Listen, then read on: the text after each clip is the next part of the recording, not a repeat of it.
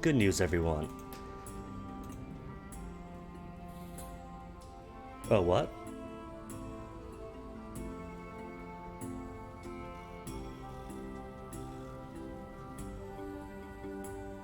Oh, starting me off in here is why. Alright, fair enough. I'm still not me though, are I? No, I'm new me. That's weird, I thought it was on the main menu. Maybe alt tabbing out didn't deactivate the mouse for the game. Anywho, as I was gonna say, good news is, no, it's a little bit stuffy, but not as sickly today. I say, then immediately have to cough. Alright then, Amiibo Vagabond, come on board. I can't recruit him or anybody. Cause death means losing all of my possessions, doesn't it? Yep. And just keeping whatever meager things the affiliations gave me. And you see, the cruel thing is, if you retire, it's the exact same way. Only difference is you don't risk losing anything of your ship's equipment.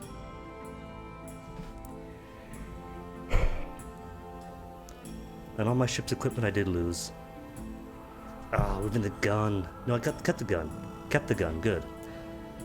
But I lost the drilling array, lost the cavi. Ah well. And that's the rough part about dying here. Is getting everything else back. I have a masterpiece, maybe. You would not let your education go to waste. You poured years of sleepless nights, setbacks, and research into one great work. They called you brilliant, eccentric, obsessive. They said it was a waste of time. They said it was impossible. You proved them wrong. What were the fruits of your labor? Bear in mind, this is a literature academic. A marvel of engineering.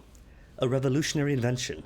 Its possibilities are thrilling, but has yet to be revealed by lesser minds. At least your peers appreciate your ingenuity, or a scathing critique of the new astronomy. And concealed within its 3 comprehensive and erudite volumes, which are approvingly stamped by the Ministry of Public Decency, is an encrypted but spirited call to revolution. Alright, considering that we are a more seditious literary academic, following on the heels of the nocturnal poet, then maybe, yes, a scathing critique that whispers revolution. Whew. But ultimately, I want to get back my 50, 50, and 50. Veils, don't much care for. An esteemed predecessor? Well, she was doing pretty well, wasn't she, that Madame Guinea? She got, what, 2 or 3 cantos in?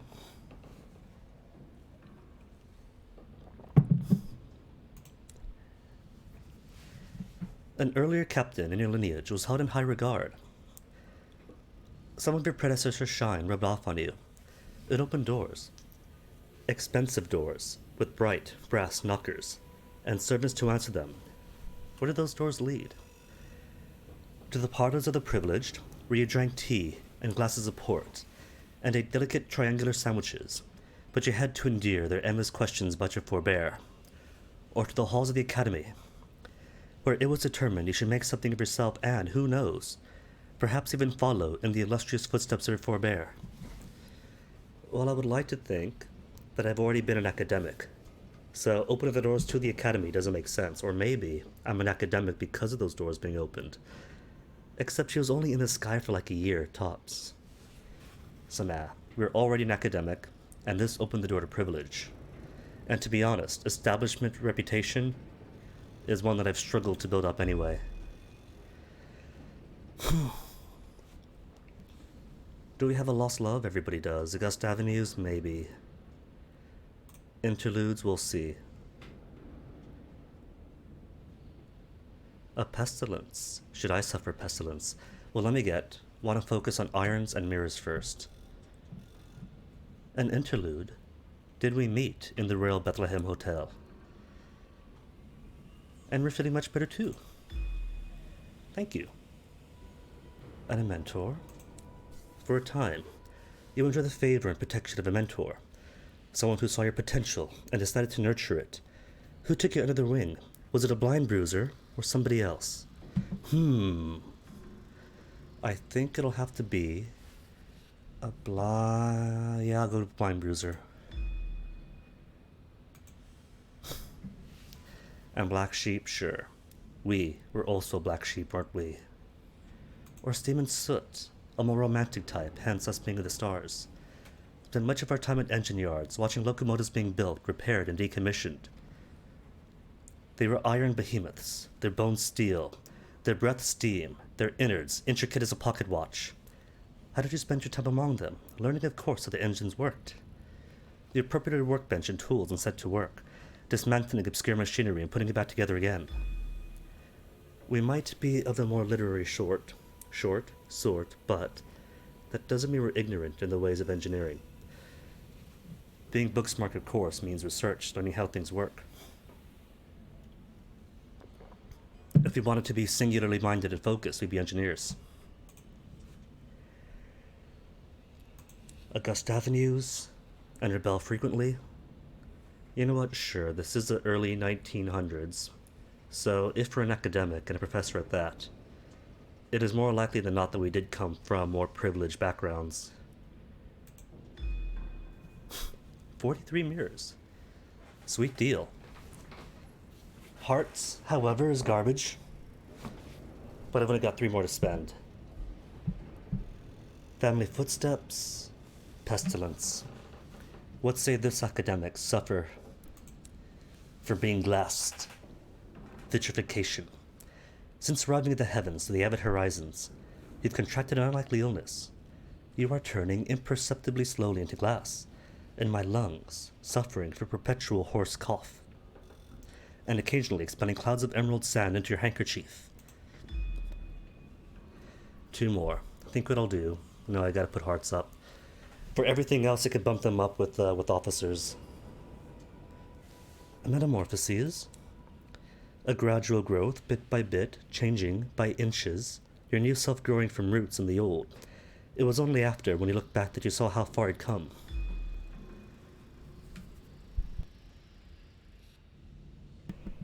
Okay, so ideally, something else that's hearts primary, with a bonus to irons. So a lost love. Everybody gets a lost love. That feels like a fresh wound, as red now as it was then. Sometimes the grief is raw, ravaging, a wolf howled on the midwinter's night.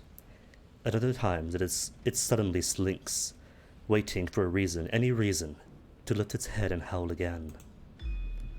33, 20, 38, 43, cool. An okay start, and I still can't use my... No, now I can use my Durandal pressure canning system.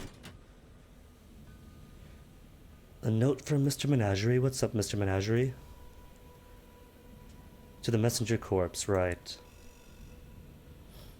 Alright, ambition, wealth. Not enough to be rich. One must be seen as truly, lavishly, inopportunely wealthy. In order to retire in the manner which you wish to become accustomed, you require 2 things. Suitable property, and the admiration or envy of your peers. These are the best security the money can buy. See, I'm going with wealth this time, because boy do I need it. I've only got 706 sovereigns, but I have accumulated in the past lifetime not a fantastic amount of material wealth, but a decent amount. Ratchanaut, Mirror 75, Starmouth and Bat, sure. You know what, I don't even need it. Don't need it, because I pretty much know where everything is. So why not carry less weight by not keeping a scout with me? Alright then, Bazaar, what's the first stop? Bronzewood for Parliament, blah. And 5 cactus and Navartine gemstone for the mausoleum. Alright, starting us off strong then.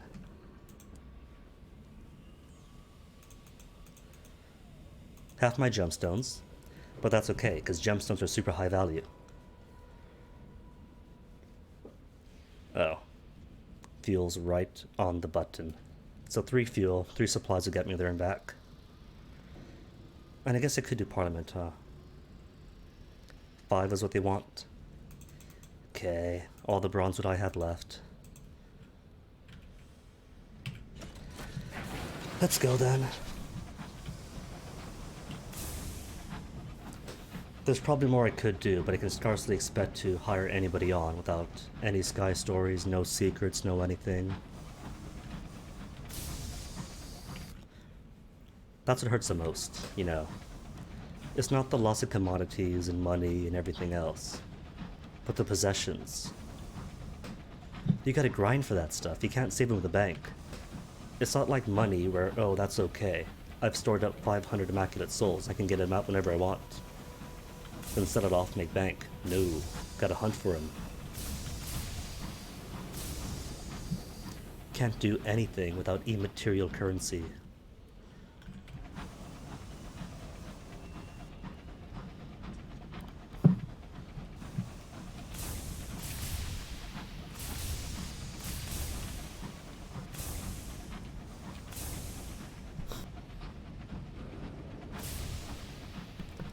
And by luck, I managed to find one last pouch of a loose leaf tea. That isn't my 2016 vintage Yorkshire tea, but it's substantially older, so it's more stale. But it's tea, so it helps.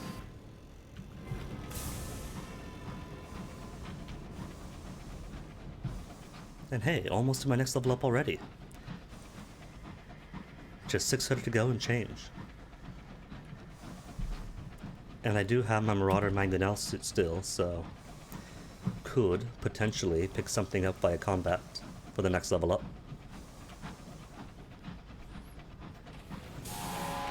And speak of the devil.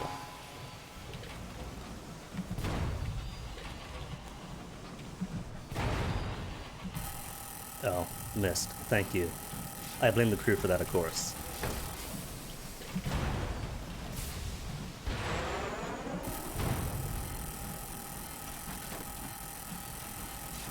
He's flaming, but I expect 2 more will...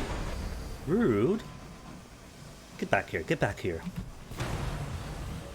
Luckily, still have my... No, I don't have the drill, I have the pressure canning system, so I cannot strip him for parts. Oh. Well, 51% chance to investigate the bodies. It's a coin flip, but... Failure. First failure of the day of the lineage. Just 5 terror, though. You open a barred door to find a frozen cabin. The windows have been shattered, exposing it to the heavens cold in an attempt to preserve a set of cadavers. Too young, too old. Perhaps a family. A set of bell jars filled with murky oil contains organs. Further reason, Din from last year, why you wouldn't want to eat an uncanny specimen. Could be a calcified, stony, cantankerous organ. Or it could be cannibalism.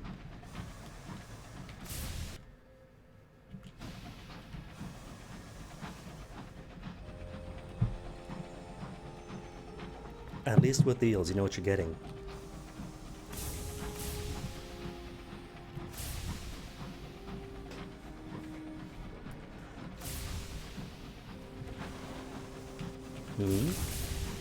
Is that another engine that I hear?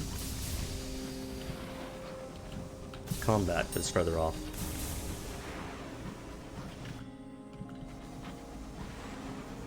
And it's likely going to be like 2 or 3 Albion Marauders versus 1 Dreadnought. Just the 1 versus 1. So I could jump in and take the Dreadnought on. Whoa, no. Aim at him, not me.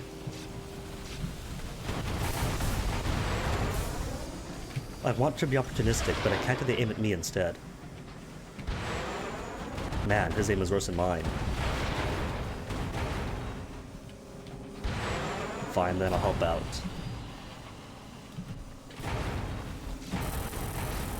And the cool thing is, right, if they kill each other, I still get the XP for it.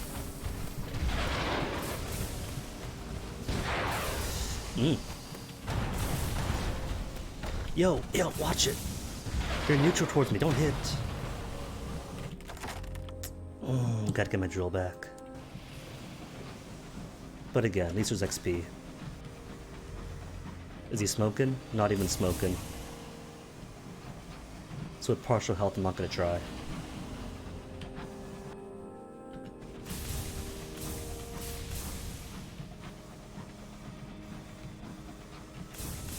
Visions of Heaven or Tales of Terror? Be ye also ready.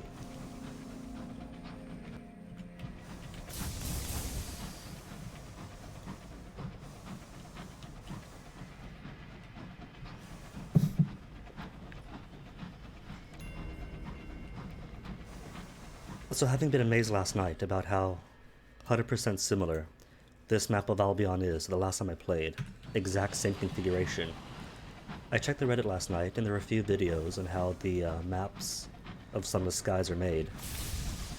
And it turns out that one, Albion was a bit more complex several updates back, but two, it turns out there's only a few combinations really.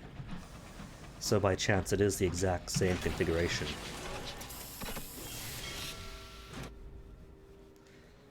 Kensington Station, escort inside, redo everything from yesterday. Nobody here, right? Nope. Good. 85% chance to contemplate the dead sun. Didn't do it last time considering how many nightmares I had, but why not? Partial success? Cool. The body of the sun is still cooling. A few embers continue to glow at its core, a low and sullen red. When Her Majesty entered Albion, she slew the sun with an experimental weapon, an unclear bomb. Then, she claimed the sun's throne and dominion. You can't help feel that as you gaze upon the sun gazes back. Anywho, you all want Nevertine gemstones, and I have 475 each. Good start. The Dire Chamberlain takes her consignment with customary gloom. Serviceable, which is, let's face it, all we can really hope for. High praise. And more thirsty bombazine, if only I still had the prospect for lustrum. Oh well. Gotta spend money to make my... I brought my, Did I bring the bronzewood, right? Good.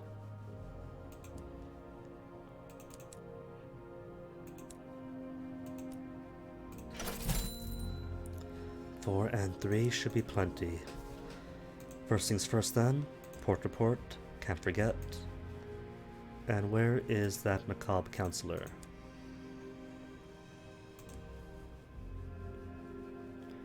Entertain a request from the macabre counselor. Wait, I've already got a favor?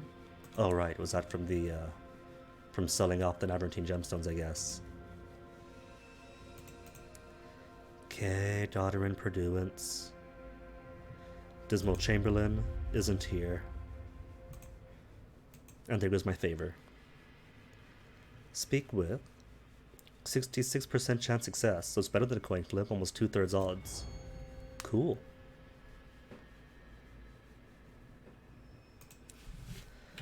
Saw it all yesterday though. Onwards.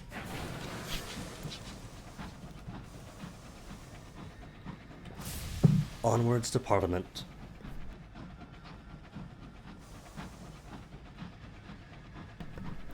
So considering how much early game farming there is, for gossip and secrets and visions of heaven and inspiration,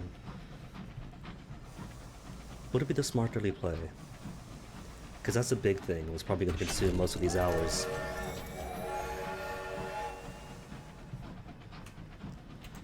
New facet, let me see.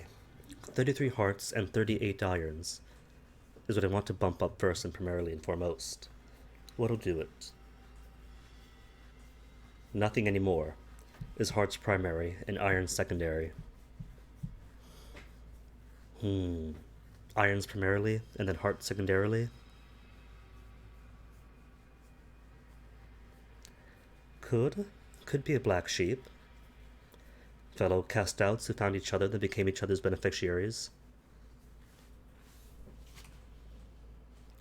Or could try aiming for more mirrors instead, and then use officers to cover all of my iron and heart deficiencies.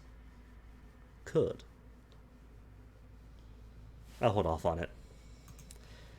do a bit more exploring first. Isn't really going to be too many opportunities for skill checks that'll really make a difference with 3 or 5.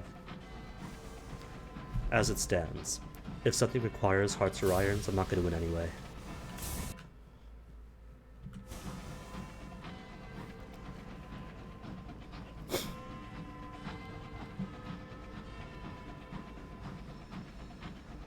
For fuel is a bit tight, but Bombazine, not Bombazine, Brabazon is right there.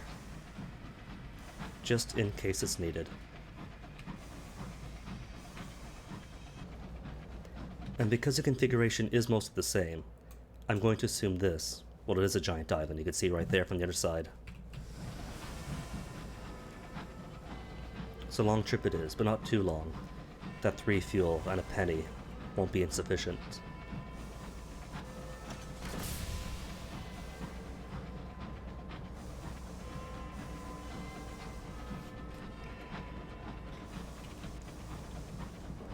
Sky yawns too, just like I do. You see, one person yawns, now the sky does. It's contagious.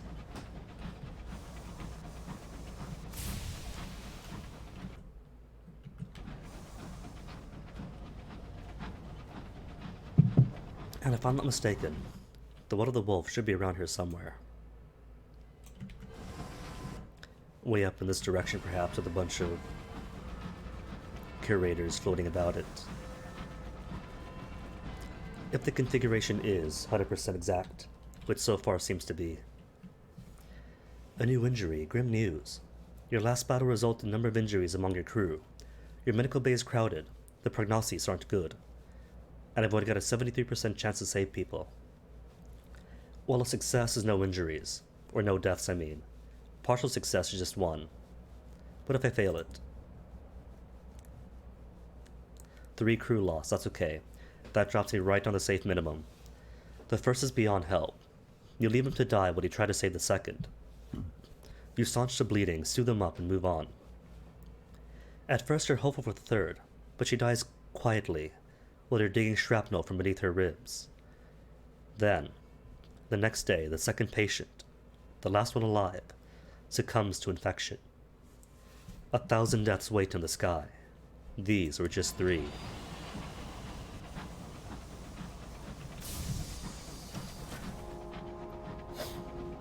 Well, can't be any worse than yesterday's.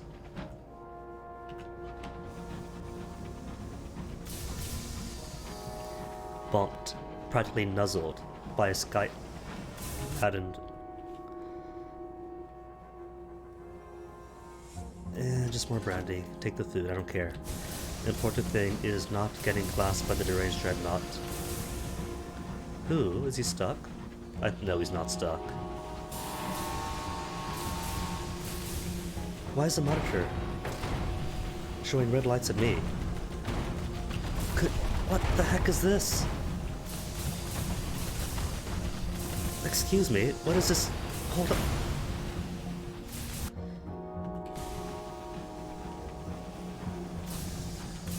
They were just staring at me, lights red, doing nothing to defend itself, keeping me sandwiched and ditched between them. This is the very start of this captain game. Don't kill her off right away. Give her a minute at least.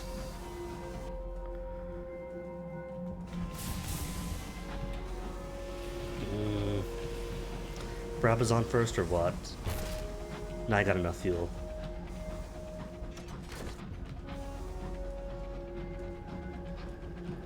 Ah, my goodness, that was embarrassing.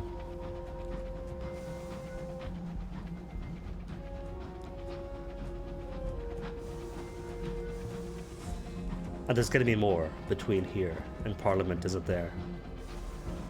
Not even going to touch that Bully's Acre. Pay respects, drop terror, and knowing my luck so far for this captain, a senior scrivener is gonna pop up and lob 3 missiles right in my face immediately.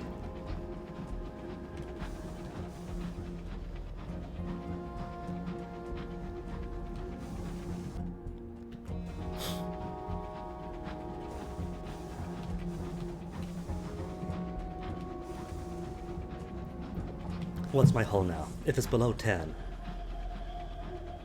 8. So I could get a narrow escape, hearts, irons. Your engine was destroyed, but you lived to fight another day. You walk through the valley of the shadow of death. How's it changed you? It has emboldened you. Carpe diem. It is death's shadow that gives life its luster. Yay, 38, 41, 43.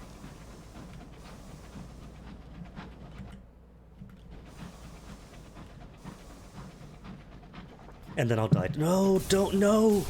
No, no! It's gonna be right at Trader's Gate, isn't it? Or St. Stephen's Gate, whatever. Oh, man. And to go back to Brabazon, this is gonna be a mountain. One giant, ugly, angular, jutty thing, as Albion is known for. So I can't go the short way around with him right there. Long way around with 2 barrels of fuel max, if even that. 1.5, really. Well, since 0 counts, it's not gonna kill me, I'll make it. Oh no, but that's a long way around, and long way around means more odds of enemies. It's alright though. If I go around this way, jut and back out, I might be able to go around the guest. Maybe. If not, the second's gonna be very short-lived. Benefits of a bilious bylaw. Cool. Don't think I have tea at home. I'll just take 5 though, considering my need for food and fuel. If I take all 7. 17 to make all the way back? Then what'll be the smart play? I have a permit now, so I could go back to the Reach. And if I did that, the route between Port Prosper and New Winchester is relatively safe. Relatively.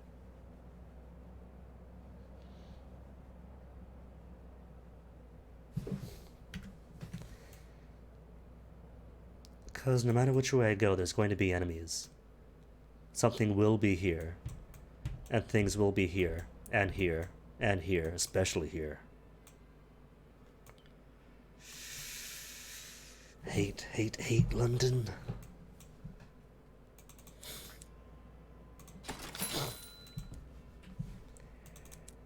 Two for 17? Yeah, sure. Alright, Cromwell's Gate. Enjoy a scone. Jam first? Cream first? I'll go green first. Touch the border of Devonshire, but I haven't been to Cornwall ever yet. And either way drops terror. Just who hates you for it? Vote in favor, vote in opposition. Quietly, very quietly. There are ears everywhere. The 2 scribble down your answer. Thank you, says a woman with a green rosette, and turns her opposing number. 1 for me, a clear majority. Too bad nobody's listening, mutters a man in yellow rosette. The 2 disappear towards the palace, where no new laws are made of the books for years. Okay, report. To help the MP then or nah? Sit back and watch. Mr. Darn would no doubt approve. The drunk man peers over the edge and begins relieving himself. Finishing content, he bends over to adjust his clothing, and topples over into the abyss. A small army of civil servants soon swarms the nearest gate, peering over and already arguing over who by the memorial sapling.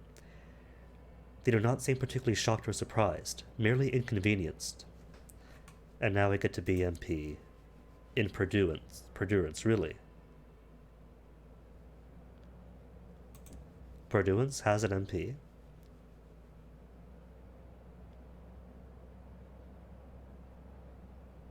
Eh. So I guess I won't be an MP this time.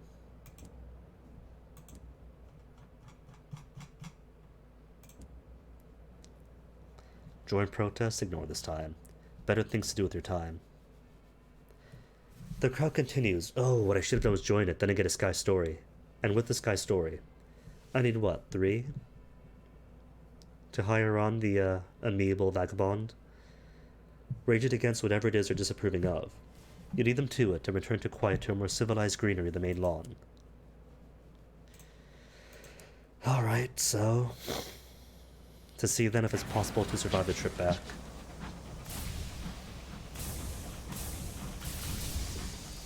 You know what the harsh thing is, though? That was half my bronze wood. That was all my bronze wood, wasn't it? And half my Navartine gemstones. So if this guinea is a very short-lived guinea, that's a lot of money wasted.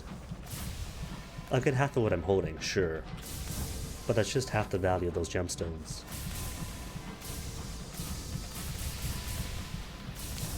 Which is what makes early death so difficult. You lose value more than you gain it back. Naturally, of course, you die. But it makes it more difficult each time rather than easier.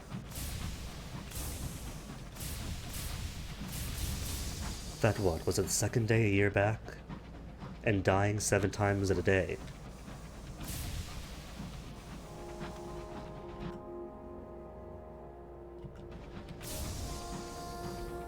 Oh right, my lights are off, forgot. I was wondering why my terror was rising so quickly. I'm not nearby a horror.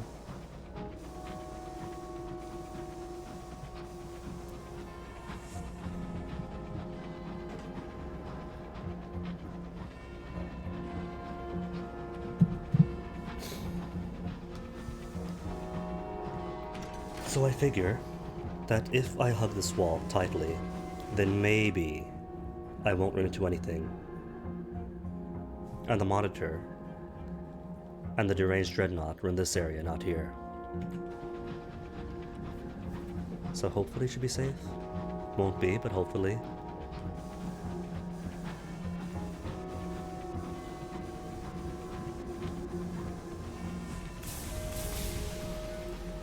I really am torn, because I want to make more money. So I can buy a better engine. Okay, just a mosquito. Got scared seeing the headlamp in front of me. But how long and thin the light was, it could only be a Monitor. Which, under better circumstances, I would try to blow up. But considering 8 hull between here and London, no combat at all, ever.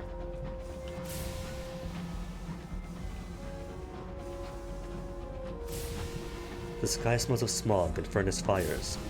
You near the work world, where debtors, poor and the sick are put to use. Blech.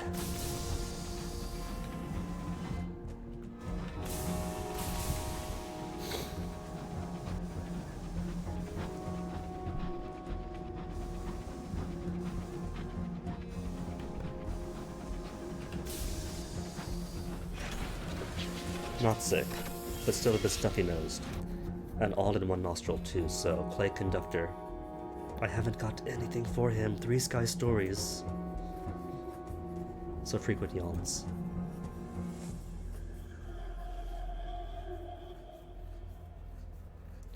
The dock is between Brabazon Workworld and Little Nice, where the more privileged overseers reside.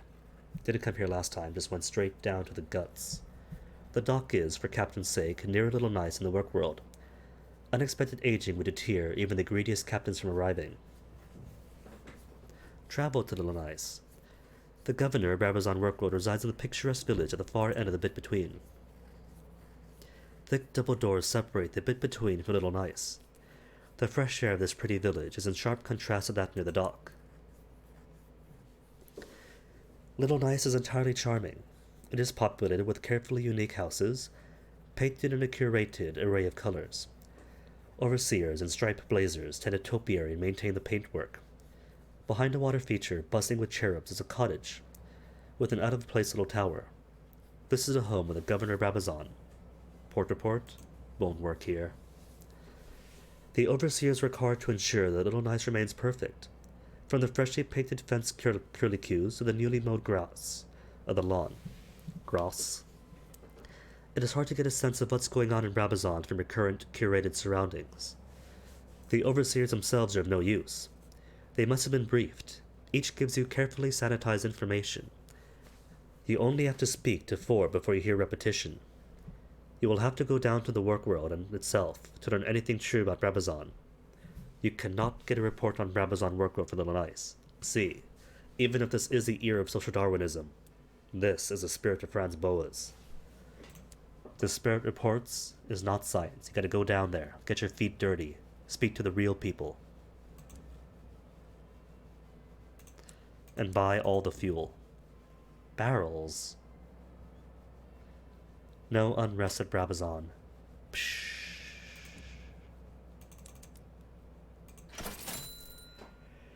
Alright, so...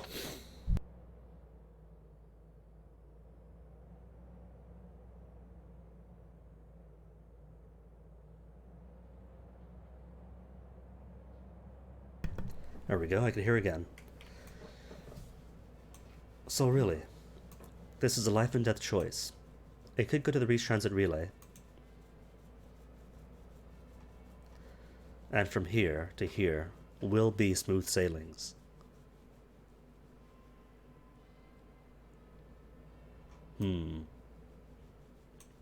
I forget if there's any marauders between the unknown Rat and Cuddlescombe, but even then marauders are easy. Because Port Davon does have cheap repairs.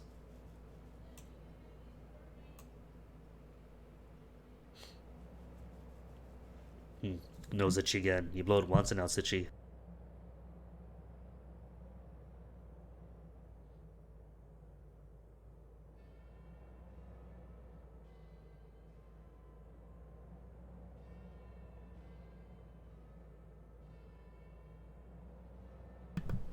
And just itchiness.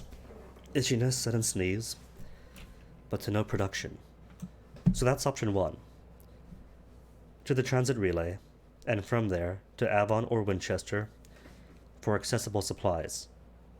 Longer route, less profitable sales around here, but more opportunities for secrets and gossip. And a few officers to pick up when there are in the Reach.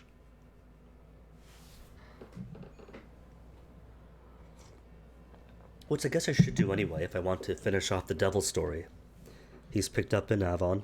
Half the stuff is in the Reach early on. Or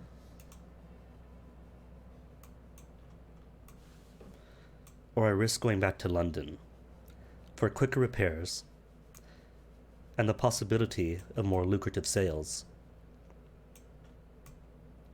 But there is going to be something here. There always is. And it's going to be a deranged dreadnought or a guest dreadnought, and either one of those will kill me. No might, they will. I've only got 8 hull, they're both too fast, their aim is too good. And if it's a guest, they're relentless. But then, it's only one small stretch of land. And I think this is one of the spots of the Storm That Speaks. Gonna risk it. Gonna try to go straight through from here to the Crown and Misery Company yards. If I see anything, then I'll turn around, go to the Reach, play easy for a bit. But if I don't, then quick pop to London, repair, and hope for better luck.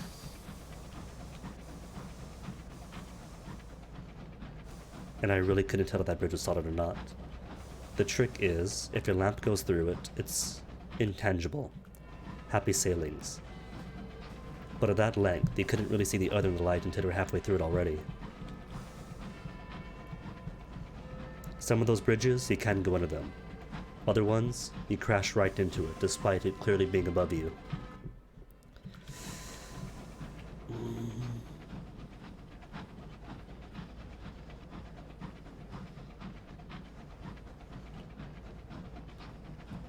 Halfway through and safe so far.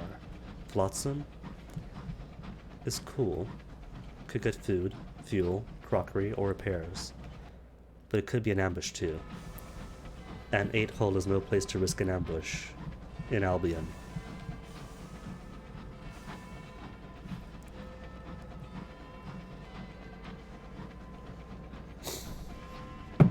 Alright, safe. All that worry for nothing. Well, not really for nothing. You don't survive long in this game by not worrying. And brute forcing captain after captain after captain to get ahead doesn't work. If you keep losing equipment, losing intangible possessions, losing money. It demands some early game timidity before we can build that late game confidence.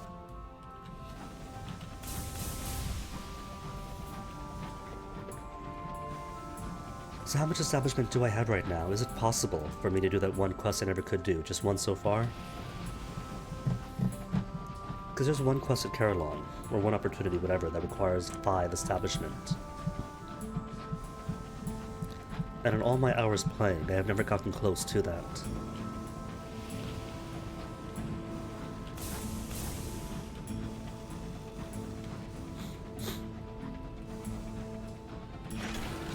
Smooth. Back to St. Dommy's. Conductor's here, but I haven't got anything for him. Wealth wants how much? 5,000? 5,000 sovereigns, sorry. If I get to 5,000 sovereigns, that means I'm buying my Altani class cruiser. Wander Streets? Nothing. Steam and Sapphire? Nothing. Got no secrets, got no connections. Literature for the Avid Horizon, and tea to fuel the sun. Have I got books? I have no books. What books I had, I sold earlier. In a previous lifetime.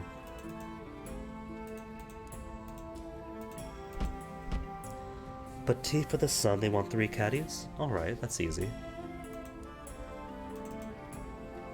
You know what would be cool? I dropped off the feline eccentric at the Royal Society for a secondment before I died. This isn't how it works, but if she could be picked up there because I dropped her off there, it'd be convenient to me today. But it's not the case. But then tea for this...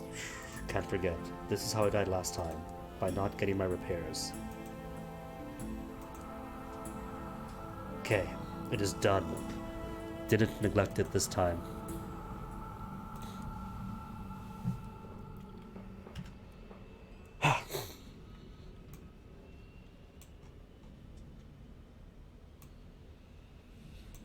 Do I want to go though?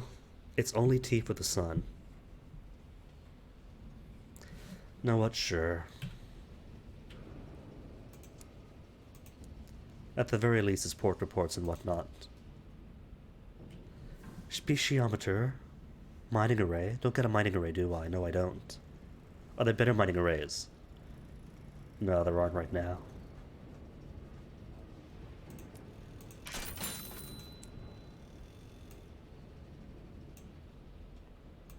In. Thank you. Alright then, off we go.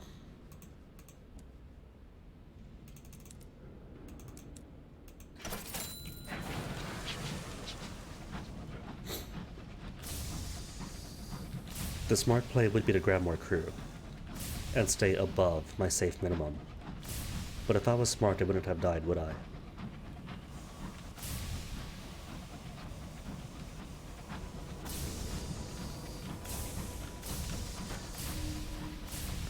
Looking down, you could see all the strata of London banded below you. Cool. Certainly is a lot of strata.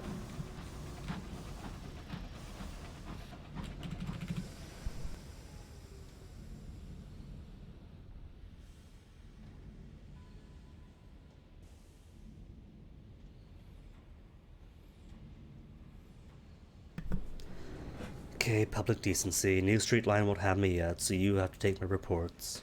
Go ahead, pay me if you have to. 200 monies. Sun is merely dullened. Unwanted attention, permits, benefactors, or purduance if you have 3 or more. Alright, permits. Permits are more prescient right now. And how's about Royal Horological Office? Where do you want to send me? Examination first, of course. Current time in purduance is exactly 17:15 of the clock, and the time in Albion is 18:34. What is the time in Lustrum? 18:34. Tricky one. Train from Brabazon Work Road arrives at 11:30 in London. The current time shown on the master clock in Brabazon is 14:30. If the train took exactly 1 hour to make the journey, it does not, of course, merely offer this hypothetical for the sake of the testing, what is the accurate time of the original departure of the work world? Arrives at 11:30, 1 hour trip, left 10:30.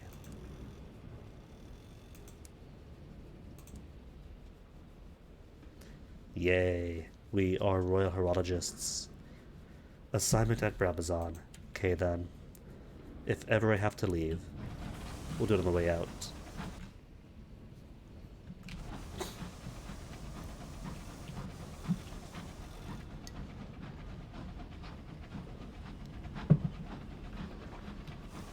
So the plan is going to be build up wealth first. Material wealth, get to my 6,000 plus. Then, Eleutheria, and pick up my Otani class Outrider.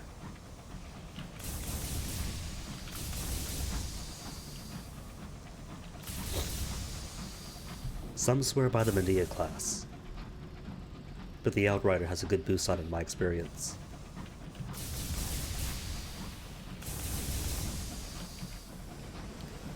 Though some do say the Medea does have better boosting.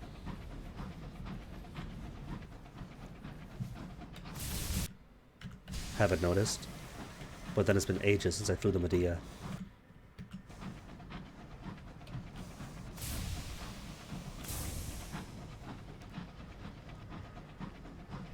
Another way, you don't really lose value in trading out ships.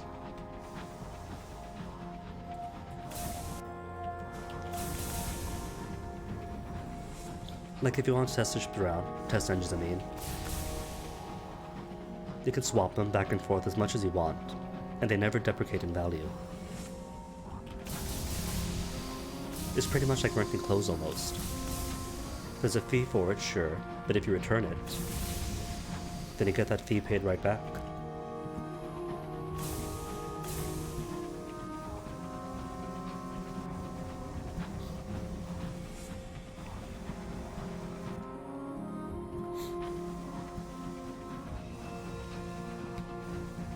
This is a very foolish trip. And it's only for 3 caddies of tea even. 3 caddies of tea to go through this region that is swarming with guest dreadnoughts and deranged dreadnoughts, the rare Scorn Fluke.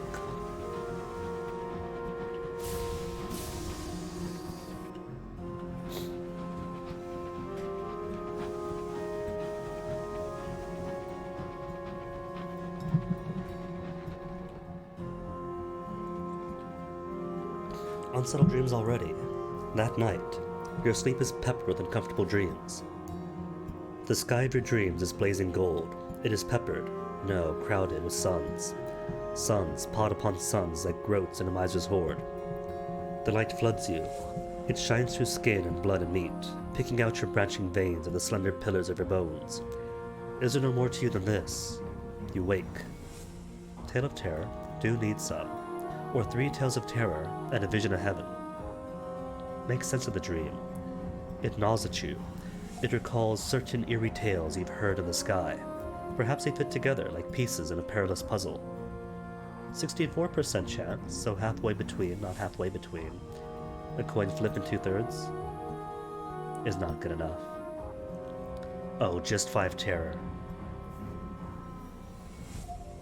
Oh well. At least I haven't traded off my Tales of Terror then.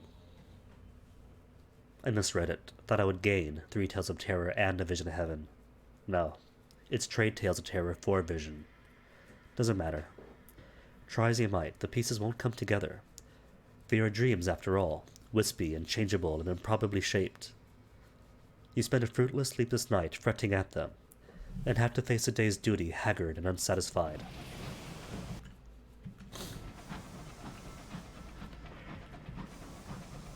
Okay, good, just a Marauder. A Marauder with a triple shooting mangonel, but easy compared to monsters.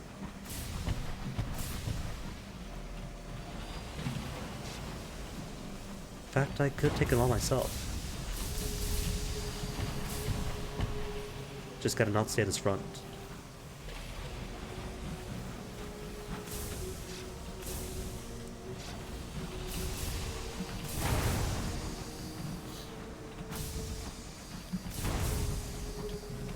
At least not when he's...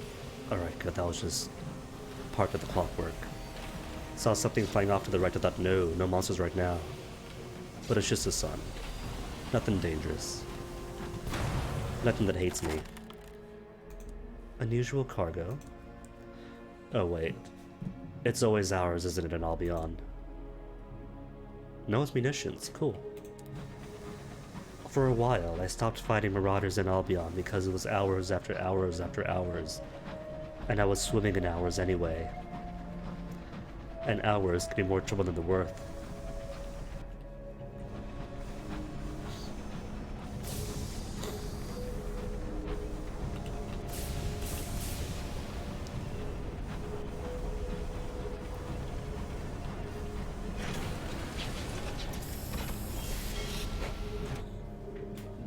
Sunspur, yay. Arrive, introduce myself, write the port report. Meet the half-class empty.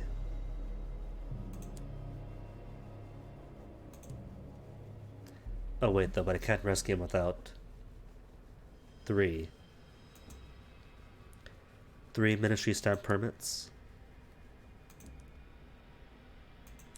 Ah well, I'll come back to him then.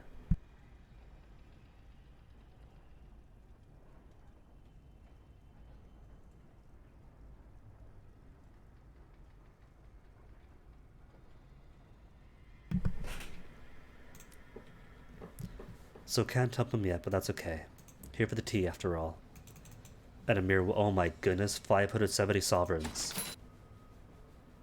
Now I have 3, but I need those 3.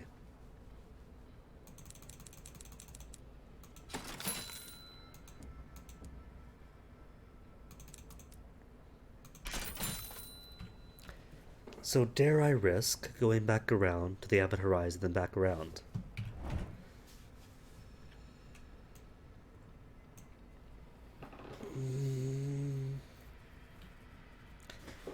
Alright, sure. I'll be foolish, get more exploration in.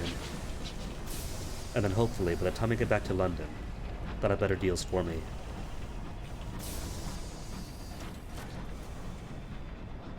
That's what I really want. To spend a bit more time, maybe clear out more of the map. And then come home to a prospect I can use to make real cash.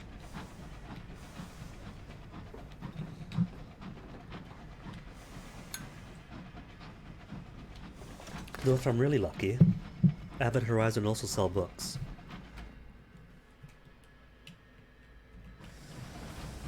Because sometimes they do that. They'll have a bargain on one part of the dock and the prospect on the other. And the two won't meet, and you have to be the matchmaker to make everybody happy.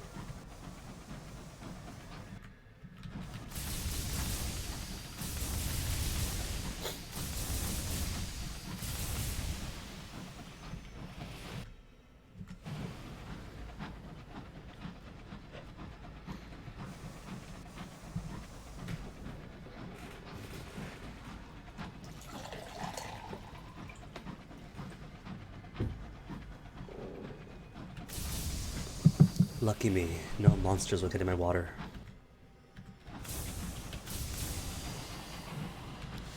Spoke too soon and that's a dead end.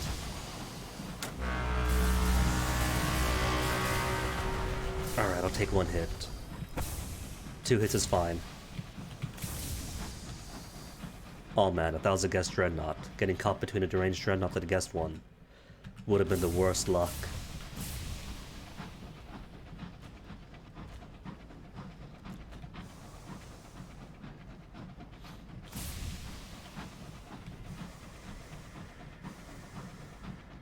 I got the port. I did get the port report. Good. So cost of repairs is covered. 100 from the Clockwork Sun, 100 for the home office, and that's fuel and repairs accommodated. In part or in whole. Nope. Nope. No guests. Christmas is over. That's a guest and a fluke. And I am not getting caught between that. No, don't come back. Oh no, he spawned me. No sense going lights off then if he spotted me.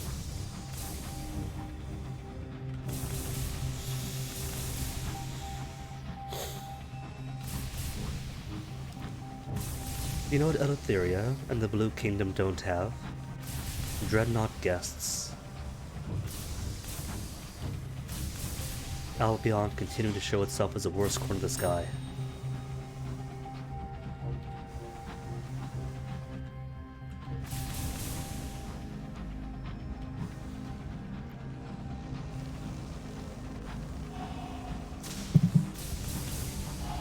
Are those eels? Those are eels. Come here, eels.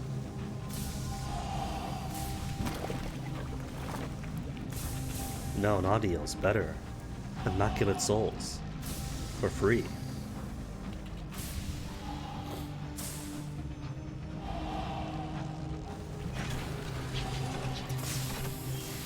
Swordplay, hello. Soon screen. Oh no, what? Wait, what? I've been on Soon this whole time. Really?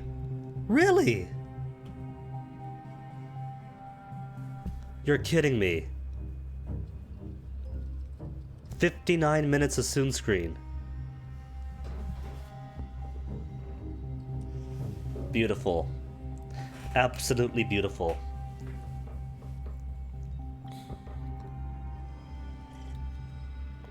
Well, thank you for that. I had no idea. Did I really? Oh my goodness, I'm an idiot. Well, not much was missed. Well, I suppose whoever was here got an excellent radio play from that. But it's a fresh captain, considering I died yesterday. Died yesterday right before the end of stream. So just brought some bronzewood to the Parliament. Brought some tea over. And that's pretty much it. It's a second captain in.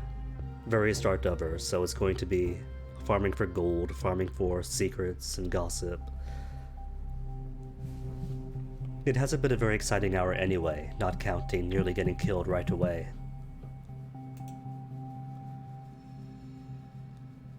Purchase a cage catch. Got the room for it. First off, what do you sell? Hours.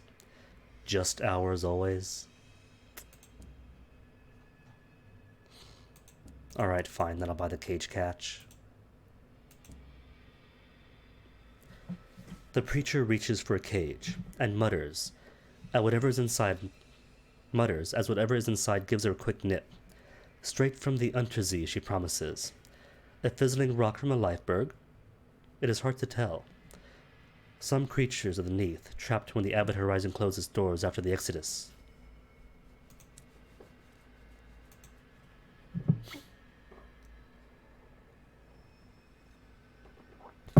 The very edge of the high wilderness, the border between now and then, here and there, the skies and earth. The few and only buildings of the port face a great gate to the Avid Horizon, bordered by two vast winged statues. The gate towers of the shrouded sea that divides the port and the gate. The other side of the gate opens far beneath the earth, on the bleak shores of a subterranean sea. London rested there for a while Her Majesty was indisposed with grief. A handful of years ago, though, she led an exodus of Londoners to the Avid Horizon into the sky. You were among them. Do you remember how you came to this place? A memory of flight, a hurried escape in the night, fleeing with her precious contraband of uncensored poetry. The newly invigorated Ministry of Public Decency, hammering at your office door in the dead of the night.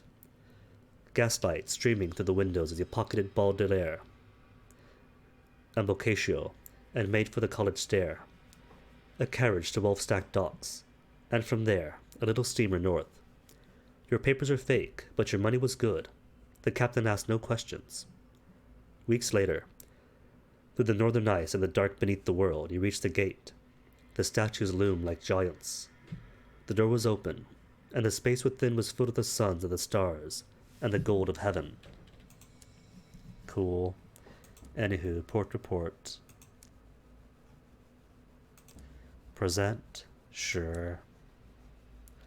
tea. Now get the nightmares.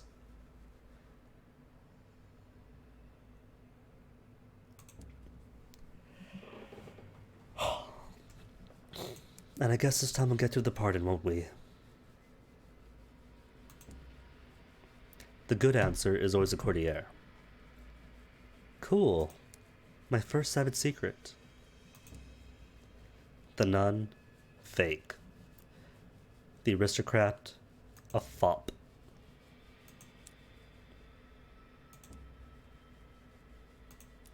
Flowing parliament for her. Interview the nun. Defer decision for now.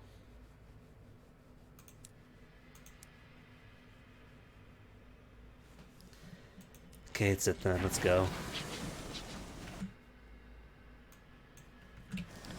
For food, for fuel is plenty for the trip back.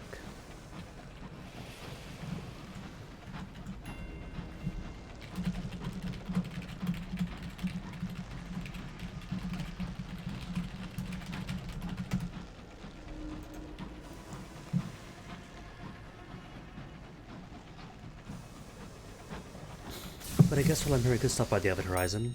Proper. Didn't do it last time. Two vast winged statues guard the Abbot Horizon. The door through which Londoners pass from the Neath into the wilderness. It does not open. A wooden mooring post is hammered into the ice before the watchers. It is a gesture towards a tradition from before the wilderness. From a sunless sea. When the condemned could beg for forgiveness on the most distant shore. Explore. What might you find here? A frozen eyeball.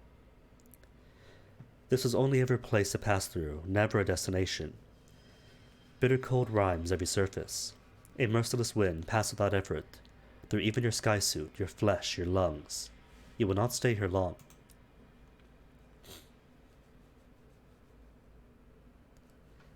A wooden mooring post from hammered into the ice from before the watchers, gestured for tradition. Besides it is a rough hut, made from packing crates, insulated with thin rugs. A gaunt man huddles inside, leaning close to a small fire. He looks up at your approach. His expression is desolate. Give him supplies. Must be waiting for the gentleman. Or leave. I have plenty of food. Give him supplies. Every so often, the gentlemen visit the Abbot Horizon in their black engines. They collect those whose confessions they've accepted, and take them back to Pan. As you place the crate down, the man presses close, and beckons you down to his level. He spits out his crimes, perhaps his payment. Perhaps he needed to say it out loud. Or perhaps he just wanted to burden another. His voice is as hoarse as a murder.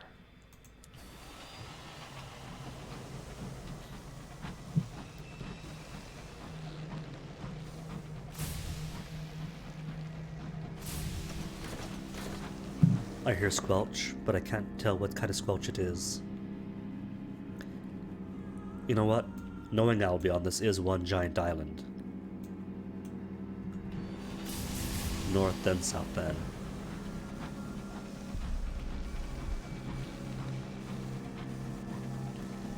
Some say that the Blue Kingdom is the one that's claustrophobic and angular. But it's really here.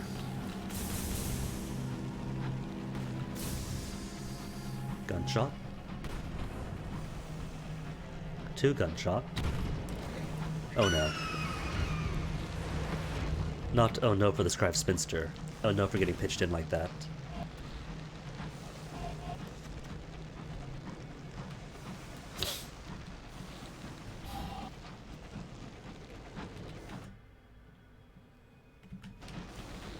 Okay, it might mean less exploring, but it's safer this way.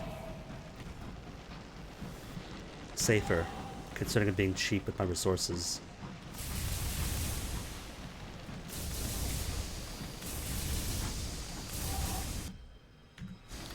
Ooh. No, that is realized. I had what? 13 miners sitting in Lustrum? Waiting for the previous captain's return. They've gone local by now, haven't they?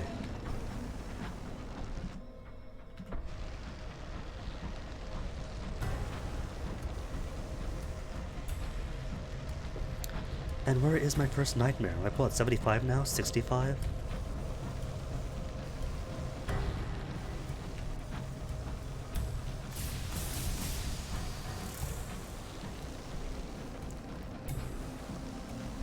As terror goes up, worse things happen. And sitting on the bare minimum of crew, it's not going to be happy. Pay respects. 91% chance. Oh no, how does this fail? It doesn't. Scientist coffins drip past the windows. Stoker removes his hat, and no monsters pop up, so everything's happy. 52. So still in nightmare territory if one wants to pop out. Ooh. And we get to see what nightmares this captain's gonna get. First captain got the stars watching her. This one, no idea. It'll be a surprise for all of us.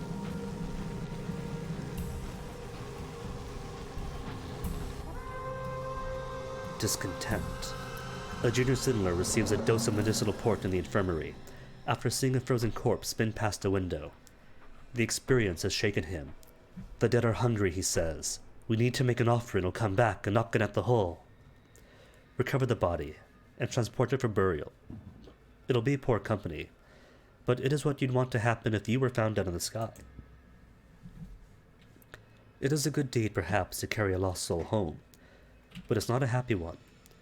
The crew are grimly heartened, but your dreams are troubled. The corpse wore a captain's jacket. Their face is a mask of frozen horror. Ding dong, right away, bump in the night. Midnight, London time. You're alone on the bridge. While consulting your chart, a large thump makes you look up. A frozen corpse is pressed against your forward windows, trapped there by your speed. The winds must have plucked it off some lost wreck and carried into your path. The corpse's glare is insistent. Its mustache is bristled with frost. Send the crew out. Ooh, that risks losing crew, doesn't it? To drop me right below the safe minimum. For a coin flip, or to try to shake it off. Irons is only what, 48 or so? 41? Like 41 or 43? And that's good enough for 98% chance success? Shake it off, employing a series of dramatic maneuvers. A sudden break. A cant to starboard. With a squeal of flesh on glass, the body slides from the window and is lost to view. A scrap of its sleeve remains caught on a rivet, flapping like a tiny celebratory flag in the air. You are not alone. So, if I did choose to take the one haunting, that kind of locks you into those nightmares. We got it for free. So no interesting nightmares lost by taking that facet. We chose to.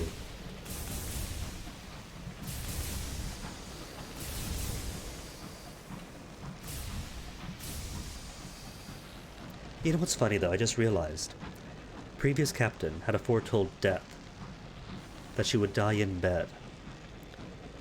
And chose to defy it, so in a way she did it.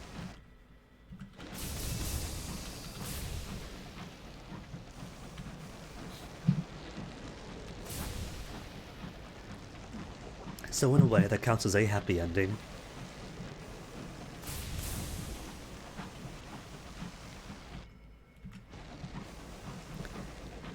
Might not have written the full Song of the Sky.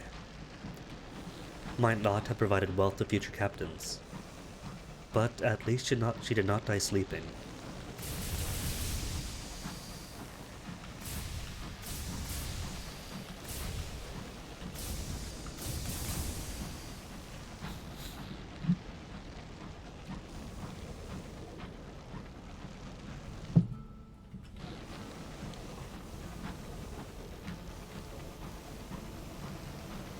Alright, he's by himself. He's not by himself. Not gonna take him on then. If it was just a ministry monitor, 3 shots with the Marauder Mangonel, and they're dead.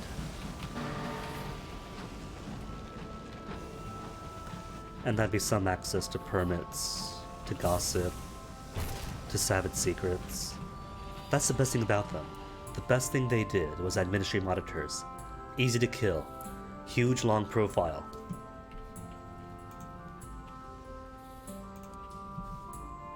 Die? Retire? Either way, you're going to need to hunt down all those lost intangible things. And then, they up and give us easy-to-kill monitors that are everywhere, and are a rich source of secrets and gossip and permits and benefactors.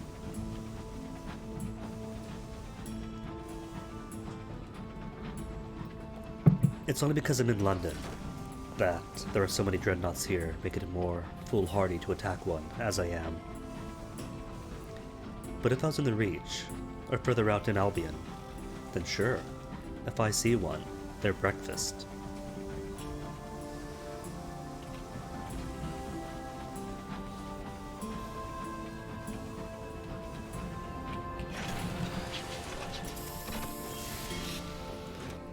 Progress after 1 hour in of starting soon screen is making 2,300 sovereigns. Amazing. Gemstones for the mausoleum. 5 casks. Perfect. Want to go there anyway. Now then, Clay Conductor, could I take you on? Or have I not got enough Sky Stories for you? He wants 3, and I've only got the 1. Where is it? I don't... Did I say I had the 1? I mean I have the none.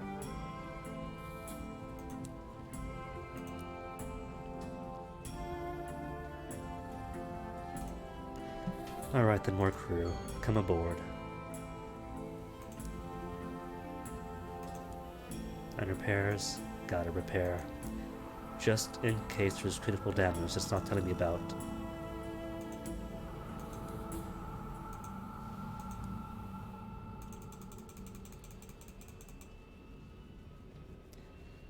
Five casks of Navartine gemstone, was it? Yep, it was 5. Alright then. Then Spitalfields, fuel and food to get me there. More fuel though. Food's easy, I've only got 8 crew. Which aren't too many hungry mouths.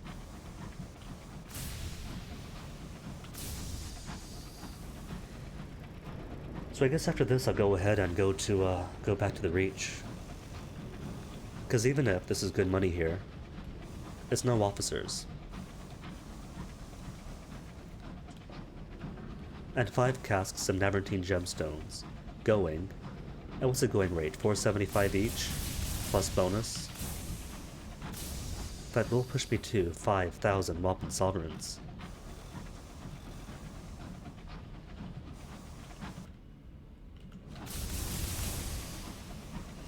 So could afford to sail around the Reach for a while.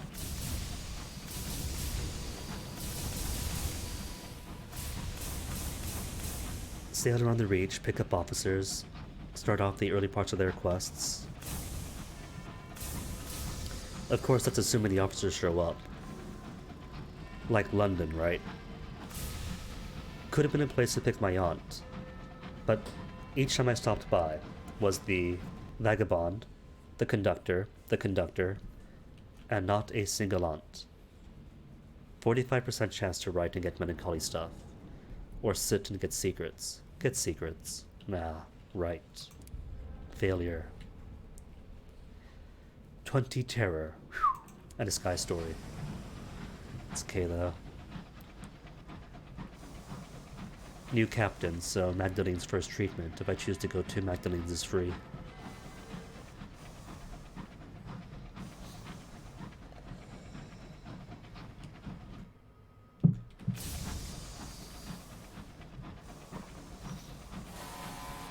Resurrectionist all by himself.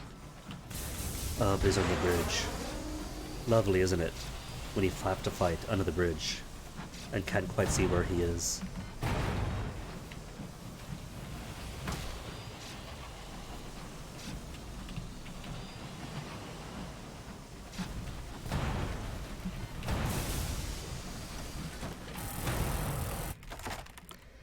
Strip for parts to recover my 1 lost hull. Sorry, 2 lost hull.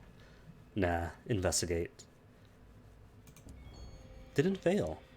51% chance, and the odds have been terrible all morning. The Resurrectionists keep their handful of corpses admirably catalogued, The old hang with the old, the young hang with the young. A neat logbook records their provenance and items collected. 5 terror and a free secret.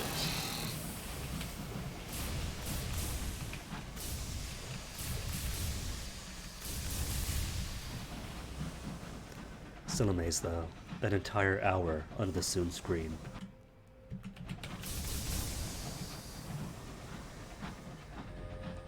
Naturally, I blame the mods. A good captain knows how to delegate after all. To include delegating the blame.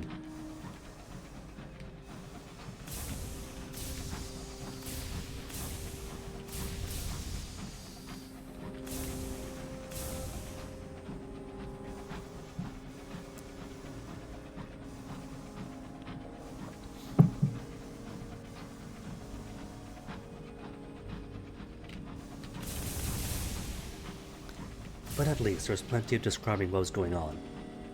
All the helpful, gonna go here from here, here from here. If you look where the cursor is on the map, we'll go from here to here, so it's all clear.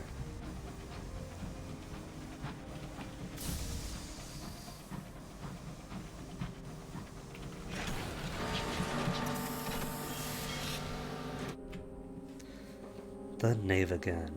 Okay. Yep, 475. 2,375 total for all 5. Plus, a bonus 100 sovereigns.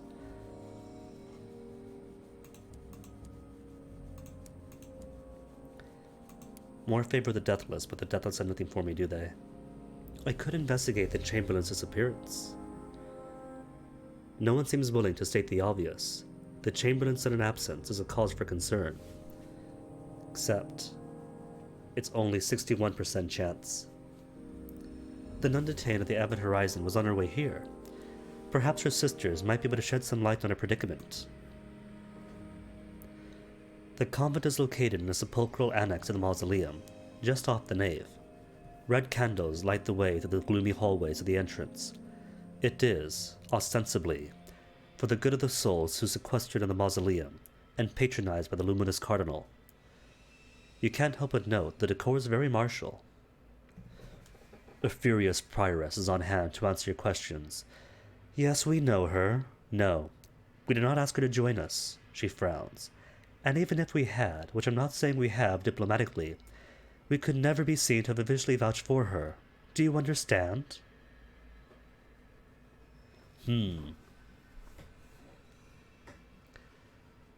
So she's saying she didn't ask them to join, but she's also saying that even if they did, they can't confirm they did. Which could mean they did. Either way, she's not the courtier, so it doesn't matter.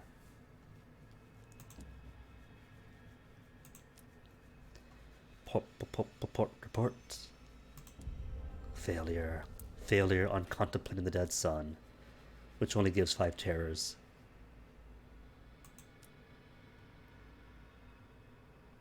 Alright then.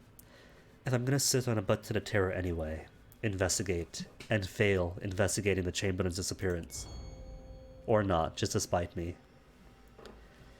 The Deathless frown on any discussion of the matter among their servants. But she managed to befriend a group of footmen over a game of cards. It is an issue that's been gnawing at them.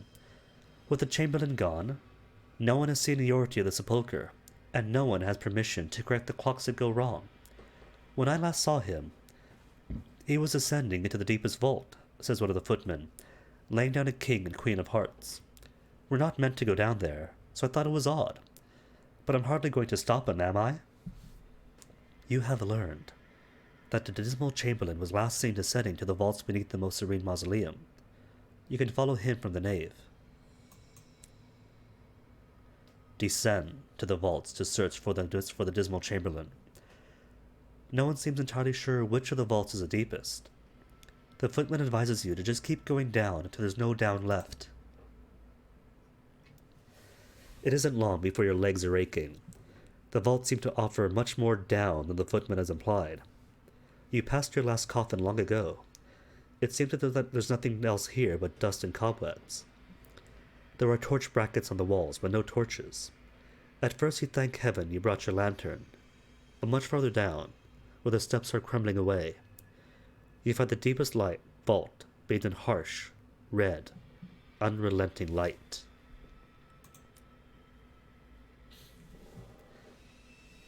The floor cracks and creaks underfoot, as though marble has become ice. Scarlet tendrils have crept ivy-like over the walls. When you pick at them, they crumble like scabs.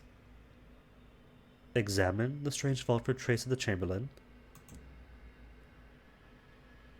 Gain 4 terrors.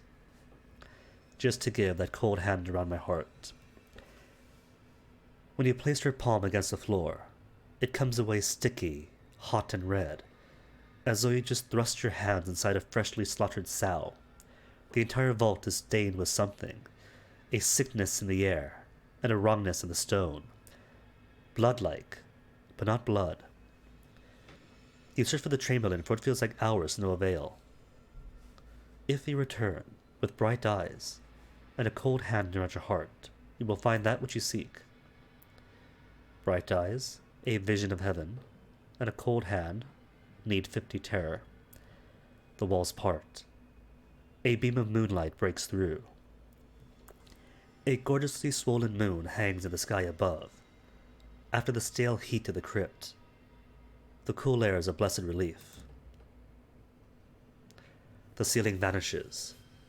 The walls part like the curtains of a stage. A path of silver light unfurls on the moon above.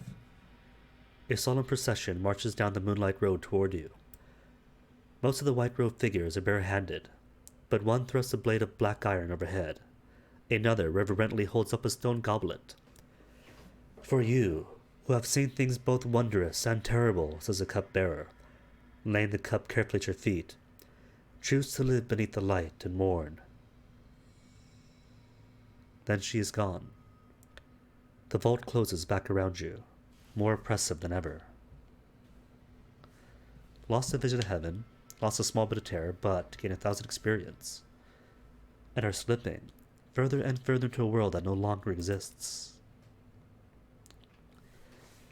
The visions sweep away like the dust before a warring wind, leaving you back in the mausoleum depths. You reacquaint yourself with the scab-mottled walls, the stained floor. A leather-bound book is sitting carefully propped up only a few feet from you.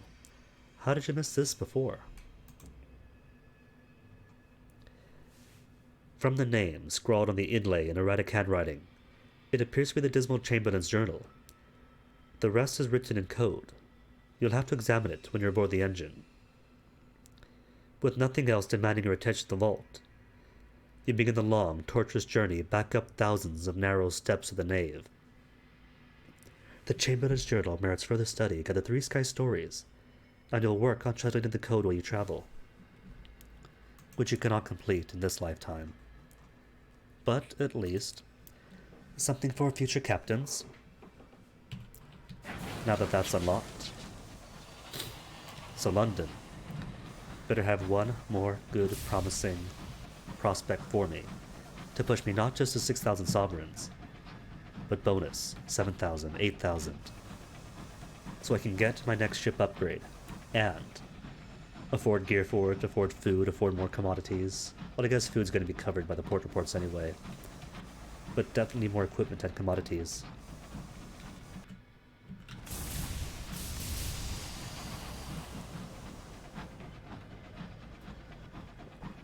Which means it would have behooved me to go from the Clockwork Sun to the Royal Society instead of the Avid Horizon. Royal Society, I'm sure, sells both food and fuel. Yeah, they do. This port sells fuel and supplies. But I can get going with that one person who wants me to hunt down correspondence sigils, and thus get some good equipment off of her. Portsmouth House, garbage. Her unique stuff, fantastic.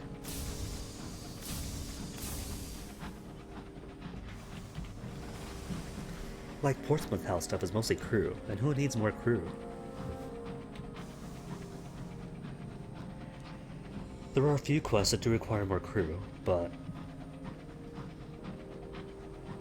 crew upgrades are accessible anywhere, so you don't really need their unique crew additions.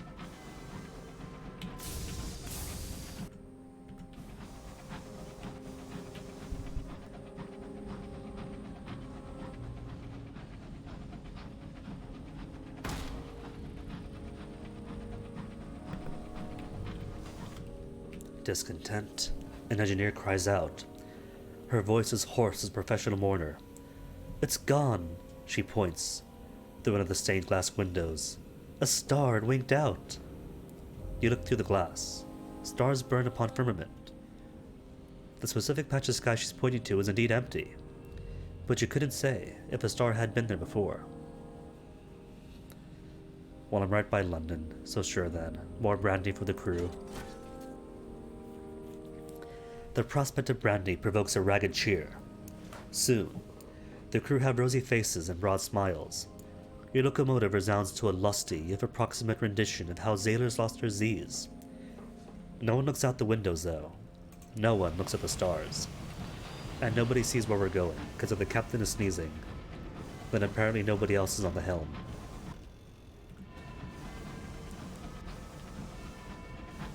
How is Terra now? 50 even? 54. No biggie.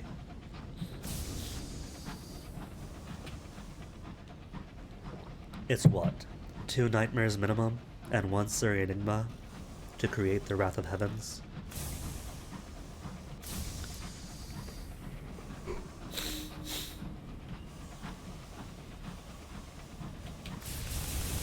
Right, stop by the ministry first. Get a couple more sovereigns, or hundreds of sovereigns. Then back in. Well, sovereigns and the permit. Oh, that cruelty. A monitor sitting in place, and a dreadnought with its rotating autocannon. 2 dreadnoughts with rotating autocannons.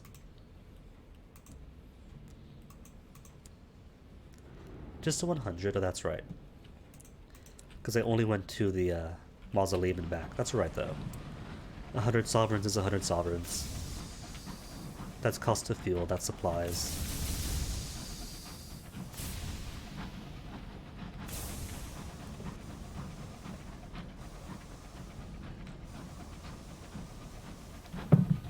The next station is London St. Dominic's.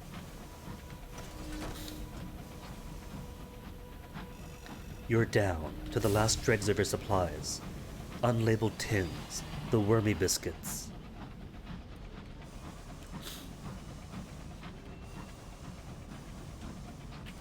Which is fine though, they gotta get through those anyway.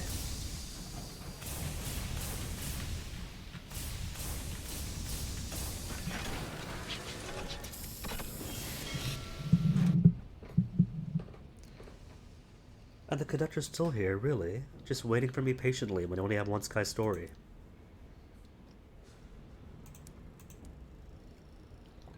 Literature again? But I've already got a literature thing. Alright, London has exhausted itself, as it tends to do. You go there once, you see the museums, you go to Kew Gardens, and that's it. You've seen everything.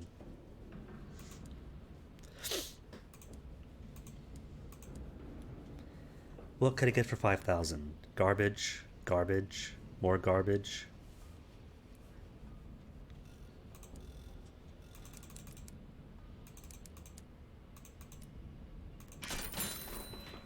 Okay, in that case, get the reach. Guess the reach it is. Nothing else here for me. Underground railway. I do have a secret, but I'll hold on to it. Can't really make use of the circus? Hello. Or the railroad yet. Now, if I had port reports to give, then sure, maybe. For the time being, nah, next time in town.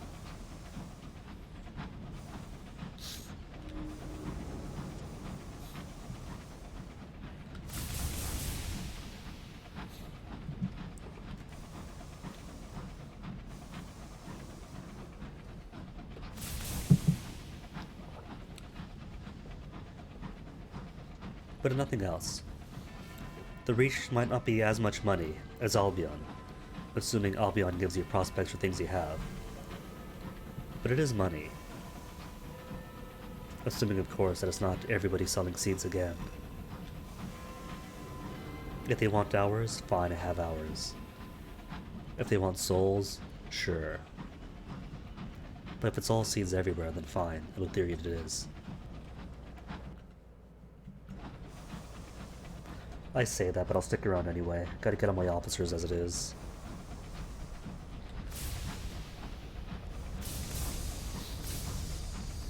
Not so much to play Conductor, because his quests can't finish unless they have access to the Blue Kingdom. Access. And a desire to go there. And most officers and mascots are found in the Reach anyway. Dude, the storm that speaks. Here, in the eye of the storm, the winds ease. You are ringed by scudding clouds. A pallid radiance illuminates your engine, like the ghost of sunlight. Purple lightning threads the storm. The voice on the wind clamor until a grumble of irritable thunder stills them. Speak to the storm. The storm will hear you. And a 45% chance success, that's like flipping heads. Lightning flickers in the clouds, shedding gargantuan shadows that tower over your engine. Are there secrets to be learned from the storm? No, there are not. He hates me now, doesn't he? The storm is displeased with you. A blast of thunder judders your engine, shaking screws loose from the plating. The voices of the storm quickly fall silent. Has your impertinence angered the storm that speaks? A slab of automatory lightning flashes past your engine, missing by pointed inches. A warning, perhaps. Okay, let's go then. Clearly the storm doesn't like me. You fasten your straps, fire the engines, and head back into the winds and thunder and lightning.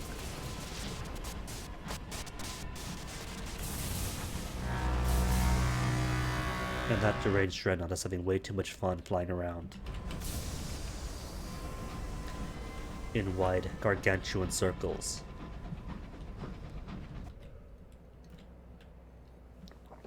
Tonight the stars are hard and cold. Sleep eludes you. Go for a walk. The corridors are quiet, save for the thrum of busy pipes. Pass along an outer corridor. You are surprised by a face, pressed against the outside of a window. The frosted jowls, the bristly mustache. It is the same corpse that drifted into the path of the vessel. Ignore it, surely. The wind will blow it off. Who knows? Maybe it's even good luck, like a mascot. Or steer into a passing scree squall. That should pelt it off. Your engine could take a few knocks, or board up the windows. The cheek of the thing, peeking, prying. Nah, ignore it. Just a corpse after all, see? The carmine hue of stained glass gives the face a ruddy cast, like an uncle who's overindulged at Christmas. Over the next few days, you see the face on several other occasions, always at a different window. No one else on the crew mentions it.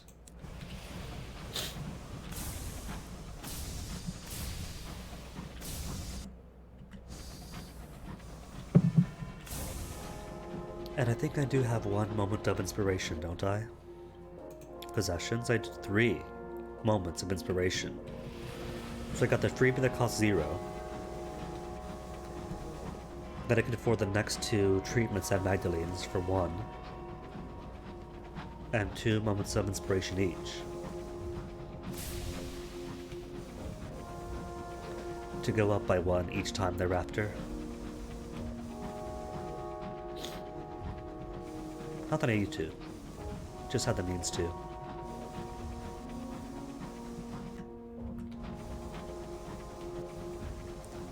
I'm just clearing out the map. Cause you gotta. Knowledge is power after all. Engine might be middling. Guns even more middling.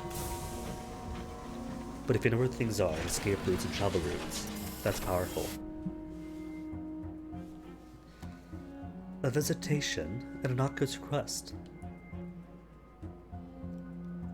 Some time ago, you had to remove a bristle mustache corpse in the front of your engine. Now the corpse is back. It is knocking politely on the exterior hatch and asking if it can come in. Not for long, you understand. Just to warm up. It's chilly out. Permit it. It is indeed chilly out.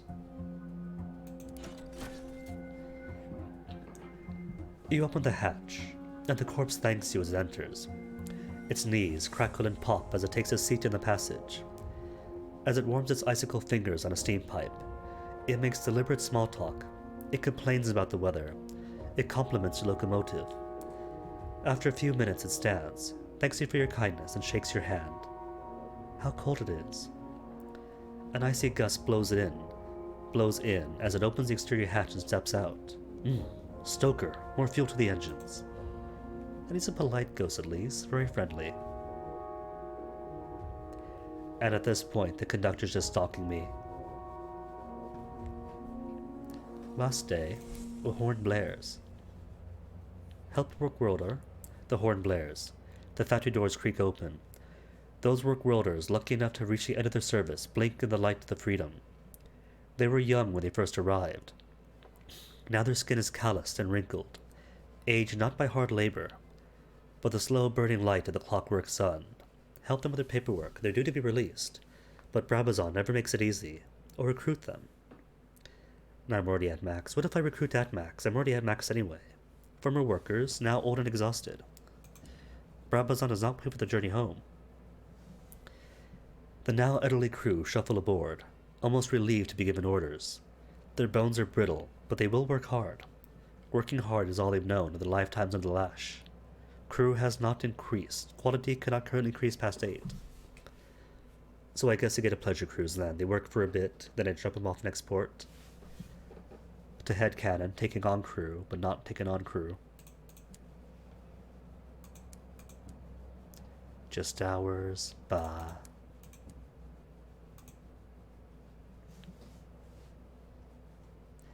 Investigate the clocks. The clock is fast. Sabotage. Someone has wandered ahead. The culprit soon reveals himself as an exhausted miner. Please. I've done 2 shifts already, he whispers. I got to sleep sometime, right? Ooh, now they're giving me a reason to sabotage it. If one of my veils wasn't garbage. But it's 30% chance. That's like just below 1/3 chance to succeed. Your horological office pocket watch affords you access to the port's primary clock, from which others in the area get their time. You unpack your tools to begin. Assorted screwdrivers, brushes, pliers, tweezers, a small bottle of oil, a jeweler's loupe. You have your reasons. And nobody's watching. But I fail anyway. The custodians of the port clock might not be trained horologists, but they know sabotage when they see it. You have just enough time to scoop up your tools and flee before they return, without the local law enforcement or their own heavy sticks.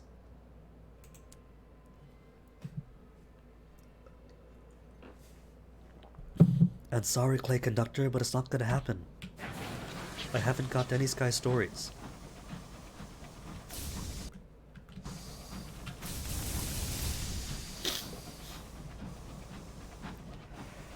Unless he's willing to exchange stuffy noses and spent tissues, and perhaps sure he can talk something out.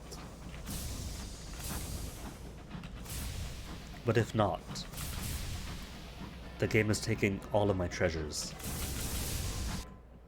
So there's not a thing I could do for him.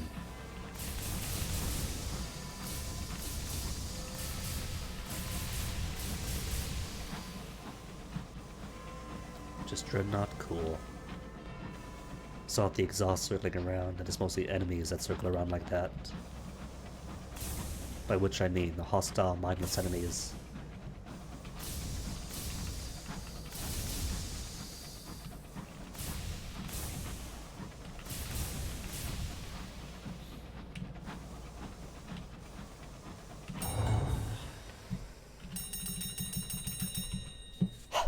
Present yourself to custom, nothing to declare.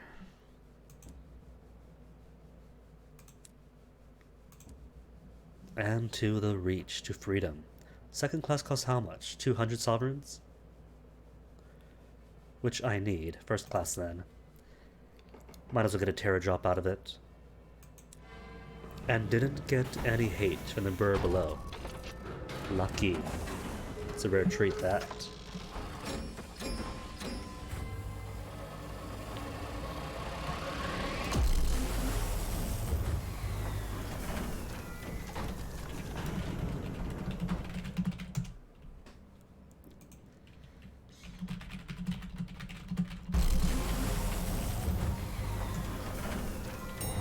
Yay, back to freedom and civility. Away from that barbarous land of industrial steel and human exploitation.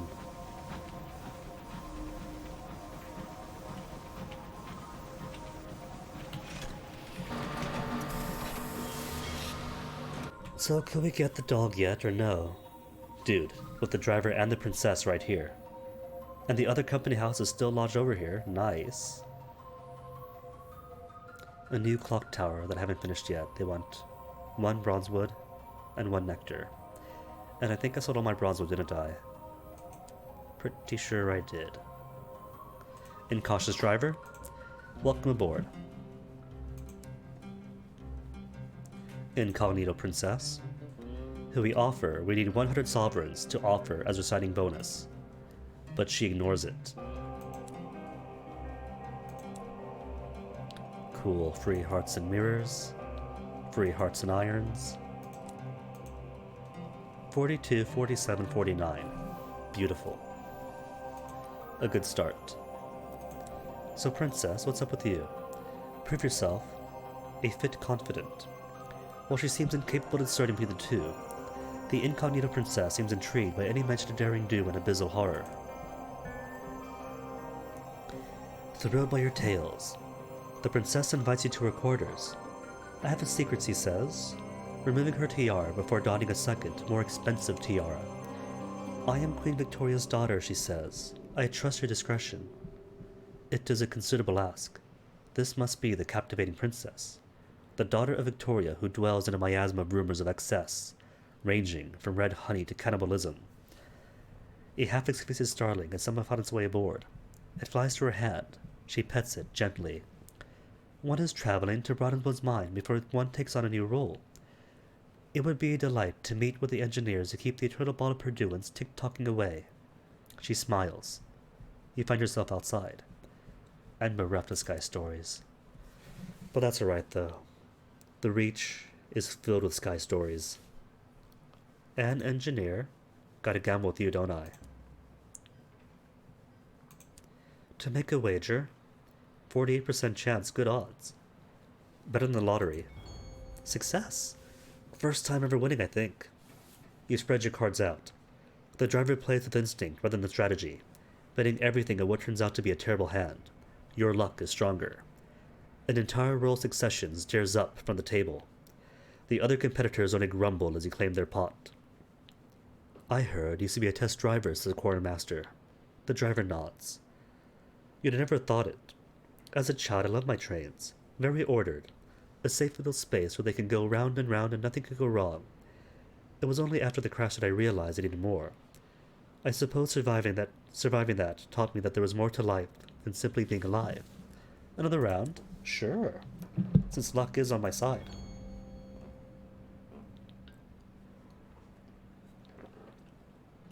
An entire royal succession stares up. Wait, you're a Stainrod, as in Leadbetter and Stainrod, demands a crewman. And you're still taking coins out of our pockets. The driver shrugs. Black sheep of the family. We don't talk much, not since the accident. Mother didn't approve of my new career, and father, he's... well, anyway. They shuffle the cards, smiling with confidence. Never bet what you can't afford to lose. Step away from the gamble and permit it.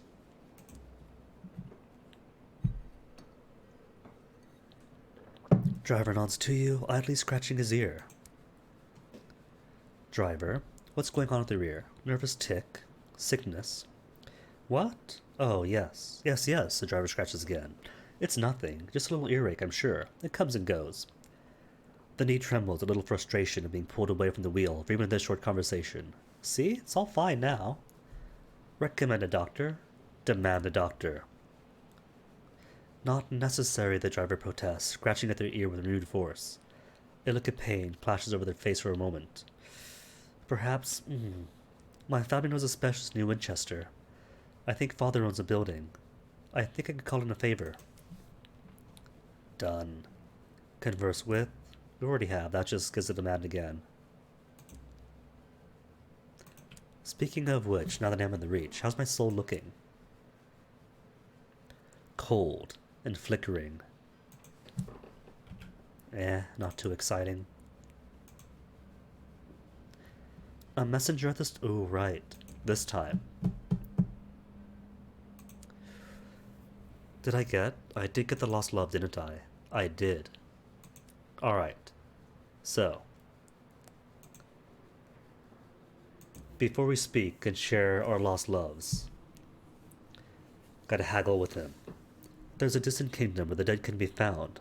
The industrialist's voice is hoarse with disuse. I need an enterprising sort, such as yourself, to visit it for me and retrieve someone. It should be a simple enough affair. In return, I will pay you a small fortune. Who does he want brought back from the dead? Some years ago, I lost someone dear to me, he says. A world without her in it is worthless, miserable. I need her back. Well, why only a small fortune? Success. The industrialist doesn't blink. You will have whatever I can give you, but only if you succeed. He contemplates his glass for a while. London has an embassy there, a place called Sky Barnet. So, no difference it seems. Either he promises to pay more later afterwards, and then tells me of his embassy man, or he weeps with me, then tells me of his embassy man. Parade, finally. Does this mean an advisably large dog? It is apparently the feast of the Red Saint. No, nothing. Fine. Fraternize with everyone. Get everyone to like me. The Llamas Fair? Maybe it's Llamas Fair that has a dog. A celebration of the bounty and fortune of Port Prosper. There is, an other lady whispers surreptitiously, likely to be a tombola. All the sights and sounds of a day at the fair in London. Genuine lubbery rumps sold by the cartful. Icons of mayors passed from Dick Whittington to Sinning Jenny line the streets. A Ferris wheel offers paying customers a chance to survey the heights of Port Prosper. Side stalls speckle the side streets, manned by gamblers and mountebanks. The main streets offer popular games and diversions, watched over by a number of burly guards from the factories. Delve to the side stalls, who knows what's lurking in the shadows. Stick to the main stalls. There are more respectable pleasures to be experienced, or beware. The inadvisably big dog, look at that nose! Something large and immodestly fluffy this way comes. People hasten to get out of the way. Perhaps you should stop it. Yes, I got a dog. Friends! A dog of colossal proportions, golden as a liquid pale nectar, comes stampeding through the stalls, crashing into displays, tripping bystanders. Menace, in the body of a long-tailed, velvet-nosed stuffed toy. You move into the canine's trajectory, arms spread wide. The dog takes an invitation to pounce, bowling you over, and subsequently half drowning you in its slobber. The locals are only too happy for you to lead the animal away, especially after they discover that no one knows who he belongs to, where he came from, and why they tolerated him for so long.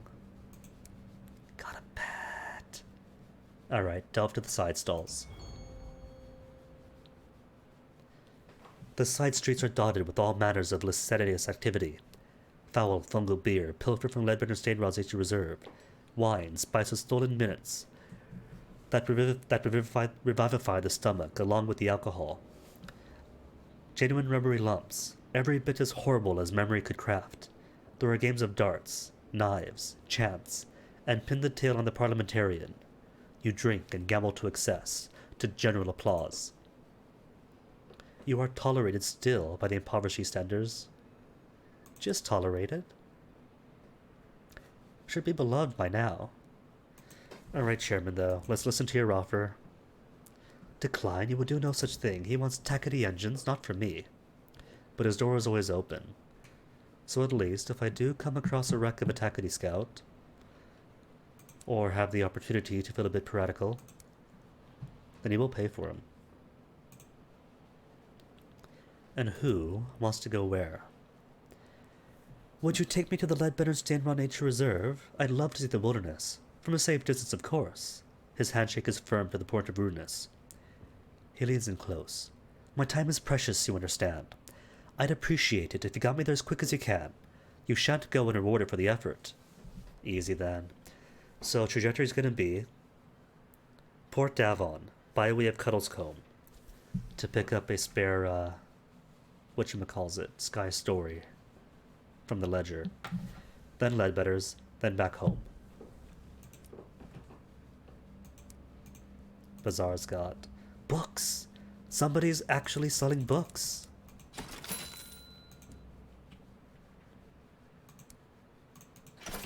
And away we go.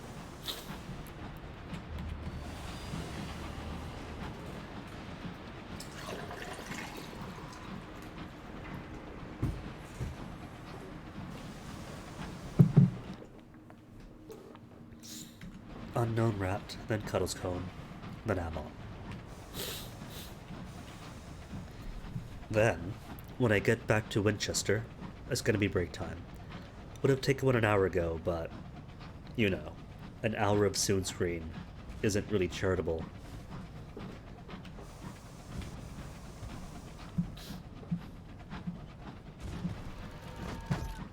And who's fighting who here?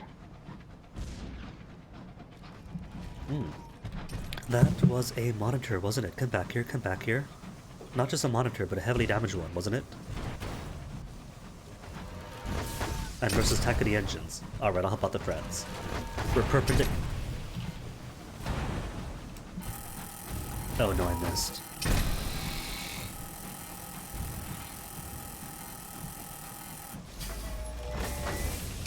No.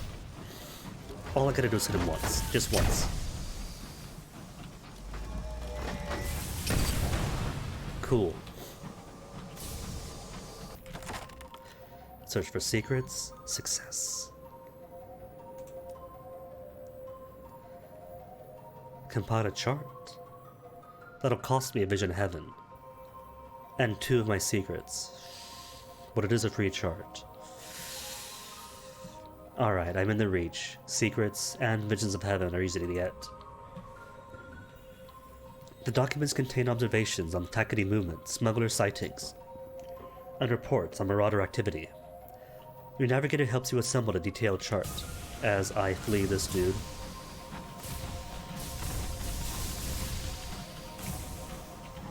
It's alright though. Port Davon has cheap repairs. And see dead Takati scout. I don't have to kill him myself. But while I'm here, I still get the nameplates, and they'll still pay me for it. Free hull? Or unusual cargo? You better be unusual, not just seeds. A distressingly odored barrel of fuel. Cool! So even more reason then to take the option for cheap to free repairs and a slow day at Port Avon. But will it be a slow day? If it's my first time popping by Port Avon. Oh no, I just realized. Now that I'm back in the reach, I remember. Hold on. Gotta stop by here in case it's Bronzewood or something.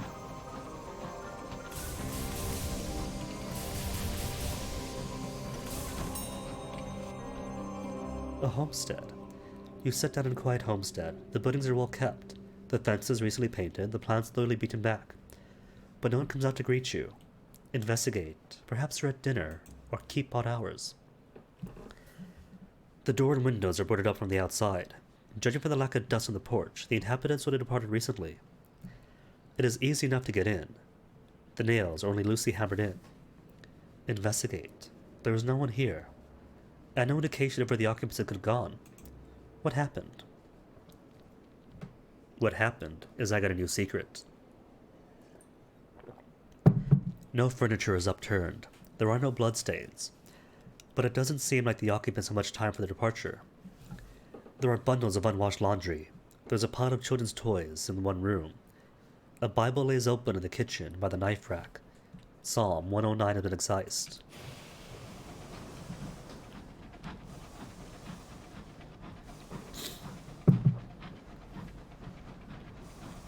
So how does he know that Psalm 109 has been excised? Is it open to that page, and the psalm is cut out, or did he flip the Bible page by page by page for any clue, reading the whole thing to see if anything was amiss?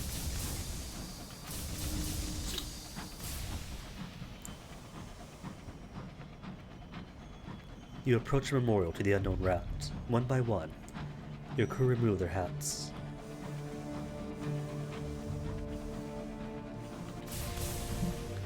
See, and all the Reach needs now to be perfect is this song. Extended. And accessible in any part of the sky.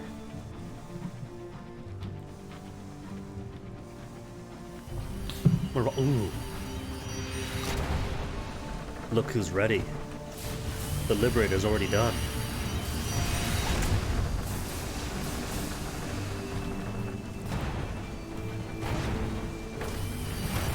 No, go away, go away, go away, go away.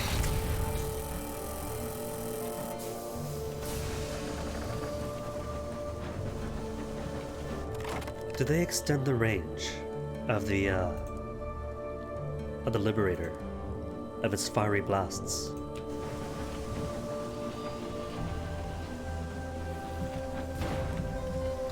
Oh, I thought that was a miss. That was good. It wasn't good, it was awful. That's a miss.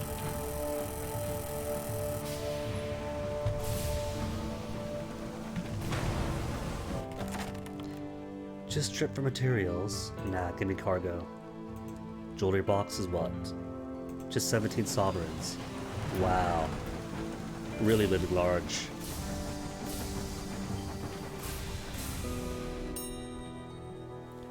Read the ledger, get sky stories. 2 sky stories.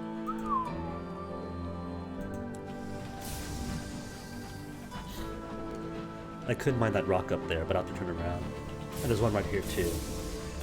And I've probably taken plenty of time away from the settlers' desire to get to Ledbetter's quickly.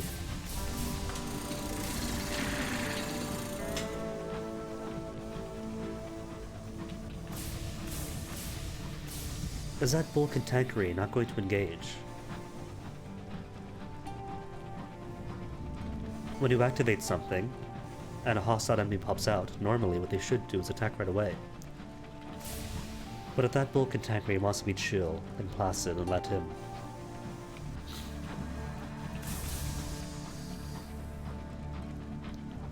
Today the sky is as cold and blue as ice in a glass.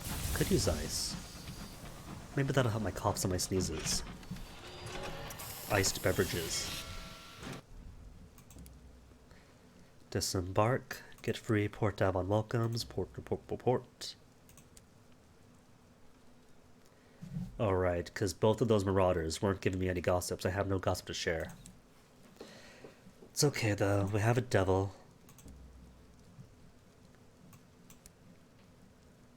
Devil on a quiet day. For cheap repairs at the engine yard. The engineer here has little to do. She could use a distraction. Hull fully repaired. I'll take the C's though. Not yet. Because this is a new captain, I was lamenting this earlier. Because it's a new captain, one of the first prospects is always going to be Seeds for Magdalene's. And until I take and finish Seeds for Magdalene's, it is always going to be Seeds for Magdalene's. Unlocked when you have seasoning, see? There's no way to hide from it. It will happen, whether you want it or not. Okay, let's see. I've got 4 Tales of Terror, which is plenty enough. Oh, right. No, we're in. Gotta go here first. Get the Cryptozoologist wants to go to where? Lustrum? Lustrum or Hybris? Lustrum for the Curator. Okay. Intercede in the mushroomy matter and get myself a Blemigan. New officer, hello. The Repentant Devil. For 2 iron, 6 veils. Oh, look at that dog. Huge, enthusiastic. He's hairy. He wants very, very badly to help for 1 iron. With a Blemigan for 2 iron, 1 mirror. Okay. Which means, stats now. 42, 51, 50. Cool. Then upstairs. To try to join the Somerset Club. Cantankerous Trophy, Chorister Trophy, Scribe Spinster Trophy. It's money at least. Some small amount of money to help me through.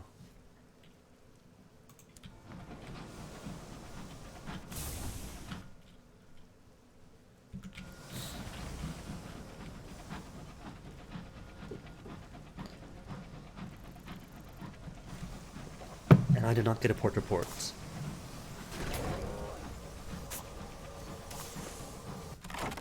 That's okay though, because now I got the Contemporary Trophy right off the bat. So head back. No, I did get the port report. That's right, I did.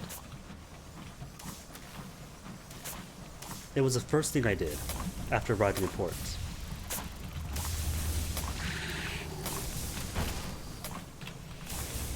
Excuse me, not gonna mess with the colonized Contemporary. See, it's smiling. The one cantankerous body is a toothy grin. The bulbous pustules are the eyes. It's like a Junji Ito creature. An incident with a repentant devil. Your newly acquired repentant devil is standing most unrepentantly over a body in the hallway. You don't recognize him. One of your crew? But the deceased is no one you know. A stranger in your locomotive. Peculiar luggage you brought on board, as one of the crew, when some of the others have gathered. Wouldn't have thought it would fit in your little bag. First, clean up. It wouldn't do to leave a body in the hall.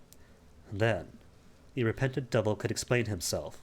He's got blood on his cuffs. Ask him about the recently departed. Officers who generate corpses in locomotive are liability. He was a stowaway, explains the devil indifferently. He's been stalking me for more than a month. I thought I'd lost him when I came aboard. Then he turned up in my quarters. From the body, he has lifted a clinking bag of souls. Perhaps he was sent to bribe me rather than to kill me.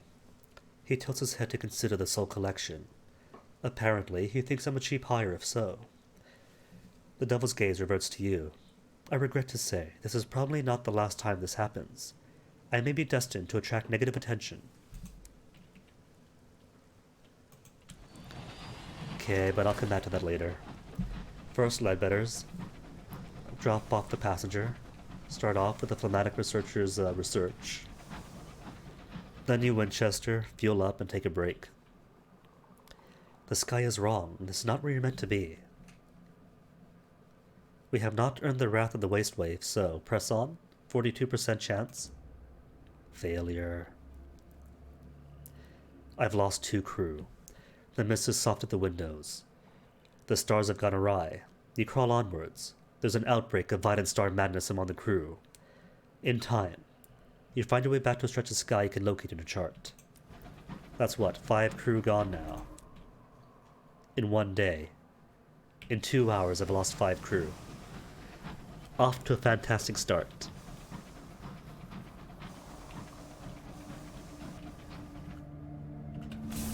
What's down here? Ooh, honey.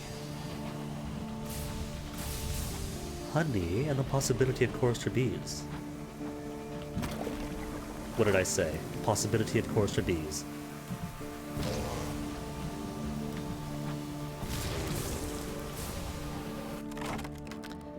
See, the Reddit might say that the chorister bees are the easiest enemy in the game.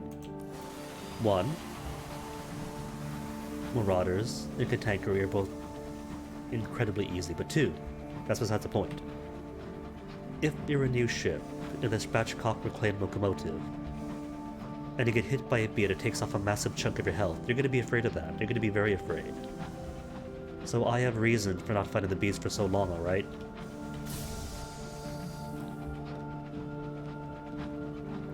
Already died 7 times in one morning when I was playing this last year. So there comes a point when you don't want to take any more excess risk. More bees.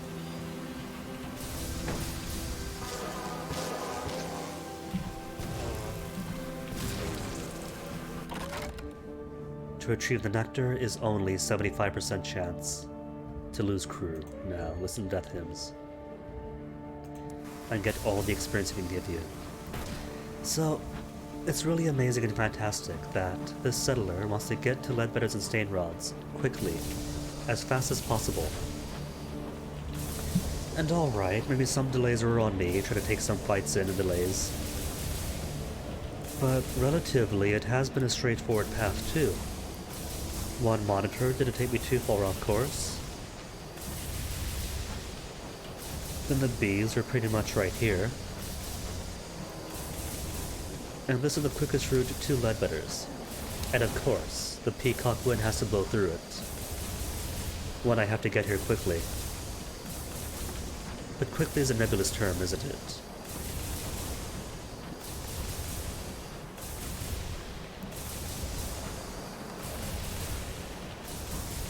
It's a small chance, but there's a chance that it might still be quickly. If I arrive after pushing through here.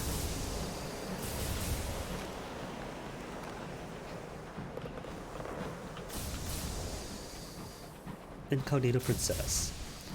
Is it the good kind of nature in the reserve, or the malodorous kind?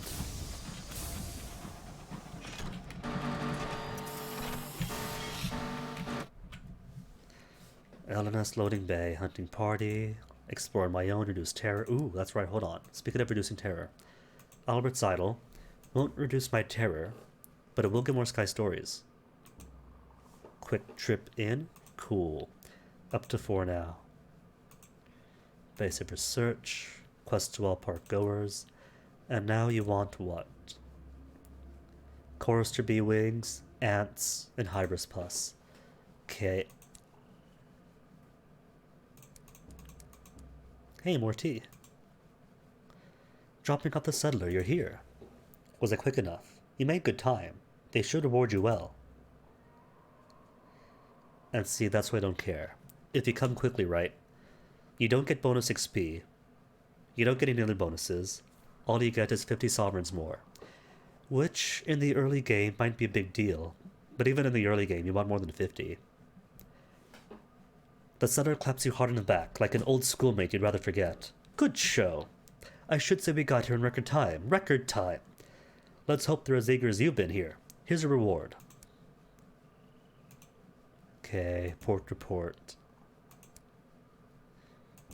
And this watcher wants something in Port Prosper. Okay.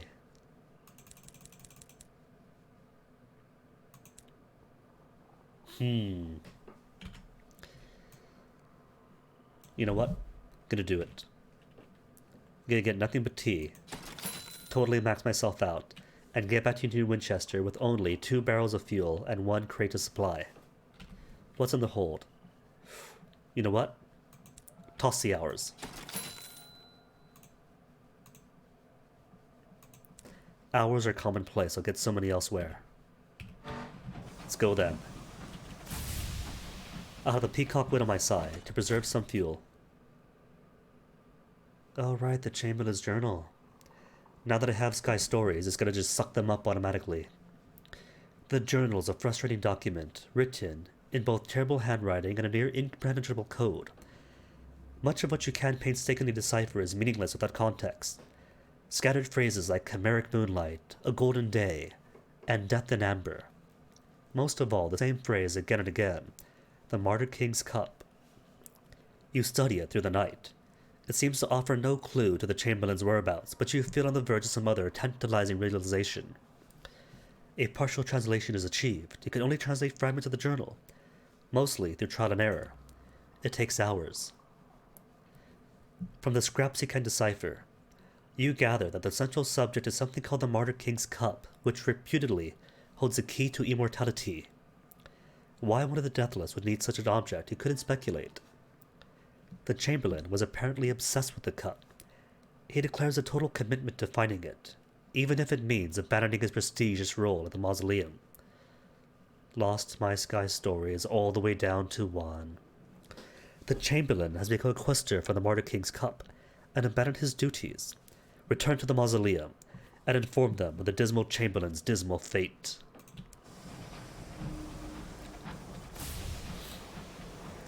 Is that another mosquito? Well, too bad. I'm only on 1 crate of fuel, which a Peacock Wind will preserve, and will count as a tailwind to get me there faster, which pseudo counts as preserving fuel.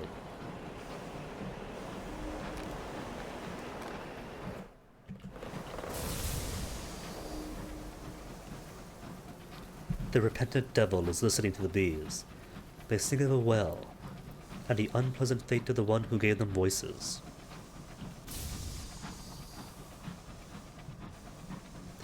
No, it'd be cool. The darkness and such, right, generally erodes your sanity and increases your terrors. But we do have these lighthouses scattered about. And granted, one lighthouse in Albion by Beauvais-Justin-Maire does, for whatever reason, count as a terror, as a horror. I don't know why, but it does. But what if passing through the lighthouses either gave some minor terror reduction, less than a wonder, or if it totally stalls your terror increase? Ambush? No ambush, just fuel. Just food, I mean. Oh, that's too bad. I was gonna make all the way there with just the one barrel.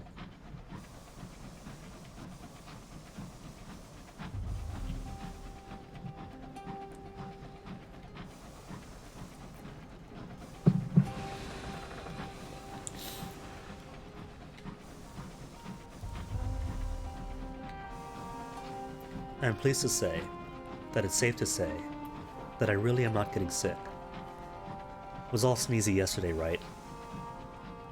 And by nighttime, I had that feel in the back of your throat, not a scratchy throat, but a sort of dry, throaty feel at the very back that feels like the onset of sickness. And instead, today, nothing. Still a bit sniffly, but beyond the sniffles, there's nothing. No greater fatigue and malaise, no exhaustion, no weakness, no soreness in my molars. Just my nose trying and succeeding at running away from me.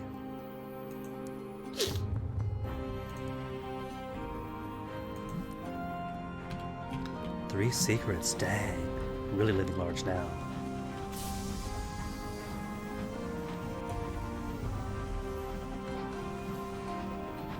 And here I am, New Winchester. First prospect is going to be Seeds for Magdalenes. So I'll face off this way so you can go right out to it. Seeds for Magdalenes, and literature for Polymer Plenties. But first, 2 hours and 16 minutes in. Gonna take the BRB break. Uno momento, por favor.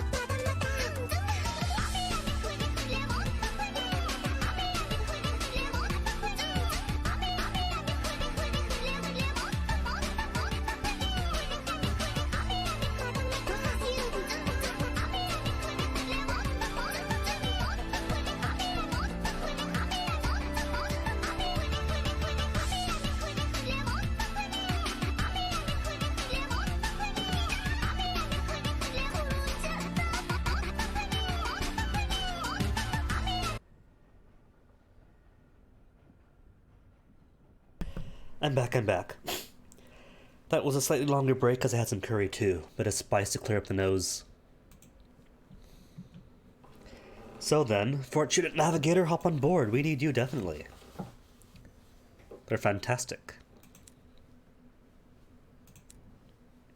Navigator, or Incognito Princess. 2 hearts and mirrors, or 6 irons, and 2 veils. 57.44.40. Alright then, Princess for now. At a minimum, I need my 50s. So gotta hit the baseline first. Sorry, as amazing as the Navigator is.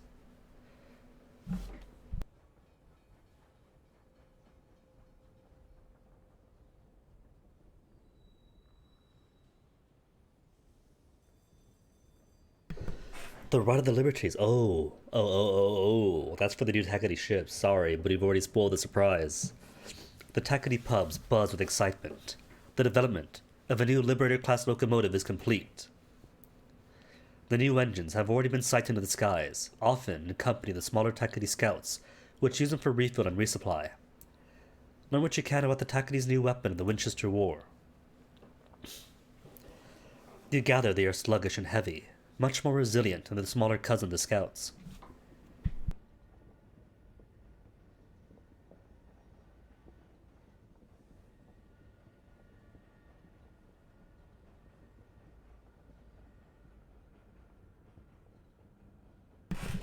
For one brief minute, during and after the curry, my nose was totally clear and it was amazing, but now it is all stuffed up yet again.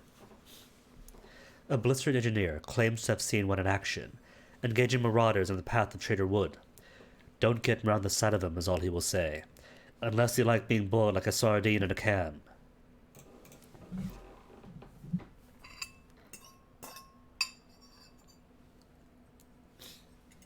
Maybe. What I should do is just keep a glass of water and a bottle of spice, and just drink it pure. Crew, good on. Wealth, not yet. Local repair, definitely need. Already got my prospects, don't I? That's right. Books for the circus and seeds for Magdalene. Got, ooh. 2 tea, 2 nectar. For the devil and myself. If he's attracting assassins onto your locomotive, you deserve to know everything. Though who's at that point of view better if plied with tea? I had 3 particular friends, he says. 2 of them are dead, and as for the third, it would not be her style to look for me. But if I were to trace this matter, it would take me to Carillon and to London, and to the Wood of the Wolf. He catches the corner of your eye. You've asked about my enemies, I know, he says. But when you get to my age, it is the same thing.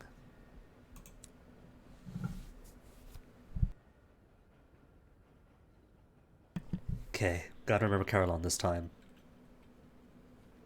It is 5, right? 5 books. 5 books exactly. Got my books, got my seed.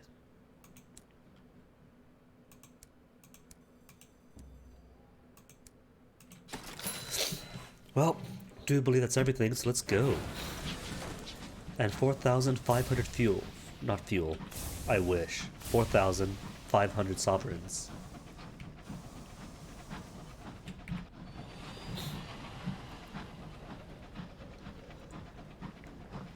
So just a little bit further. Seeds for Magdalene is garbage. It won't get me anything. Only thing that'll get me is becoming seasoned. And with that, I'll just get normal prospects for seeds. And normal bargains for seeds. But long as Magdalene is out, there's always going to be a chance that I might get something better. Not a big chance, but a chance. Trapisto, hurry!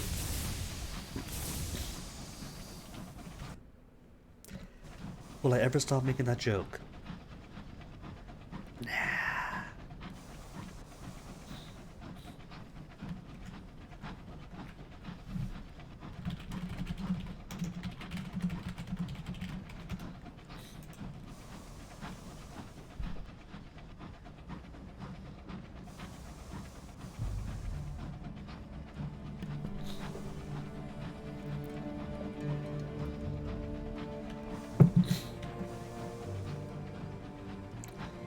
just thinking of what I can do to self-medicate. There's flaming hot Cheetos and Takis, of course, but those are calorie bombs. I got stale tea, but again, it's stale tea, so what do you expect?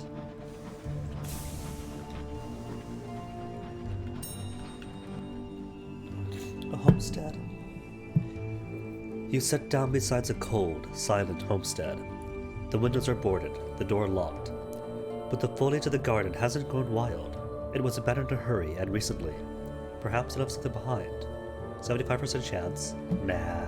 More importantly, they got ants. The thematic researcher Glenn Benner-Steinrod requested a sample of the little deers. A few shovelfuls of dirt into a glass tank, and you have thousands of the crawlers to bring him. There was a mystery as to what happened to the homesteaders. Clues to be had. Uncomfortable truths to learn. Supplies to plunder. But who cares about that when there are insects in the lark?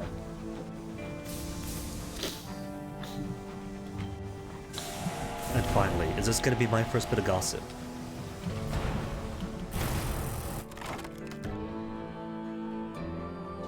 Unusual cargo, or strip the engine. Huh. Weird. Normally there's such good, reliable sources of gossip.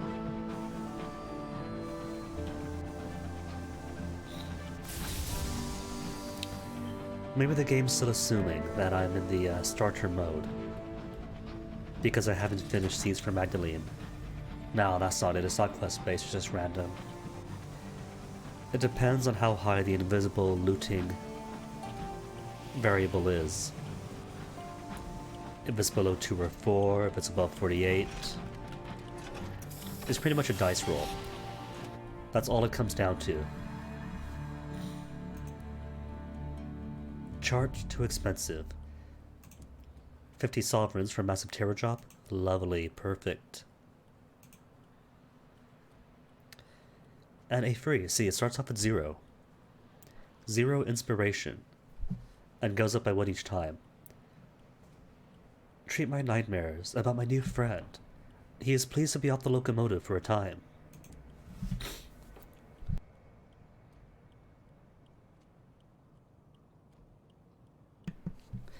His frozen fingers extend to clasp yours as you step inside the room. He is laid out on a table. Candles, wine. He's laid out a table, not laid out on a table. We're not eating him. Candles, wine, a bouquet. His dining habits are exquisite. His conversation witty and appropriately light. He suggests a tour of Magdalene's when you're done. Halfway through your meal, you realize you are alone. And that apparently gave me a clear soul. The soul is fully transparent, no swirls, no clouding, no personality. Flickering, soul light is unpersistent, incurious, lacking, and cold. The soul is icy to the touch, dispassionate, clinical, removed. Peculiar. The burrower's already angry. Of course he is. What are these circus icons? Oh, just westward reputation and eastward reputation. See, told you I'm not just tolerated by the Eastenders, but welcomed by them.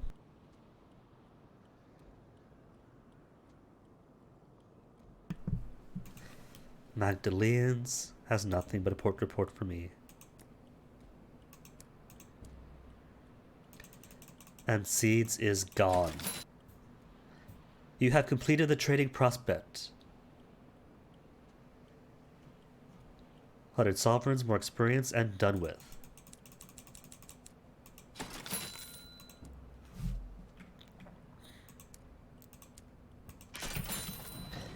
Okay, I think what I'll do then is go circus, and from the circus back down to Winchester. Toss in my 2 port reports, and hopefully, they'll have munitions for Lustrum as the next prospect in.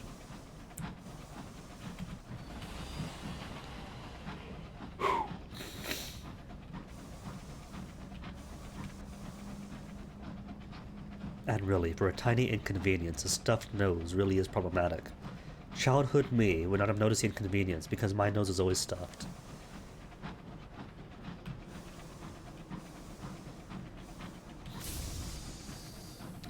And so I didn't know any better. But now that I do have and have enjoyed a functional nose, not having it, you know, I can't breathe, I can't speak for long. It's horrible. How do people live with this? How did I live with this? Prize otherworldly artifacts from between his plates, or use your cattery to extract its heart. 66? Fine then. Give me the artifact. And a free way into the Blue Kingdom.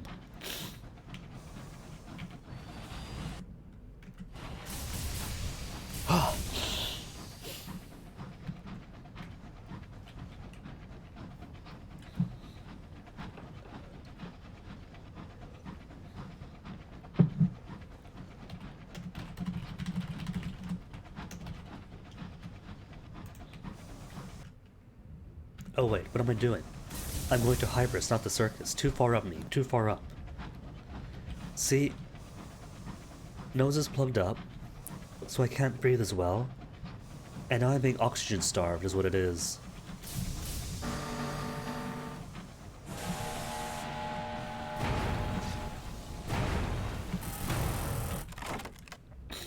Cargo still. Cargo or materials. Fine then, is it fuel again? Nope, it's 15 sovereigns. Oh wow, oh my. Really living large. 15 whopping sovereigns just for me. Just making sure, actually live, not gonna make the same mistake as earlier. I see the light is on. I sees it. But after this morning, I'm not gonna trust it.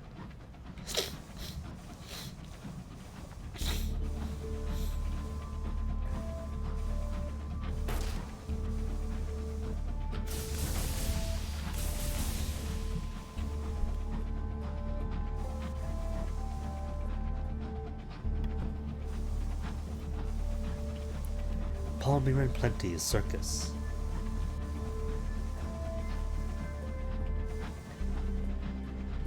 To redo all over again, but that's okay though. Money is money is money. And if I'm in the reach, I might as well, you know. Recruit the vagabond, can I? I have just enough Sky Stories. Have to, need to. He couldn't care less for sovereigns, he wants to swap stories. Okay, and while he's here, hearts and veils, irons and veils. What if I swap them out? 46, 49, 50. Alright, it's a start. I need more Sky Stories to get him to want to go to Port Avon. Failure. Couldn't recruit anybody. That's okay though, the circus were 2 chances. A harder one outside and an easier one in here. 1 crew, new total 7.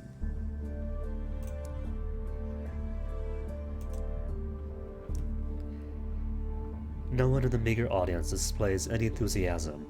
Not even the ringmaster thunders in on a horse-drawn Calliope. Then come the acts themselves, oh dear. The humid magician's trapdoor fails to open, leaving his glamorous assistant totally unfadished. The bereaved acrobat swings from a trapeze. The other hangs lonely and unused. The pensive clown's fire juggling act ends in disaster, not the humorous kind. The less said about the lion tamer, the better. He should recover. The circus staff are coming to recognize your face. As a mark. That's all it is. Almost a solid 1,000. 5,500, and a Sabbath secret, and nectar going cheap. I got plenty of nectar though, but you know what? Lots of stuff need nectar.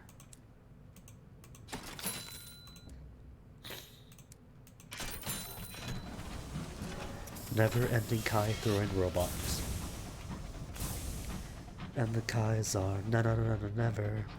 I can't sing, not even Adventure Time songs. Not in this state. Let alone speak, but here we are.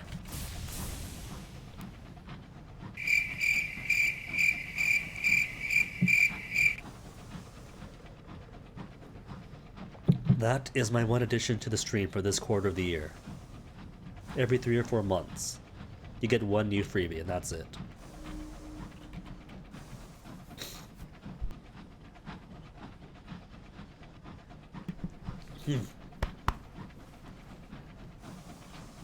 Do we have ramen? I could do a spicy ramen.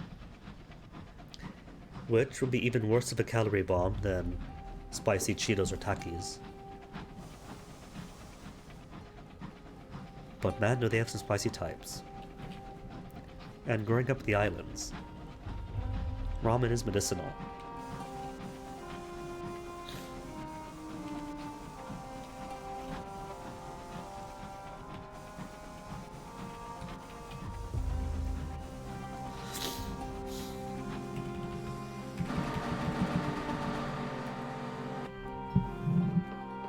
Victory Hall, give me secrets, give me monies.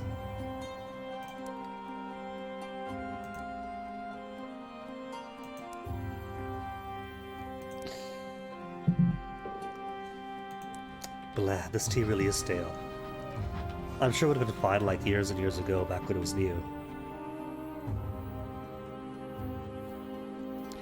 Octar fog rises above your locomotive. The air requires a caustic copper tag. Your driver complains they can't see a damn thing.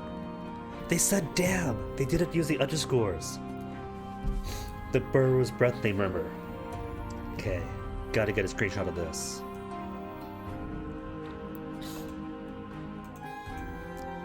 The fog persists all day, and that evening, a gnarled crewman visits your cabin. The burrower is displeased, he says. He informs you. She expects a sacrifice. He informs you she expects a sacrifice. If you wish it, he will arrange it. Decline. Find your own way through, with 60% chance success. You take the helm and order half steam. Your engine crawls forward, vast shapes looming around you like giants of the fog. Sky rocks, ancient ruins, slumbering leviathans, or is it the city of New Winchester right next to us? You steer a precarious course between them. After an hour, the air clears. The fogs part like a music hall curtain, and the stage of the sky is revealed ahead. You are free for now, and only have a meager amount of sky stories to spend. And 2 is too few, still need 1 more.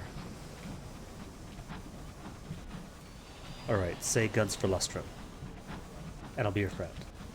What do you say, game? My friendship? Friendship with the Guinea Prince? Munitions for the Lustrum mines, we get to be friends. And hours for the Leadbetter and Stainrod Nature Reserve. Okay. So itinerary is going to be Leadbetter and Stainrods, maybe Titania, Carillon, then Lustrum.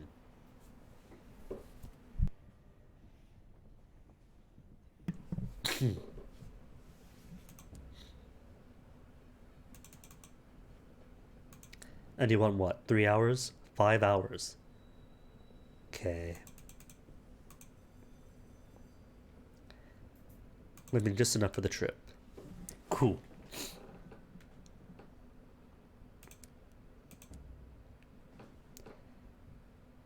Might as well get one more crew, though, so I can leave a few behind. Oh, what I should have done is picked up the, where's my bank? Pick up my plumbing first to get more crew. Because that way, I'll have even more crew to leave behind for him. No matter then.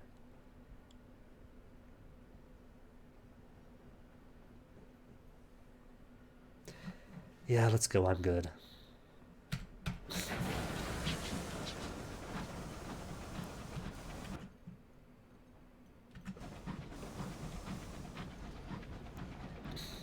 Port Davon, not gonna bother with.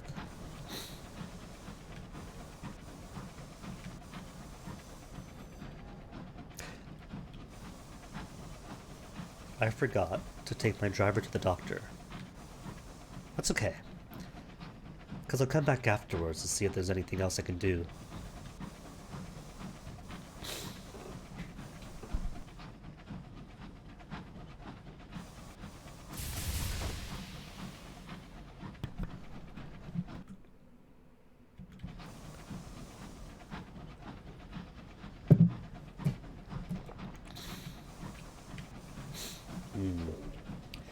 If the spicy curry didn't fix it, well, the curry wasn't too spicy, then what else would fix? If we had the good spicy ramen, then yes. But we haven't got any. Could do more tuna and rice. And simply toss in a buttload of spice of the tuna and rice, which would be nice. And we do have a spare lime left. Bowl of tuna. Bowl of tuna, bowl of rice. Can of tuna with the oils. Half a lemon squeezed into it, or lime I mean. The lemon would work too. Then a spoonful or two of some good island spices. Trouble is though, the disadvantage of that compared to a bowl of spicy ramen is you don't have the broth afterwards to stew over and sip and enjoy for an hour on end.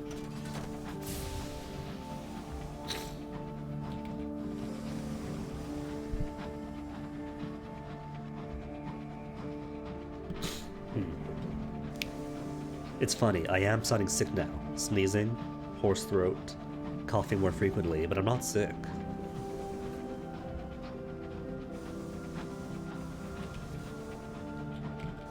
Just wimpy, tiny symptoms, inching away.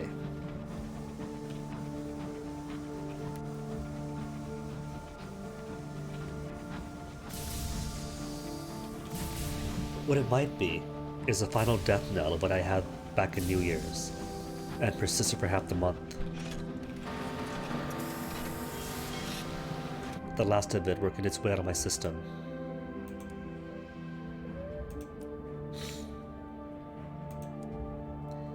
Albert Seidel, ornithologist. Has it been too soon? We can't... Oh. Fine then. What does I need? I got the Chorister Guts. Not the Chorister Guts. Cantankerous Guts. The Ants. And what else? Chorister B? Cool. Wait, don't go away yet. We brought ours. See, only getting half my oxygen. I keep forgetting that I came here to do things. Keep forgetting.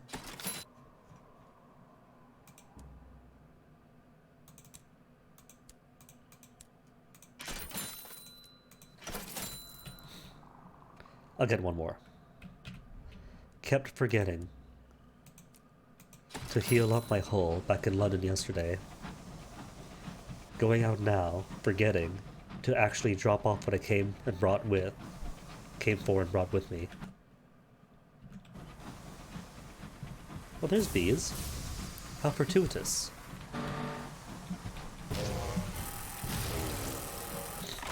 There. Now I have everything for him.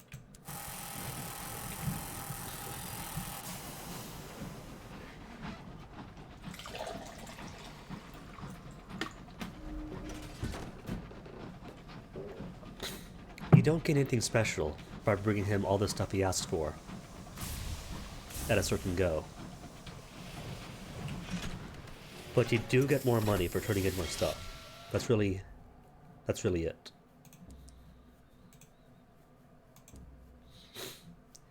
Give him the wings, in pristine condition. Hideous creatures, choristers, he says, fidgeting in his chairs.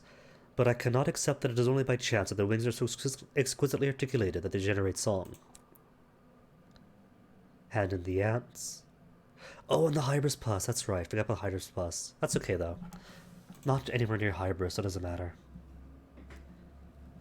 Marvelous creatures, he says. As far as I can discern, they only seem to mind when a human is about to die. Wonder what it is about us. And that's it. It's all the research she's getting. Now we can go to Titania for a resupply to see what other buildings I could add to. And you know it's going to have to be the Cavi Enclave. There's no way it can't be a Cavi Enclave.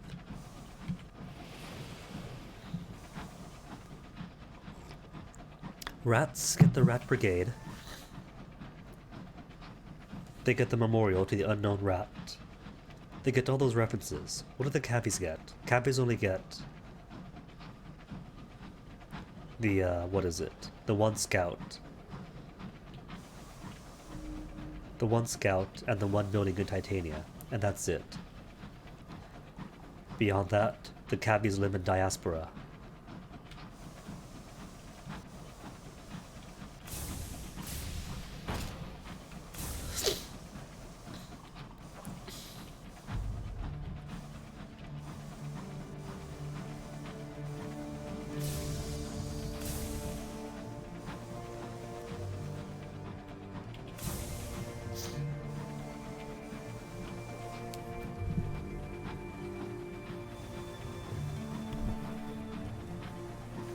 And here to please, we have more bees.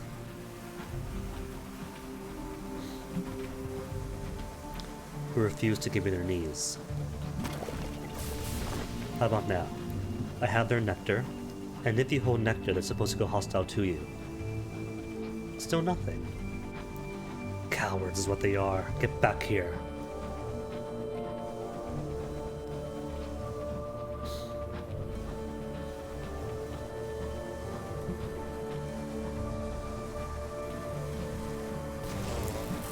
Fantastic, missed that.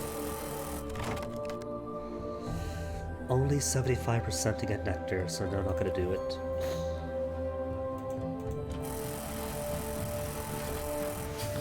If it doesn't begin with an 8 or a 9, then I refuse to accept it as a green dice.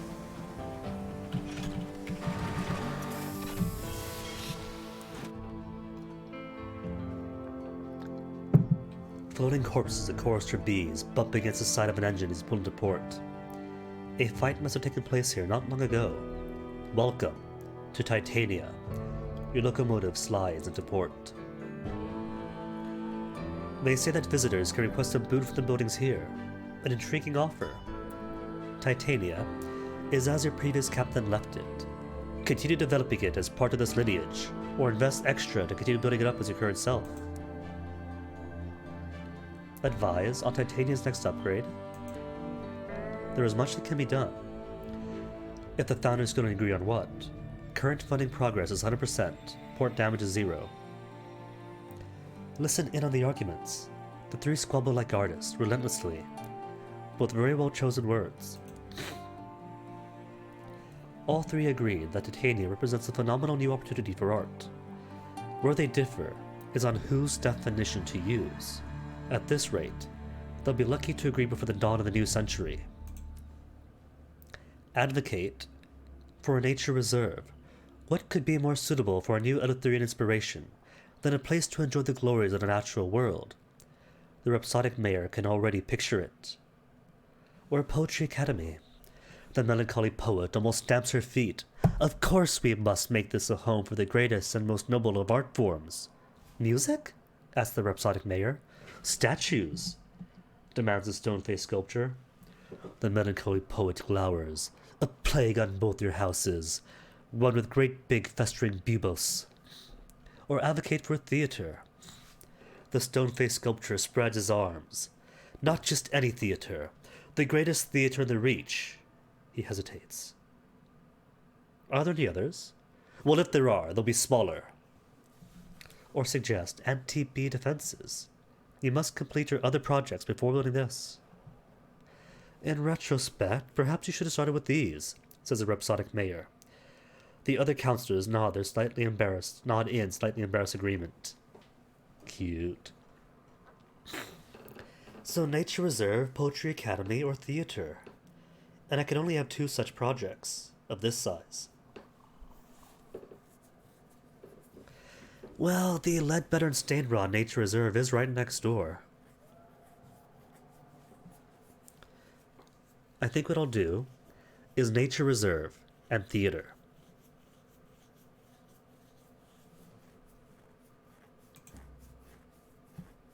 With your support, the suggestion passes. Construction begins. Port report then. What is Titania?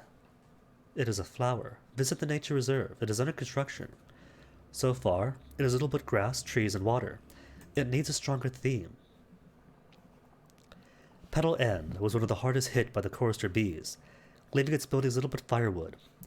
Most of the detritus has been removed now, leaving just leaves, rivers, and the water collected as giant petal. The poets and sculptors wait impatiently for the rhapsodic mayor to finish skinny dipping and to offer some direction. Help choose a theme.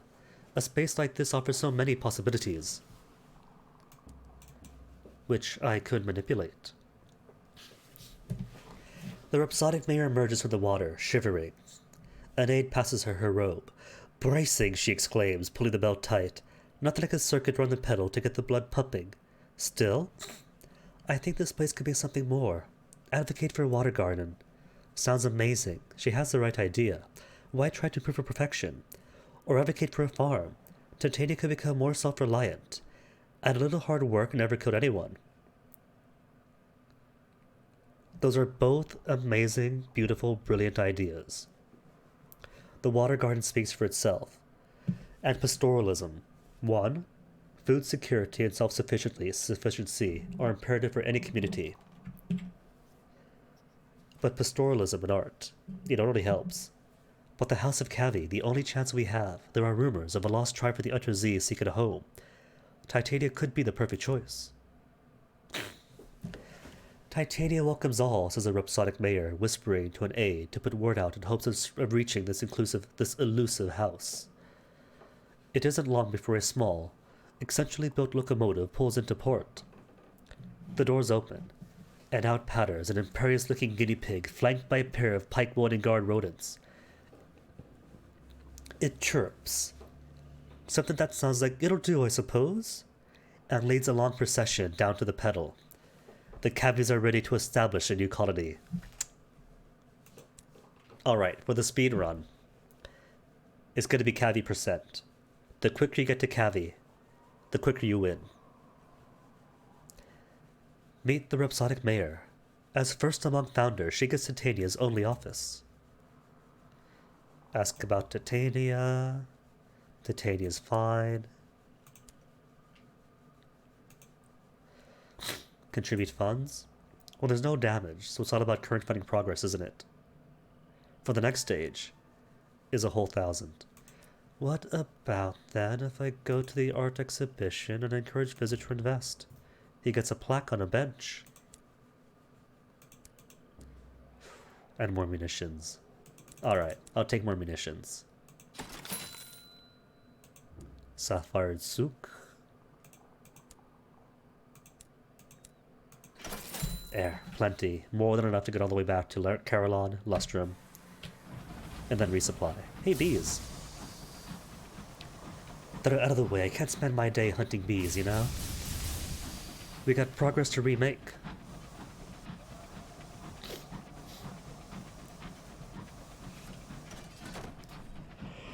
Whew.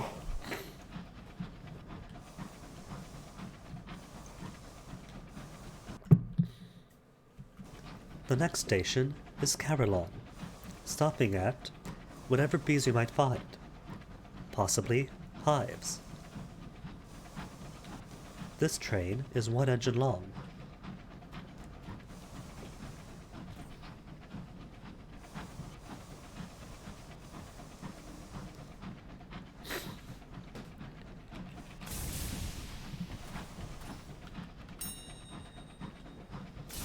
Yay, and even more fuel.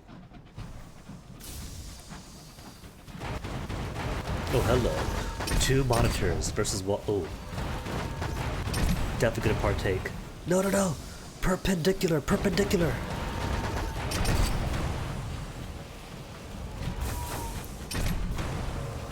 Nice! 2 ministry monitors. Now that is a spice that life is about. Paperwork for permits, charts already have, See, I have so little gossip. I got no gossip. Yo, dude, celebratory fire in the air again, but don't fire at me. Dude, no, no. I don't think it's hostile to me. I've heard it explained as celebratory fire. See, because they're not shooting now. But I think they're just in like aggro mode for a few seconds after. Failure is fine, I could at least get Tales of Terror.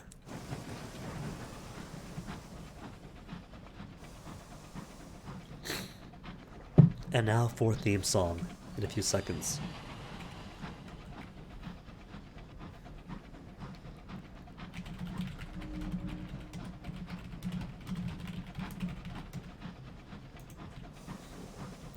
The repentant devil sneers. They are incompetent. They can never master my techniques.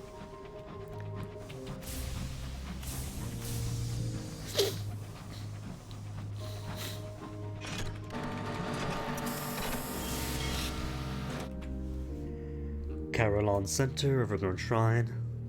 I didn't even do anything to make the Burrower hate me. His hate is inherited captain after captain after captain. Dude, everybody's selling guns.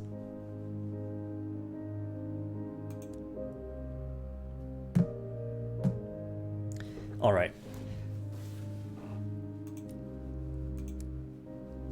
2 food will be plenty to make the way out. And I have more than enough fuel.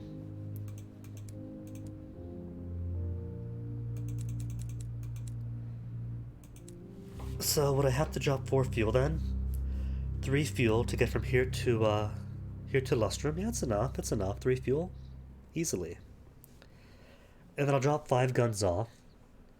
And then spend the rest of the space on enough food and fuel to get back to New Winchester. Easy.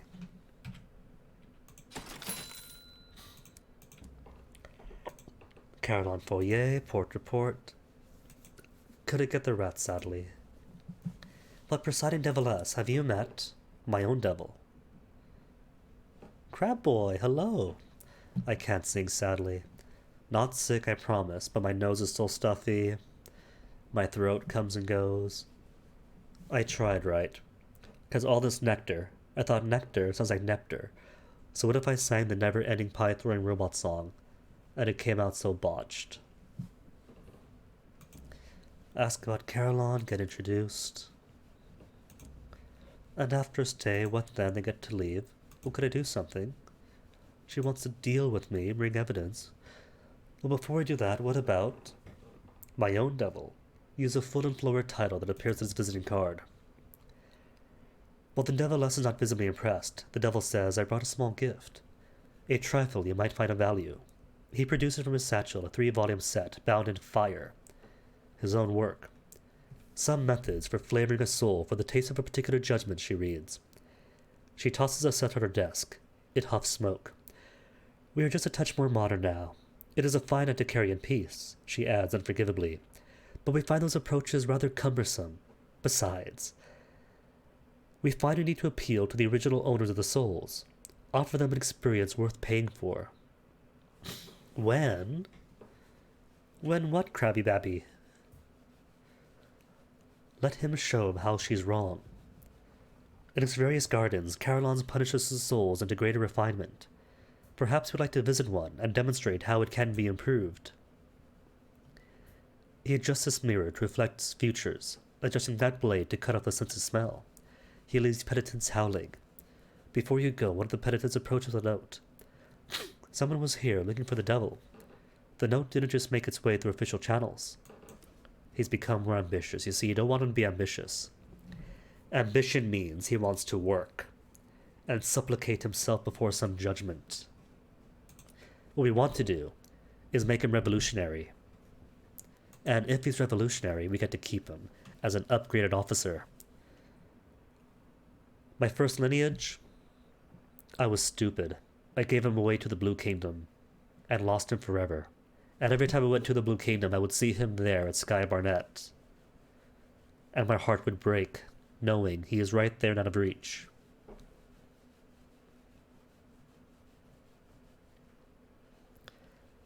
Terrace of glass statues, have I been to you? Mirrored labyrinth, yes I have.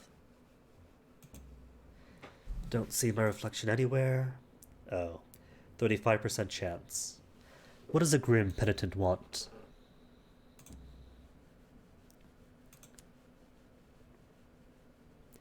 Penance of excess.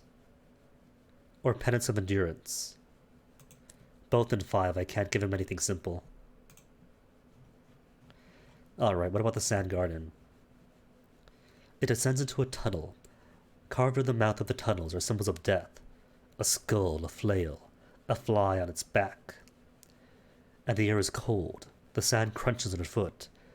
You embrace danger. You've come all this way because of the darkness, not in spite of it.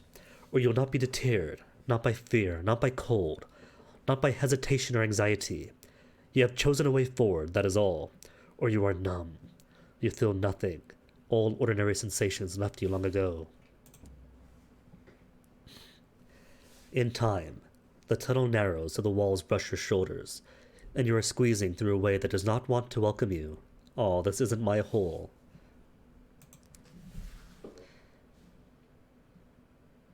"34% chance. Penitent ape, what is it doing here? He has collected human souls, and now he is here to cultivate them. And how did he even gain entry to the sand garden? He tells you, in a low mutter, this soul was a gambler, but a good one, and able to remember odds and figures, fast at seeing an opponent's bluff, took bets where he shouldn't, calculated the odds of dying in a knife fight, and decided he didn't mind a 10% risk if the pot was large enough. A good soul.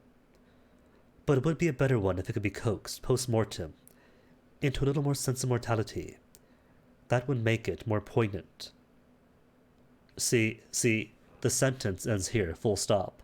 If they wanted these parentheses to count for in here, they should have put the full stop termination after the brackets. At least so you gather. The ape does not use words like poignant, but you take its meaning. And he wants inescapable truths, or excesses. I'll leave him to it.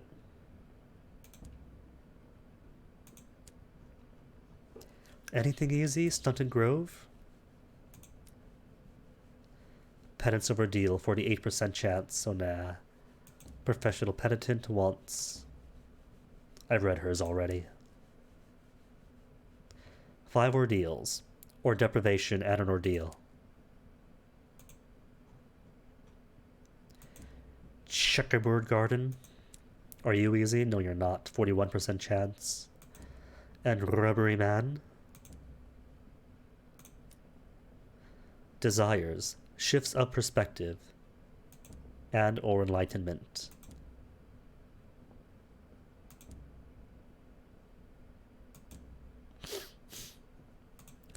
That was Checkerboard. Bell Garden. You go to, then they say no. Turn away. Turn around, come back. So many clickings here. It's the downside of Caroline, you gotta click so much. Click. Click again. 45% chance. Nope. Nurse. Hello, nurse. What do you want? Deprivation and or ordeals. Nope. Can't do it.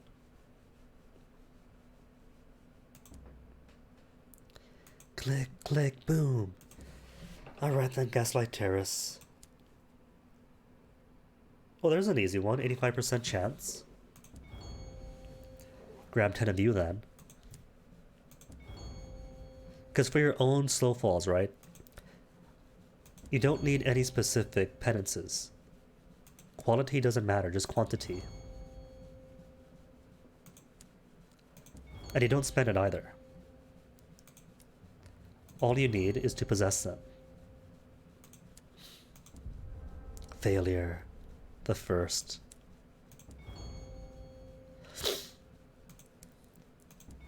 Eight. Noon. Zen. See, now, 85% is to get it right 10 times and wrong once.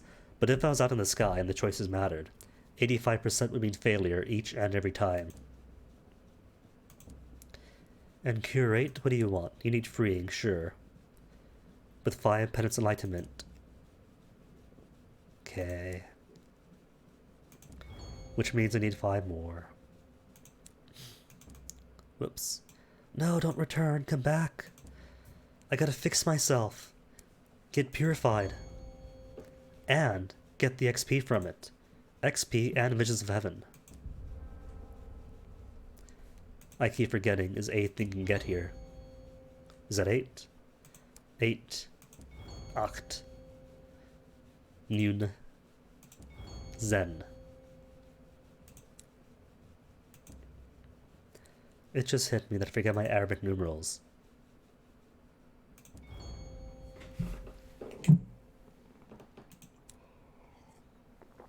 واحد اثنين ثلاثة أربعة خمسة ستة سبعة. What's after سبعة? 8, 9, 10 I forget.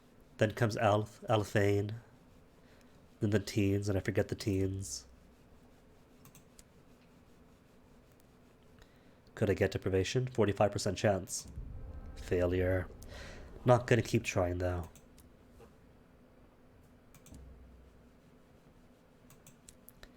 Sporiferage, you don't say. Alright, before I go then.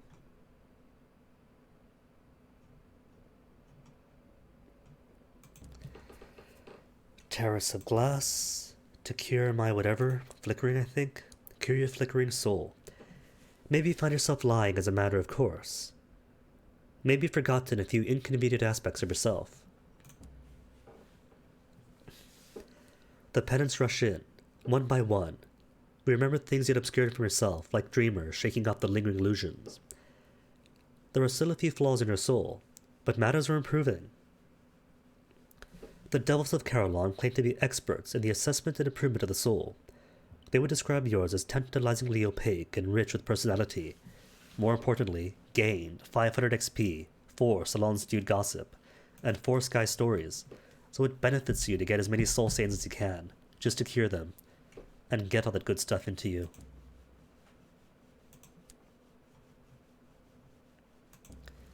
Zan Garden, you will not be deterred.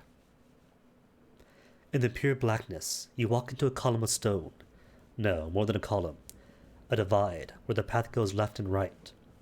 You will have to choose a way without reason. There is nothing here to determine which is best. Except, there is left. Left is always right. Cure your clear soul. Disregard of death as a serious flaw. It displeases the Blue Kingdom. It makes devils tut. Your soul is in nearly good condition now. 500 XP, a Savage Secret, and 4 Tales of Terror. Sweet deal. That just leaves one more thing. What's the last flaw? Grove, Checkerboard. I know I saw the first 2. Cold Soul. Indifference to love can be corrected, but not easily. Feelings creep back, slowly at first. Your soul is as pristine as a newborn baby's. The Devils of Carolon claim to be experts in the assessment and improvement of the soul. Just tantalizingly opaque. Oh well. Either way, got my experience, got my treasures, gotta blow my nose.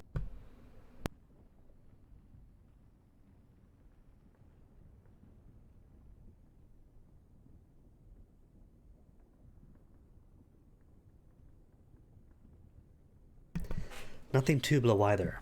It just wants to act up until I do. So I could blackmail this peripherer, and did last time. And then the presiding deviless knows we blackmailed. So what if I don't blackmail him? Or better yet, this character is an academic. If you ask to probe into the nature of devil souls, that gives you another flaw to cure.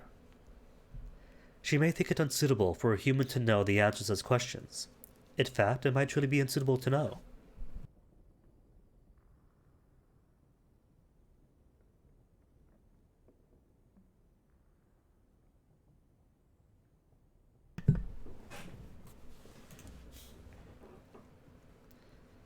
A searing enigma at 1000 XP. Would describe yours as overly rich, cindered, irrevocably damaged. She takes out a bottled soul and sits on the desk. When I got this, it was blazing white in its bottle, supposedly from a poet saint. And now look, rusty pipe water. Devil souls change on their own. Then she adds, not like yours. You knew you shouldn't ask. Ask about? Nah, return. See. If I had all the penances, I could provide exquisite insight. But I never was able to do it, because to get all this, you would need to get all the associated flaws in her soul first.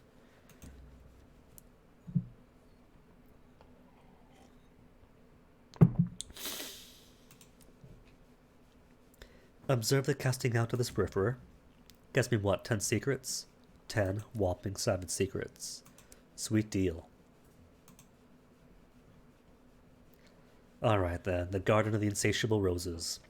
Only penitents with stained souls may visit the Garden of Insatiable Roses. The path runs around the side of Carillon to an area that cannot be seen at all from the center.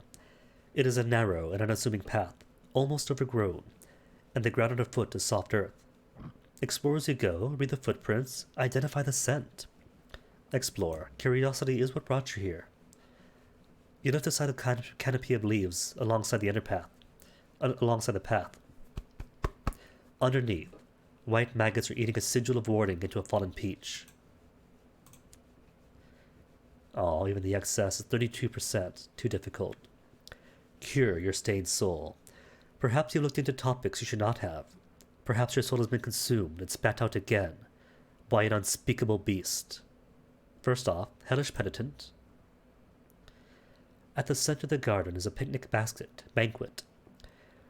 There was too much frosting in all the cakes, too much oil in the salads, but several of the penitents sit glumly eating, with only their own clothes for napkins.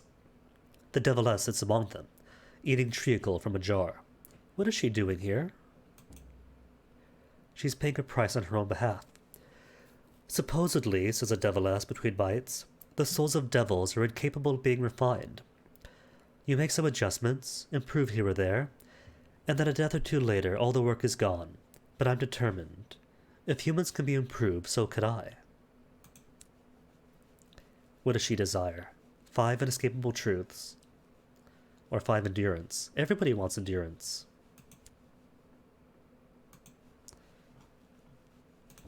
Okay then, to fix my own stuff. Identify the scent. It lingers in the air, mingled with the rose scent in the smoke. Wood from the back of the wardrobe, folded newspaper, musty correspondence. The smell of a mother's hidden keepsake drawer opened by a child. And now my soul is as pristine as in No More Babies Again.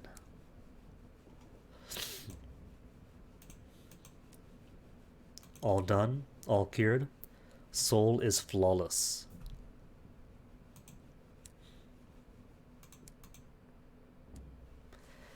Okay, let's go then. And jettison. Well, the nectar was free, wasn't it? Alright, nectar can go.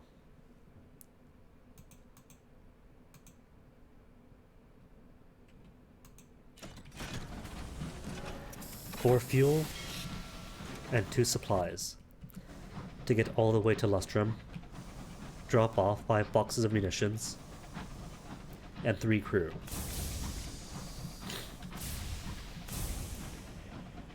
Assuming I could find a good, perfect claim right off the bat.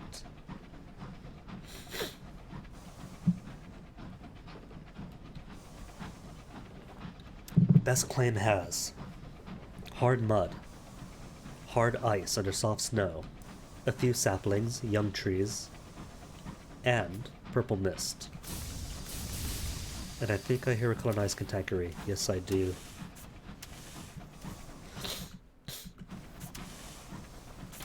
It's alright though, they're slow. They have the occasional rush forward, but he's all the way down there.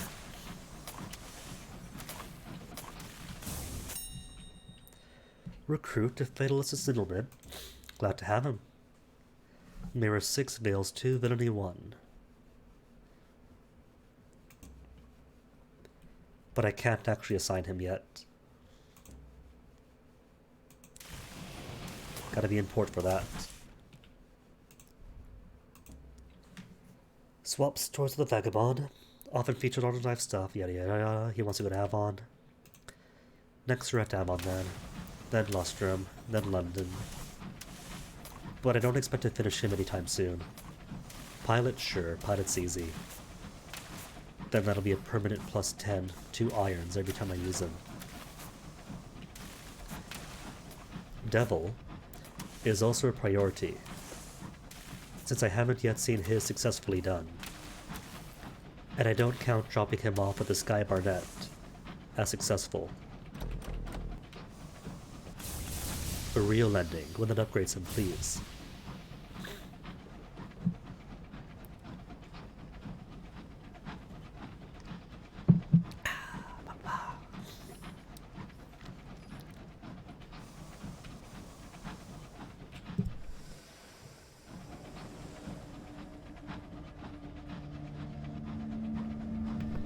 Blah. The sooner the stuffiness leaves, the better.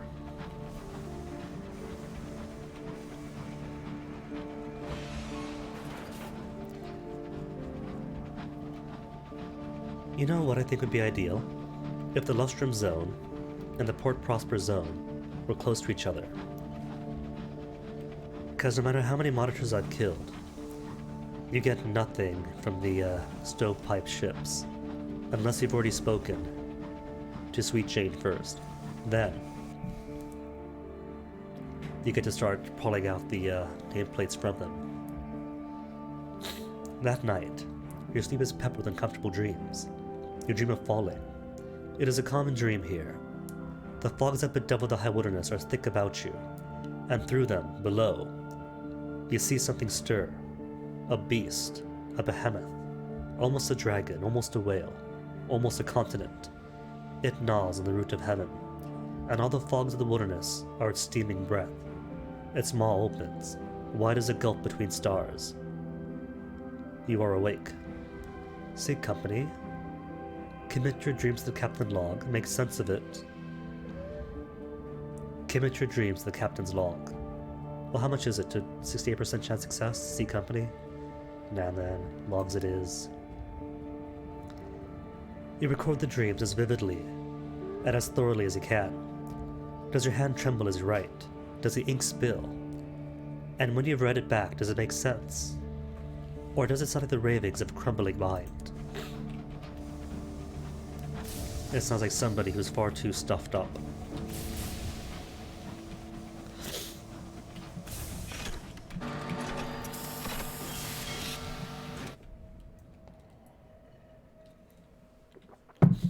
Okay, so first things first, Sweet Jane. Introduce ourselves. You want nameplates? We accept. And Bazaar wants 5 out of my 9 guns. Well, you want 9. Oh, even better than I thought it was just 5. Was it really 9? Huh. Deliver 9 more to complete this prospect. Cool. 7,458 sovereigns. Definitely enough for the Autonomy class stuff. And seeds. No. I'm not gonna buy seeds. Seeds is a foolish man's gamble. Port report.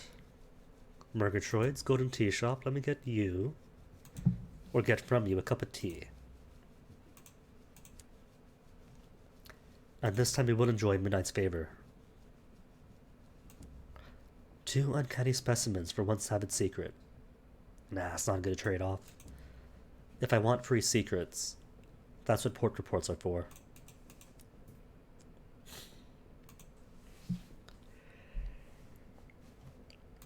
Windward Company says no, they don't want to see me. Do not have Lustrum, a blow for the Tacites.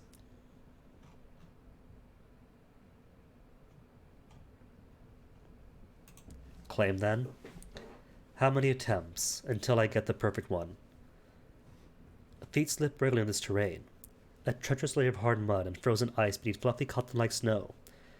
Not much grows here, and nebula gases shine soft purple and yellow. There is better, but I'll take it. There's no complications. You accept the Hour Harker's recommendation and you plant your flag. Yay. Then drop off 3 people, just to stay above my safe limit. Whoops. Or 1. Or just 1 crew. 1 crew works too, since begin mining was a very top option. Thanks for that.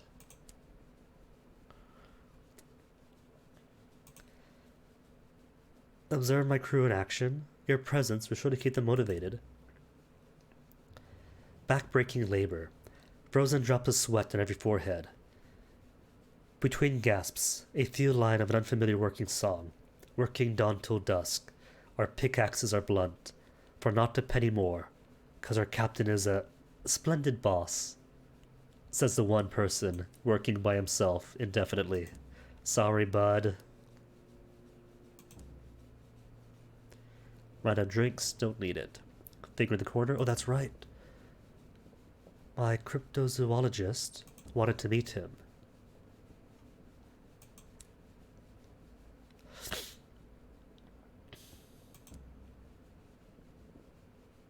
What is this? Do not have lustrum, trade with Mr. Penny's. Okay. Talk to Mr. Penny's. Did introduce ourselves, let's go then. Pretty sure that's it for lustrum for me then. There's a pub, Murgatroyd's Windward Company.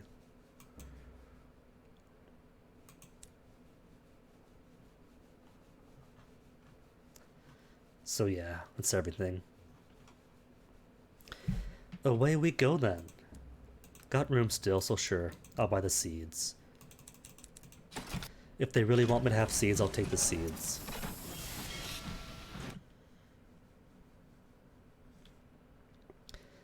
And it's tempting. I haven't been through here yet, but I know exactly what's in here. Grave of the same thing, a root, and some curator. I'm gonna try it. I'm gonna go for it.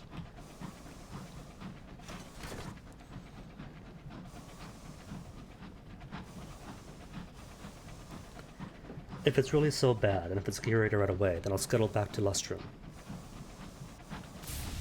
But if it's not so bad, gotta give it a go.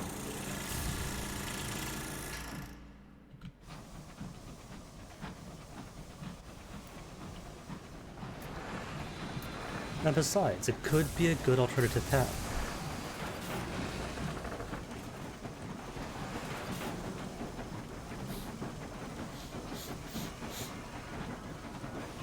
And I have an escort. Oh, that's a dead end. An escort to a dead end. Was gonna say, I have an escort. So if there is a curator, I have them to fight with me.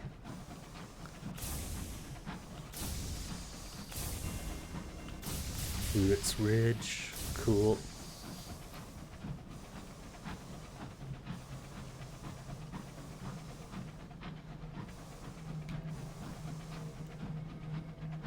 Oh, I'm dumb.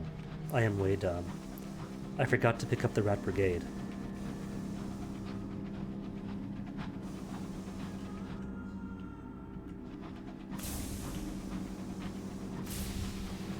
Hopefully, they're still at Lustrum if we go back to it. And they will be wanting to go to Carillon.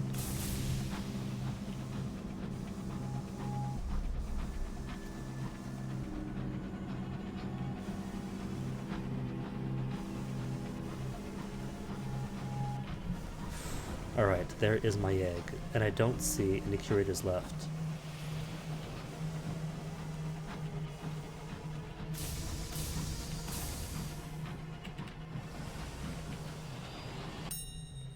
A curator's egg.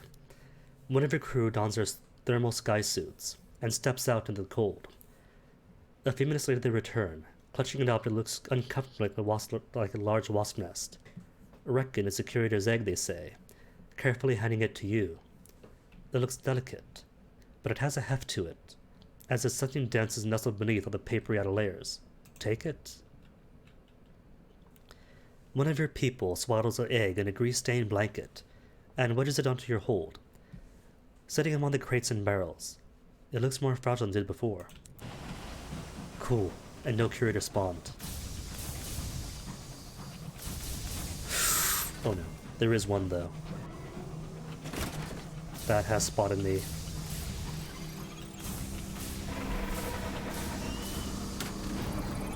Where is it? Cool, stay there.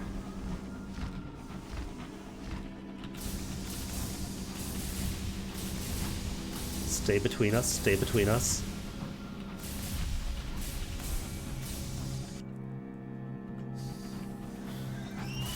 No.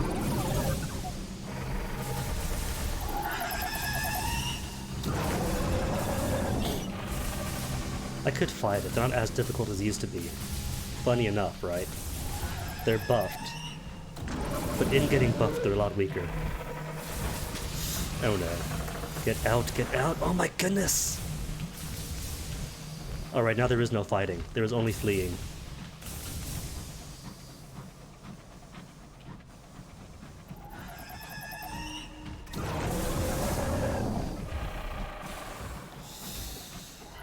Was that splash damage at the end of its sonic attack? Looks like it.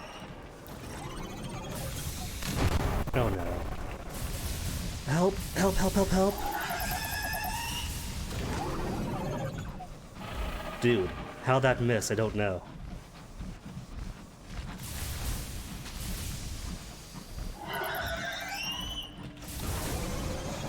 No! How bad is it? How'd you get right next to me? Go away! Why are these guys not engaging? You, Takati Scout, come here! Why is he... Okay, now they're hostile. Good. They just don't care. The Liberator, the Takati Scout, they're like, oh, look, a Curator. Hi, bye. It doesn't work for me, though. If I try to ignore a Curator, nothing happens. Well, I say nothing happens. They don't ignore me, too.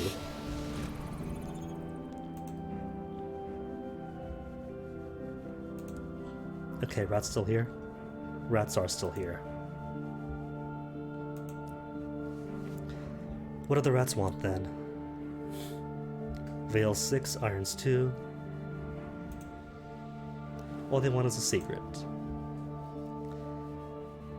Get to Carolon to find the location of Sarge's vault. Okay, ask Galbraith about Sarge. Cool, cool. Spend time with. They're charming. Let's go then. After I buy more fuel. Because Carolon has none. A stowaway. Something's amiss. Things are out of place. Unexpected cracker crumbs on the pantry floor. The chief engineer's favorite wrench, hung on the wrong hook. Several empty pages torn from the back of a logbook. The crew protest their innocence and contribute their own stories. Vanished shoelaces, doors left open, oily footprints on a door frame. You have a stowaway. Thorough search? Nah, coax him out. With 3 out of 14 tales of terror, it's plenty.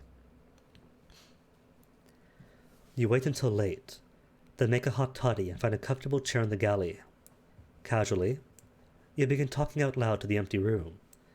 You talk of the hardness of the sky, and the terrible things that can befall those who are alone in it, without friends or companions to help when their luck runs out. All right, you made your point. A shadow appears at the doorway. It is an urchin, with ratty blonde hair and a sooty face. Got another one of those, she says, her hungry eyes fixed on the toddy. Aww. The urchin wears an oversized sky first coat, clumsily and drastically hemmed at the sleeves and tails. Eyes are pale, accustomed to starlight. A model of old frostbite blemishes one cheek. What she's doing here? Just traveling. Been everywhere. We're her parents. Probably dead. What does she want? Nobody's asked her that before. To travel. Alright, then she could stay. We can do with the mascot. What? Actually? Aw. And the urchin has joined the engine. As a mascot. That's not officers, that's officers.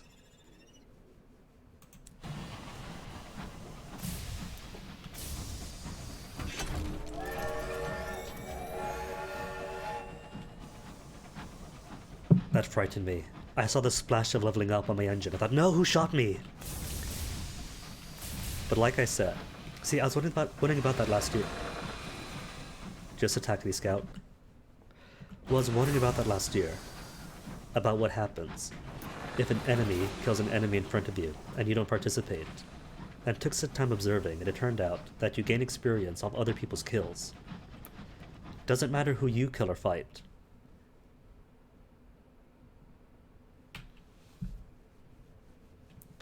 Tensions are high, and the crew are making mistakes.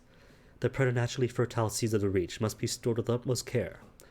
A flicker of light, a lap of moisture, and they burst into violent growth.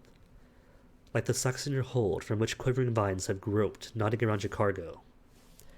Remove the sprouting sack to the galley. You won't save the seeds, but you may increase your supplies.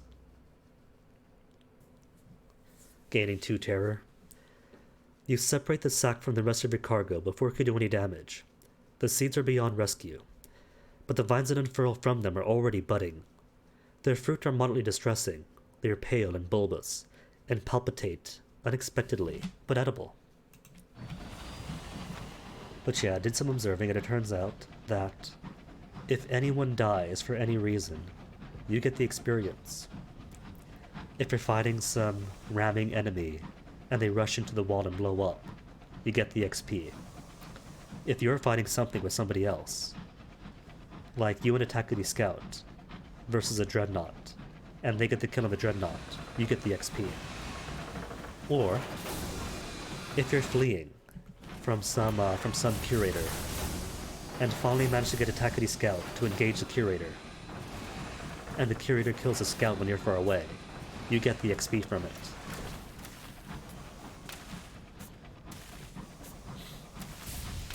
And I still hear the X nearby.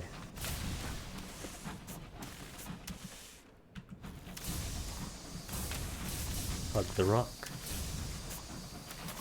Because they're not horribly difficult.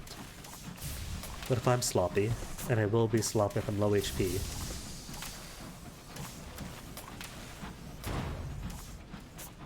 fighting a Marauder, then I am not going to get caught in that. Marauder, easy. Marauder, while dodging snot at low HP, no thanks. While I'm out, what is the boon of Attackity dying for me? A club for me, a recordery, or a haunting. I could take a haunting,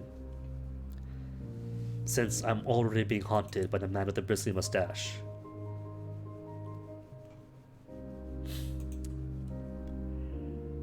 I think I'll wait and get myself, because I am an an academic, but don't quite have full affiliations with the Academy, do I? Just one.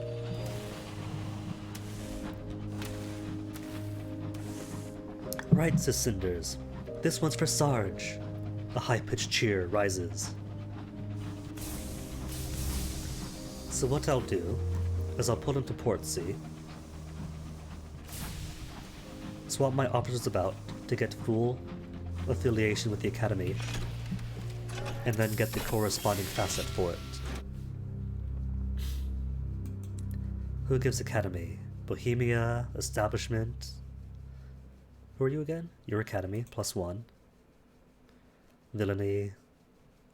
And that's it, just 2. So I can't do Academy yet then. Can I? There we go. The Secret Symposium. Which is more for Veils, but whatever. Point is, it is mine. In a midnight lecture hall, a cadre of masked experts gathered to present papers on a subject the ministry had forbidden. Prohibited theories were shared. research partnerships born. You continue to correspond in code on the matters debated. What was the topic of the symposium? A forensic assessment of the sun's remains. Following the London's relocation, the new astronomy has become a crucial, well-funded discipline. But the fate and physiology of Albion's dead sun are strictly barred from study. Or the condemned classics, an international perspective. Deep in the ministry, native-speaking scribes translate their nation's literature into editions palatable to the auditors. But you studied both uncensored originals and those unprinted works deemed hazardous to the British sentiment. Well, we are a literature academic, so of course, we read those condemned classics.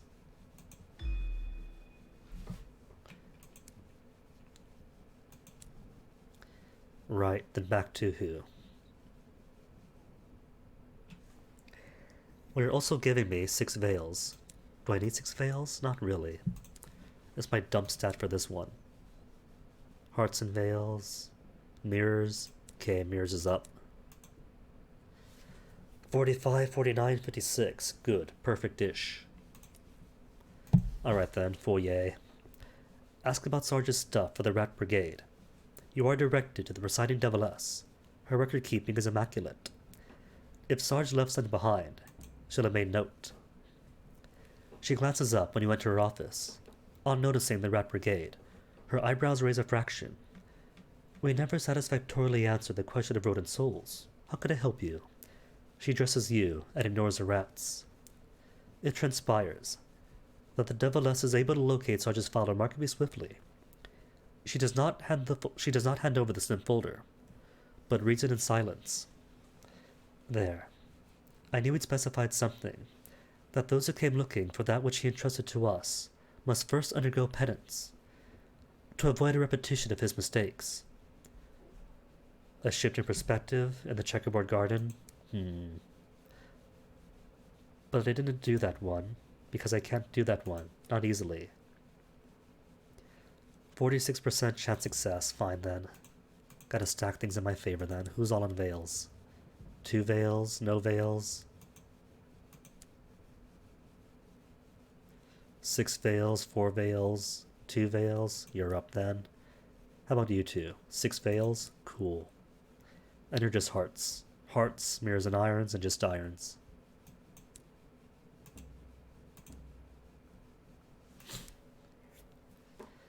And it's still low. 66% chance now. Did it. Success. In that case, well, it's easy. Well, it's very easy. And then I fail. What's 1 failure, though? What's 2 failure, though? 72% terrors. 1 more.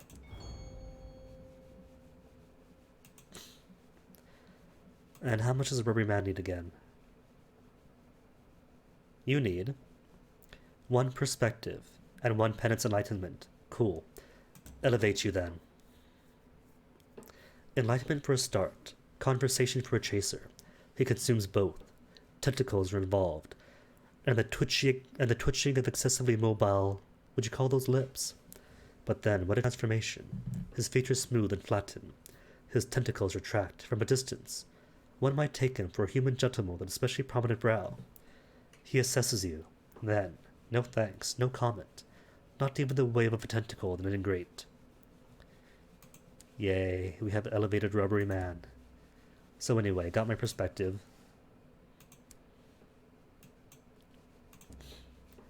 And rats can have their info. Take the Rat Brigade back to the presiding Deviless. You have been cleansed of Sarge's sin. The Rat Brigade looks almost contrite.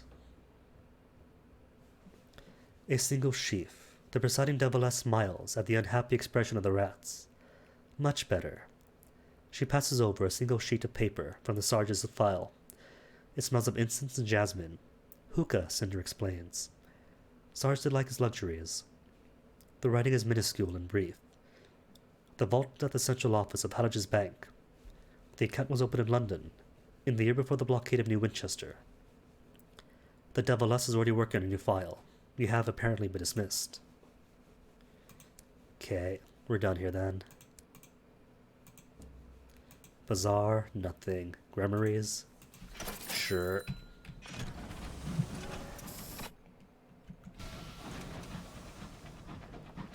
And the way from here to New Winchester should be easy and clear of enemies.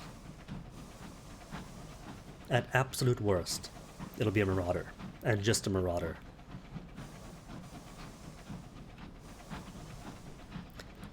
And nothing at all to threaten my remaining 10 whole.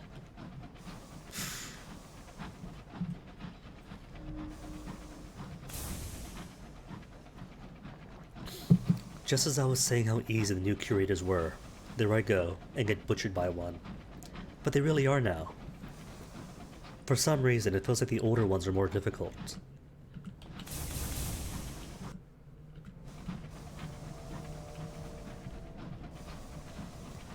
I think partially because saw that coming, I mean.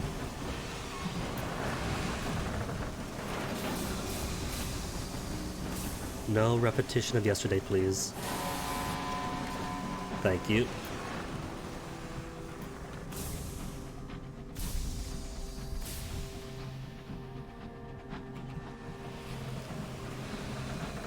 Go ahead, come forward.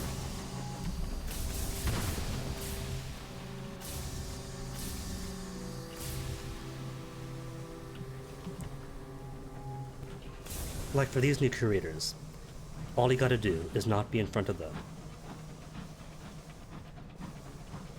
The sonic attack, straightforward. The bubbly poison attack, straightforward.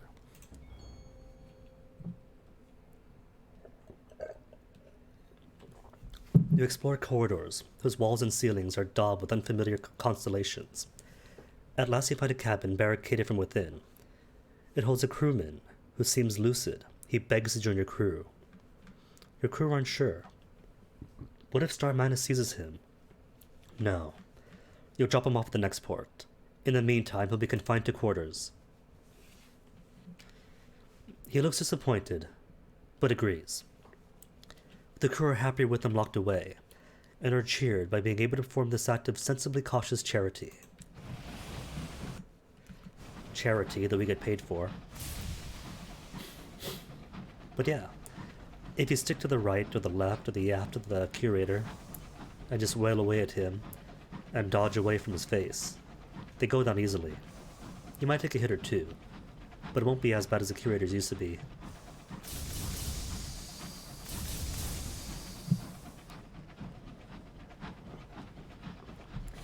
And I considered it, but after getting trapped in the wall, and that acid spray, and losing like a quarter of my health right off the bat just sitting around, wasn't going to risk it so far away from repairs.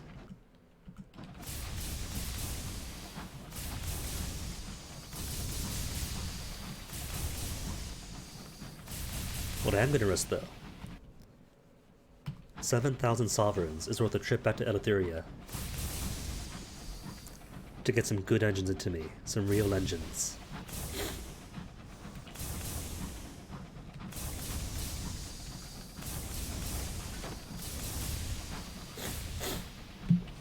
And hopefully a clearer nose. Switching out engine, priority. Switching out noses, even bigger priority.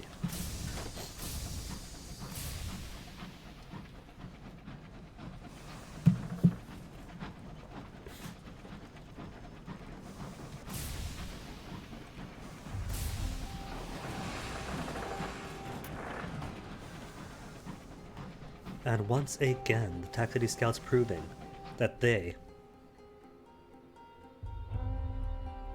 Rumors of a mutiny.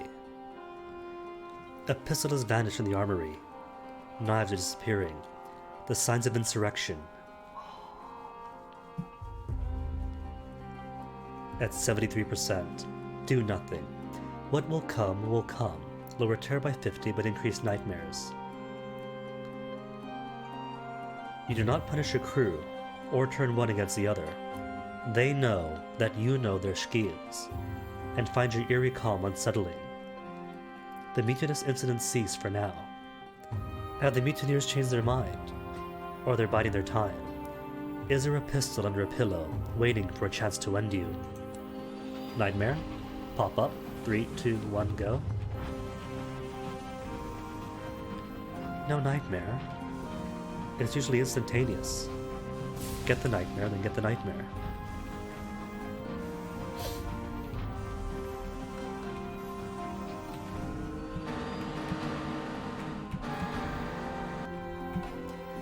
Victory Hall should be what? 3, 4 permit or yep, 4 gratitudes, 4 reports. So 2 more Savage Secrets. Total 16, total 17. I can count.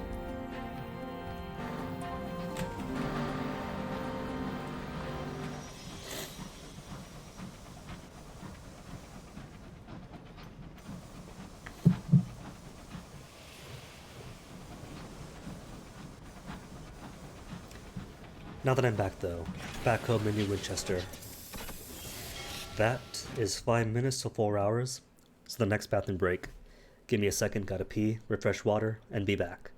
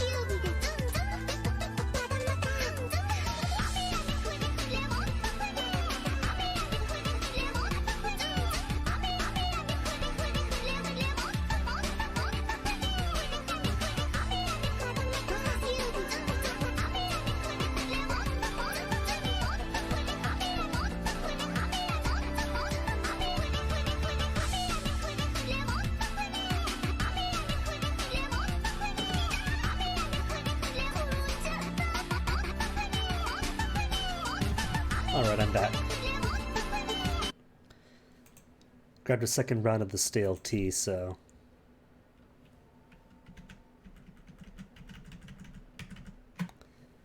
Cool. Explore city repairs first. Not good repeat yesterday. Before anything else, repairs. Good, good, good.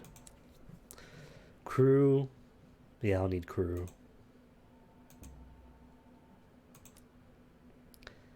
Tragic, leaving just one crewman to mine the entirety of Lustrum for me. Wealth ambition I could do, but no, not yet. Got my own ambitions. Carolon connection. Wants unseasoned hours. Eh. Defending Titanian outposts of the House of Cavi. Gotta. An awkwardly written note claims the Great House of Cavi requires munitions for its defense. There's a large paw print in the corner. The guinea pigs require 5 carefully packed crates of munition to be dropped off carefully at Titania. And you will gain a moment of inspiration. Okay. Definitely grabbing these both then. And they wanted unseasoned hours, right? Unseasoned hours for Carolon. Cool. And just the 3? No, 5. And 5 guns. Wasn't it? 5 guns. Cool. Let's make some money.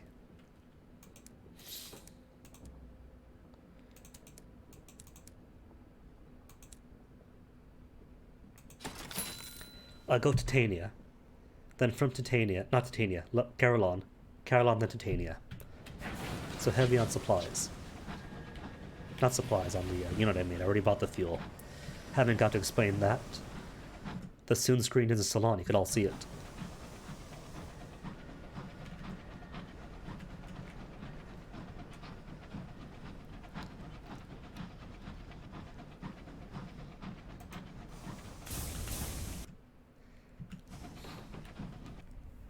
Cry havoc. You hear a disturbance and oh dear, it must be the dog again. The baritone percussions of his barking echo through the locomotive. There's a pressing question to consider. Where was the noise coming from? Check on the hold. Where else could he go? Or the driver's cabin? Someone whoops from the direction of the driver's cabin. The locomotive shudders and shakes like a racehorse at the cusp of their last great adventure. You enter to find the driver strapping goggles to the invisibly big dog. He won't leave, the driver shrugs, scratching behind an ear. And since he won't leave, I decided he might as well be properly equipped. It was an effort to get him to sit still, and he's showing no sign of leaving. Oh, the dog has goggles now. Steer the dog out by his goggles. It isn't as elegant as a leash, but one makes do. It is also a remarkably clumsy process. Gentle tugs, nothing that might cause discomfort, but eventually succeeded guiding him out of the driver's cabin. You know what? That almost sounds OTP-ish. But the clay conductor's even better. Just hefts up the entire dog by himself, cradles it in his arms, and the dog gives the tiniest lick. Extremely boisterous and extremely energetic dog. Turns into an entire puppy in the clay man's arms. What's this diamond? What's this something that glimmers? An ambush. I'll take the ambush. Alright, I'm at max. 1, 2, 3, 4, 5. Was there more food? I'll toss the food out.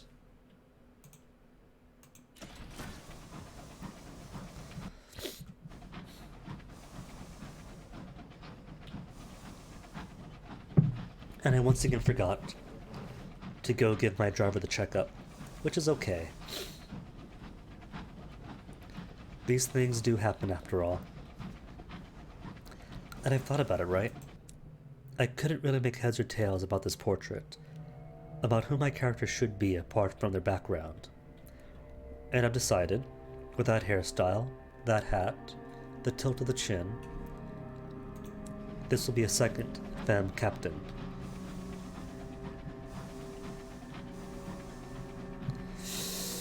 Dare I? I'm gonna dare. Oh. How those didn't hit, I don't know. I'll count my blessings.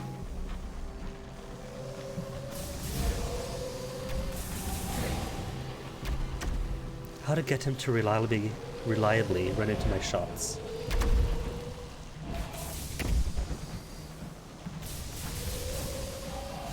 See, because I was almost good.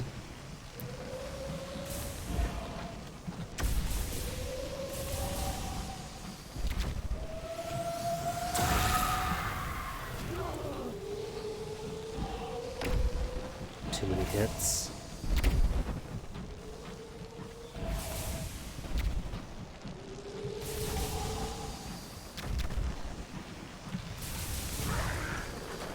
Oh well, it's not too bad.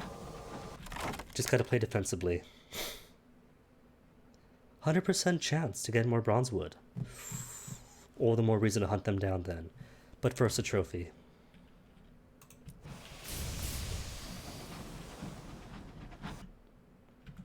And it should have been long enough that if I go back to Ledbetter's, if I go Carillon, Titania, Ledbetter's, should be 15 enough days that the phlegmatic researcher should have more work for me. I got everything right. 5 and 5. Cool. And then Avon. Excuse me. Thank you. Really? Sniping those are the easiest thing in the world. Sky Stories. Give me all the Sky Stories Cantankery. Food is cool. Free food is always welcome. But right now, the intangible treasures are what I need the most. And is that a fighting that here? I hear... That's not Dreadnought, is it? Oh no, 2 of them.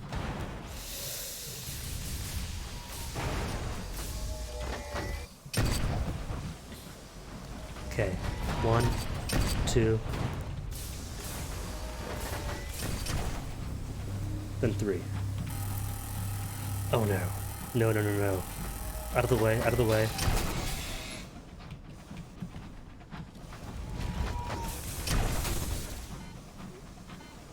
Why?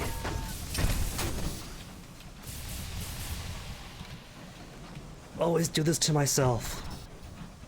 It should have been easy. Should have been extremely easy. Alright, they don't care now, right? Oh no, he cares. He's a-coming.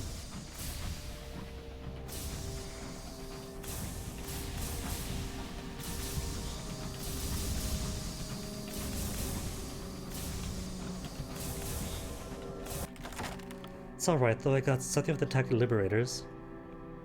Need 10 crew to salvage it, alright then. The Takati response Ellen's Dreadnought. Liberators are lumbering, jury-rigged roar engines, bulging with homemade fire belchers and second-hand weaponry. When the smoke of its final explosion clears, all that remains of this one is a blackened, tumbling husk. Steam whistles from cracks in the cylinders. Plunder its stores then, and get more seeds. Supplies. Takati nameplate's unchanged at 0, so I have to say yes to the parsimonious chairman if I want to get more from them, if I want to get those. The hull contains lean pickings. The Liberator must have been nearing the end of its tour, bound for Lustrum to restock and resupply. You gather what you can, and return to your engine.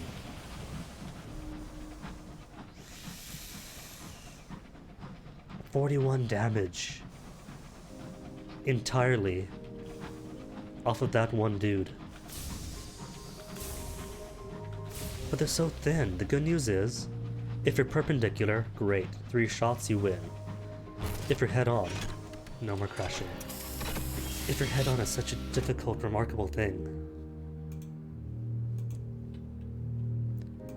Like trying to shoot a needle from its point.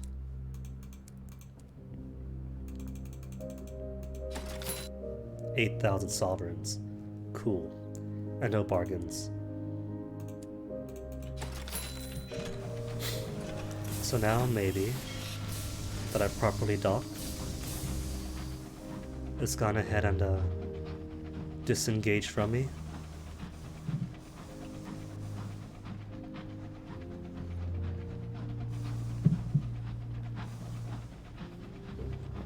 One could hope.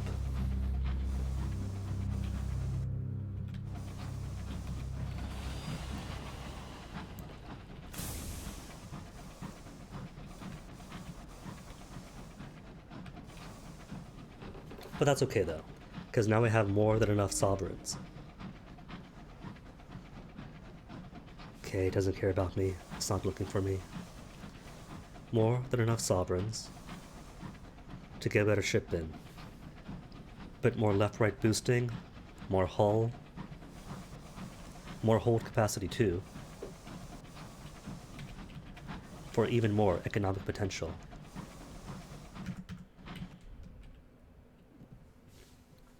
The whisper winds. Impatient winds hound your vessel. Beneath their moan, you can hear whispered voices. They call to you, inviting you to leave your engine and join their vessel in the vault of the sky. Excuse me. Your crew swear they can hear the voice of loved ones among them. These are the whisper winds, the lackeys of the storm that speaks. So our service to the whisper winds. Is there something you can do for their master to be free of this wrath? There is. The winds whisper to you of the usurper's sun, of its hollow, mocking light, of its ravening and monstrous pride. To teach it a lesson, the winds say, bring it down a peg or two. Perhaps then the storm that speaks will forgive you. To placate the storm that speaks, perform an act of sabotage of the clockwork sun. Is there a time limit? Or could I ignore it for now?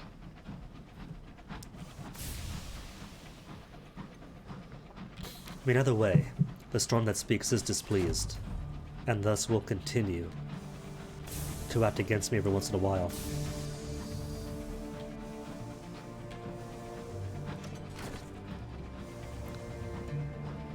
These sky winds are calmer here. Lazy breezes prickle with pollen. And I hear no bees. There they are. Alright. Normally would fight them. But considering what is it now? 6 hull, maybe? 7 hull. Yeah, 7 hull and 2 more ports to get to. I'll hold off on it. Sentries run through the streets, heralding the doom's approach. All prophets who proclaim the ancestors' gospel of all shall be well, will be hiding in their homes till long after the attack. Rally to Titania's defense. There is no defeating the Hive, but you can limit the damage it causes. 100% chance? Success. Though I still lost 3 crew.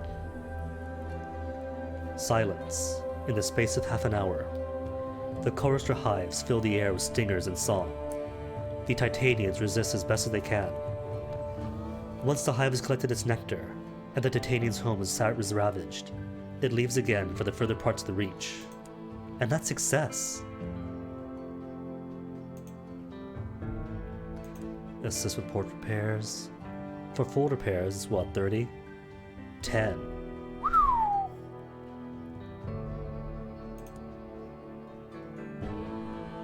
More than sufficient, thank you.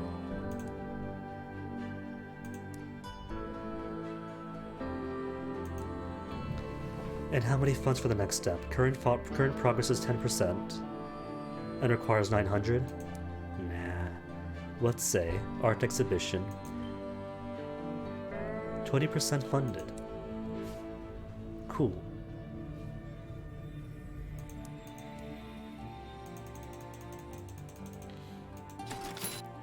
Midnight.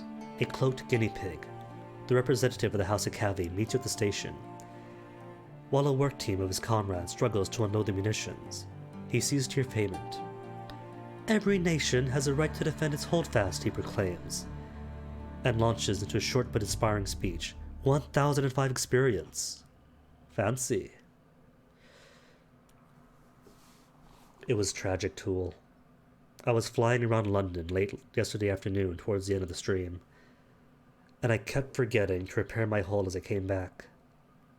Twice I left London with no repairs. And I wasn't like near zero, but it was less than half. So routine stop by the Clockwork Sun was coming back. Clear route, just straight back to London.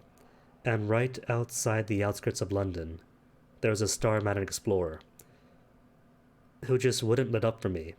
And I was dodging it pretty much the entire way out. Missing its shot, missing its charges. But then it circled its way in front of me and kept dancing in front of me like a wasp. And just before I got back to London, boom, gave me a kiss, nose to nose, and there I went. And that's what I get. I'll take the blame for that, since if I was a smart captain, then I would have kept my hull up.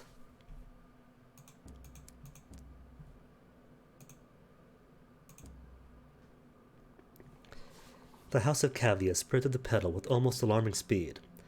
A glorious, albeit small-scale palace looks out upon the crystal waters collected by the pedal. A statue to their founder, King Graysnall, stands proudly in the city center, the only thing here capable of pointedly towering over a human. 5 fuel? 5 fuel per captain? Nah, some other time. And this captain was almost short-lived.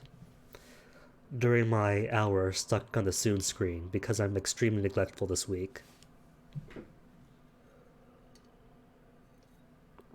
Just heading along from the most serene mausoleum, and I get pinned between a deranged dreadnought and a ministry monitor.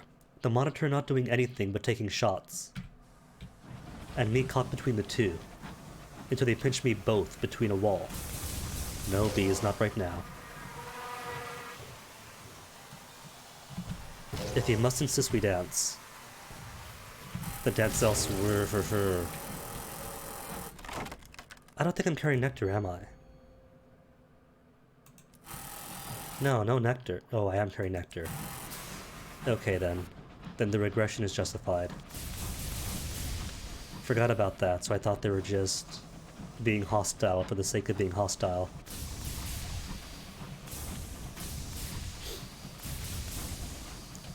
Is that wood? That is wood. I'll stop for wood. But right now, considering how little hull is left, I'll hold off on the nectar. Just Leadbetters, then Avon, then back.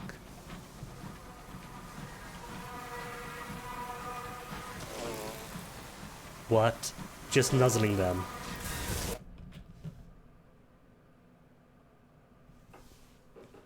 They didn't even hit me the first time. That shouldn't count. They just if they charge into you, okay. But if they just rush aside, that doesn't count as damage. No, not for that one. They weren't even hostile or anything. I don't like cheating, but in this instance, the game crashes.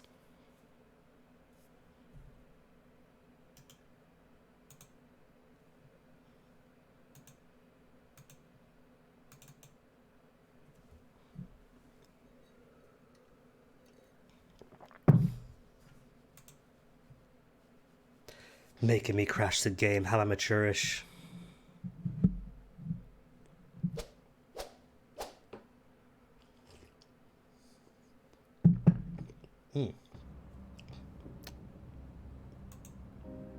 And then dead. It's gonna register the death. It's not cheating, it's a mulligan. You get 1 mulligan.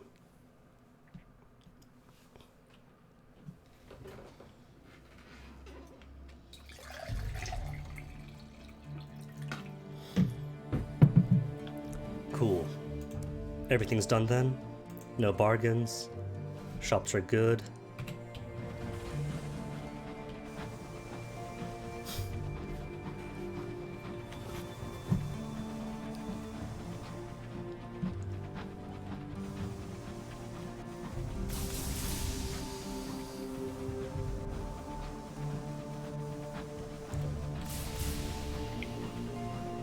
Again, that was full. What do you call that? Full-on ramming damage from a tickle. I'll chalk that up to programming error. Prince of Persia. You know what? I never played that one. Besides, time's a bit wibbly-wobbly here in the skies. You know how it is.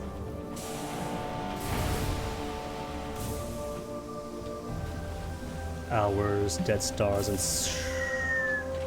no messing with so few hull. Mulligan doesn't mean cheating whenever you want.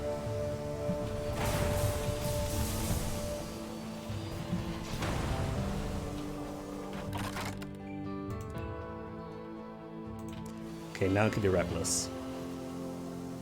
Bees, come back here. We have revenge to do.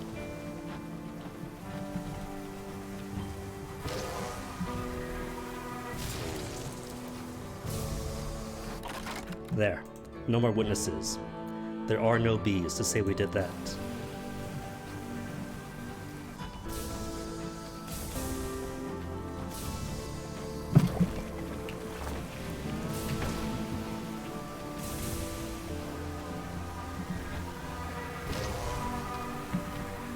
Get back here, bees. You don't get second chances when I do. Oh, that's why. Because you want to make a party of this. Alright, bees, come on in.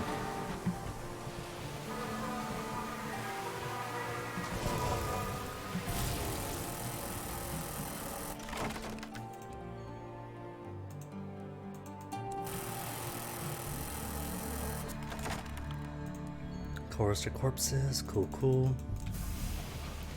And how bad even is my mirrors? The locomotive lurches to one side. It might have been a gust of wind, a stray rock, or perhaps just a little incautious driving. The curator's egg is fragile and pinned between heavy crates. Could it be? Do I get the spidery friend? No. You reach the hold as one of your crew staggers out retching. The source of the discomfort sets him on the remnants of the curator's egg. It resembles an old, weathered rock. It also looks like a bright, shining gem. In fact, it doesn't seem to be settling on being any one type of stone at all. It shifts and phases in front of your eyes. Eons of erosion and accretion dance across its surface. This stone has fallen victim to the ravages of unstable time. Hey, the both of us. To observe it for long is nauseating. You have to look away. There are. This one got a free otherworldly artifact, which isn't worth the, 300 sovereigns? Is it going rate in port? But sometimes, at least once, you can get a new mascot.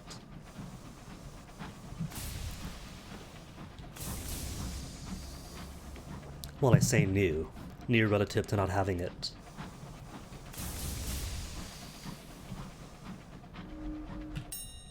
After all, an egg's an egg. And eggs do tend to hatch to something.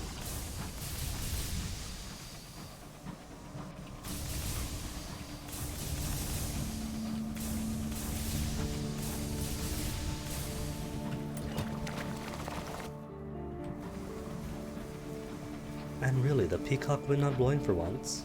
It's always blowing here. What is koi koi? Koi koi is what you say when playing Hanahuda. And you get a Yaku, and you want to keep playing for more Yaku. Basically, the Koi Koi option is for a hand of Hanahuda.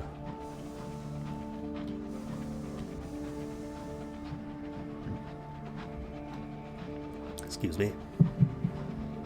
The card game that I sometimes toss on when sailing an especially long stretch of space.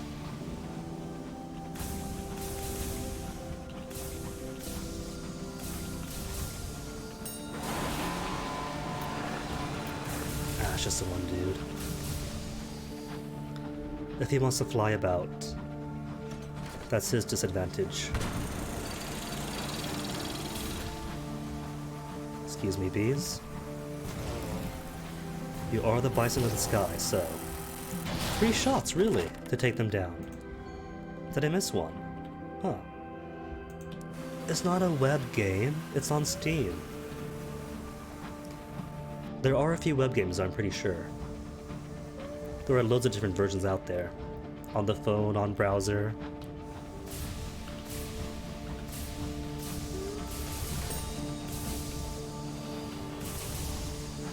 And they all cheat.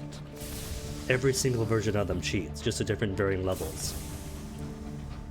Like I had one on my phone that was a perfect facsimile. From the rules to the atmosphere to the music. It was the best Koi Koi experience you could find. But the game did not at all hide just how bad it was cheating. I talk about how much this version cheats. And it does cheat, but that version was so much worse. It was the best. Ledbetter, Port Report, and nothing else here. So then, phlegmatic researcher. What's next on the agenda? Orchid growing outside. Got a seed. Fancy. And the new list is fungal crinoline, titanium petal, could get it, and the stomach of a cantankerous. Cool. And more Sky Stories. 16 Sky Stories. After 4.5 hours of play. That is sad.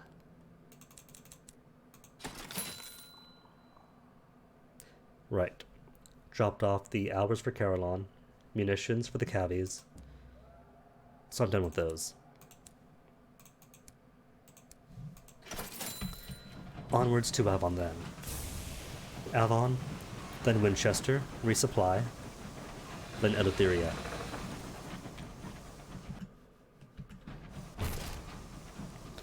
Eleutheria, 'cause now, how much money? 8,400 sovereigns. Oh, we're getting the upgrade.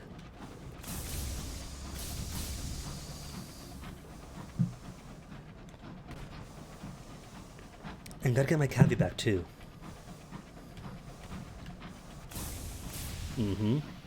Altani class Outrider, the best in the game. And Mr. Pennies is over the House of Rods and Chains. Seeing as I lost the cavi when I died.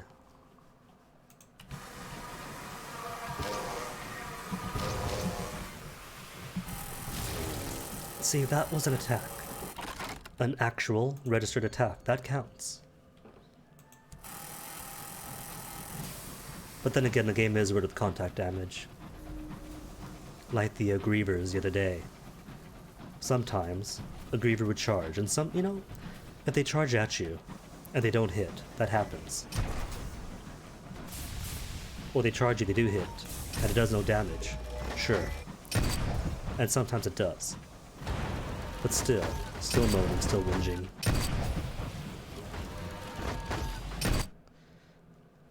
This was supposed to be a safe route out.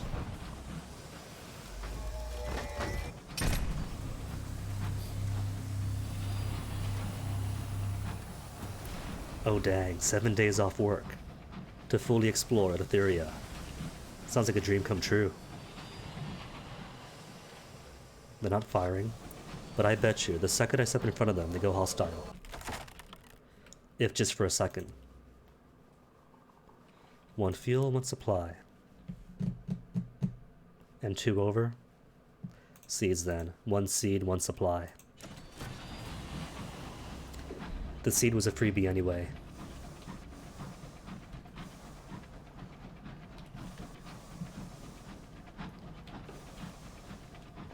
And I still argue that Eleutheria is absolutely the best of the regions. Nice open space, plenty of atmosphere, beautiful surroundings, and just the right amount of tension. Not constantly fleeing and fearing for your life as you get in the Blue Kingdom, while still dangerous enough. Just enough.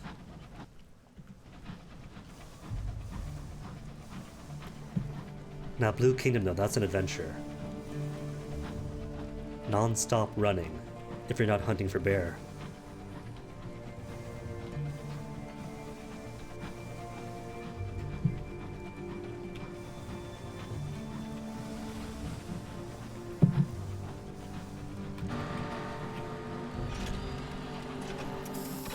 Six fuel, so I think I'll go with a slow day. 3 repairs. Not free, but super cheap. Full repairs 4, only 25 sovereign. Can't get that deal anywhere else. How much gossip do I have now? 4. 4.5 hours in, and I've already collected 4 gossip.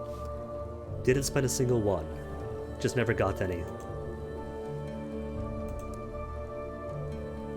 Alright, have I spoken to my... I have. Okay, let's find your friends. Sommelier, sure. Ask about Hesperian cider. And restart the corrupted quarters thing.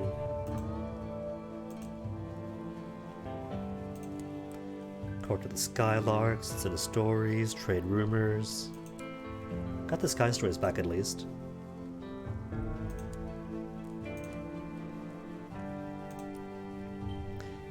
And now he wants to be spoken to. Alright, buddy, what's the next price? 1 of my 4 visions of heaven. True, that is with the speed hack. Well, see, they started me off in London. You got plenty of opportunity to spend them in London. But for a fresh captain, not as many opportunities to earn them. Out on the Reach, though, they're all over the place. Got the Sinnoh boxes, got the circus, got everything. They pretty much spit stuff at you.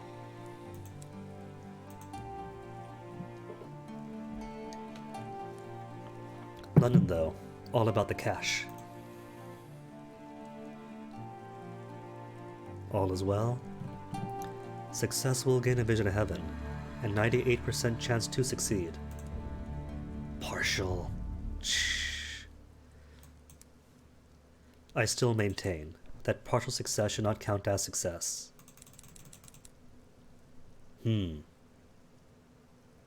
I'll take him. Don't have any books anyway.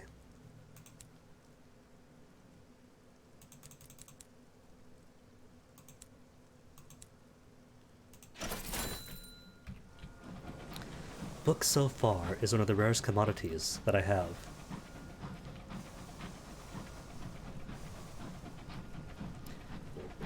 So far, in this entire week of playing, from Monday to today, I think only, 3 people they've only sold books 3 times?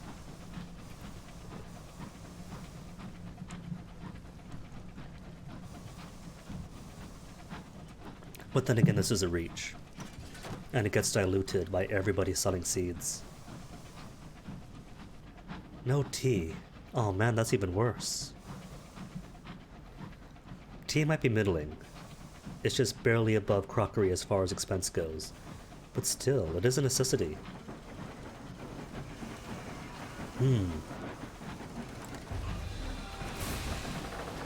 It is pretty much random who sells what. Well, if you go to Eleutheria, and if you're desperate for tea, Ackley's does tend to have them, not as a prospect, but just as a normal export. Which means it is buying at the market price. But if you have the money, and can't get tea anywhere else, it's a source.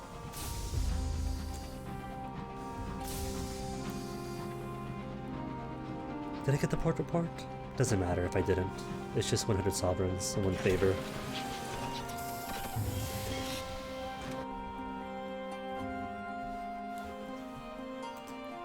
And no repairs needed, for once fully done.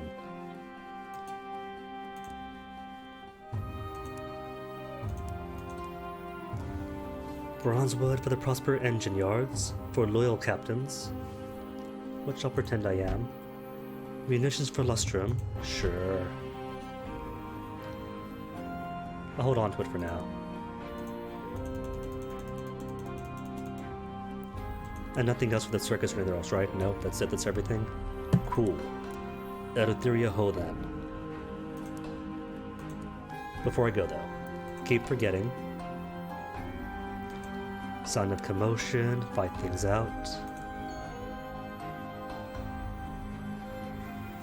They have rewarded me evil for good. When it comes to a fight, the cultists are a sorry lot. You barely work up a sweat. By the time the constables arrive, the psalmists and the sequencers are sitting around nursing their bruises. And same stuff, same stuff. Ferry the psalmist to the well, that I'm not going to go to for hours upon hours.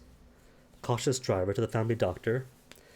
While the doctor conducts her examinations, the driver asks you to update her old records with the current employment. You take a moment's pleasure in the driver's ridiculous middle name, and pass over the field on gender, straightforwardly crossed out. Their address was last an eyebrow-raising prestigious New Winchester townhouse. Chester? You amend it to the name of locomotive.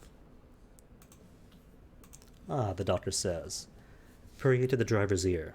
A case of verdancy, a fungal colonization of the brain, not uncommon of the Reach. You've noticed uncharacteristic impulses, change in behavior. She eyes the driver's sky suit and scars. The driver nods. Yes, the spores root deeply in the brain. Attempts to extract them had less than satisfactory results. I'm afraid the best prescription is to entertain them. Take them where they want to go, see things they want to see. Typically, little travel does the job. They'll soon lose interest. Okay. And so you want to go to Old Tom's Well, correct? The well lies to the west-southwest of New Winchester. Got goods? Thickies? Yep. 5 fuel, 1 supplies.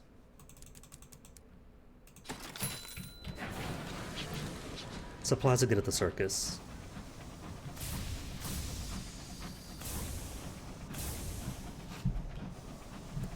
And 9 fuel should last away, if not 2 pan. Then at least 2 Aklis.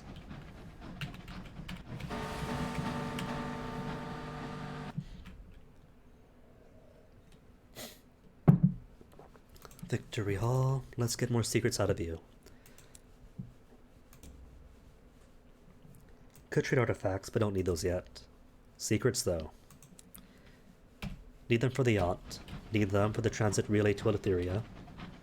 Secrets, or tea, I think is a going rate.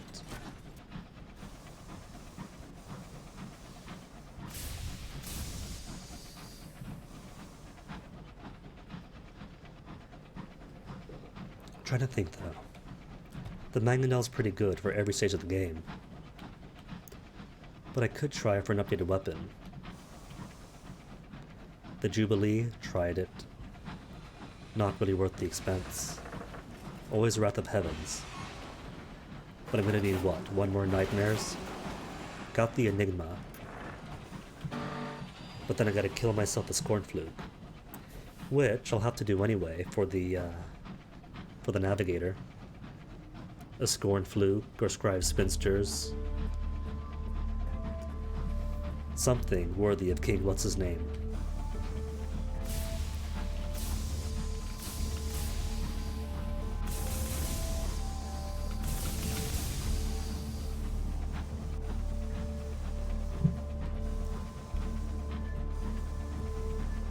The princess glances at palmiers.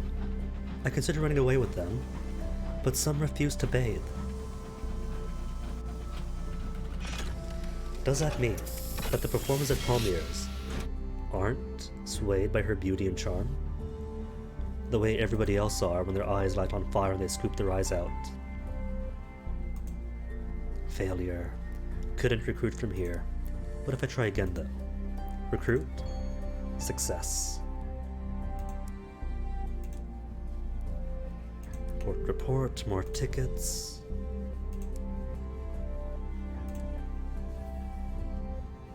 And more remain unchanged. Unchanged. Spent it all for nothing then. Offer services as a clown, lion tamer, acrobat. Offer my crew services. Circus work is beneath you, but not your crew. Without an act, and with little time to prepare, the crew puts on an impromptu talent show.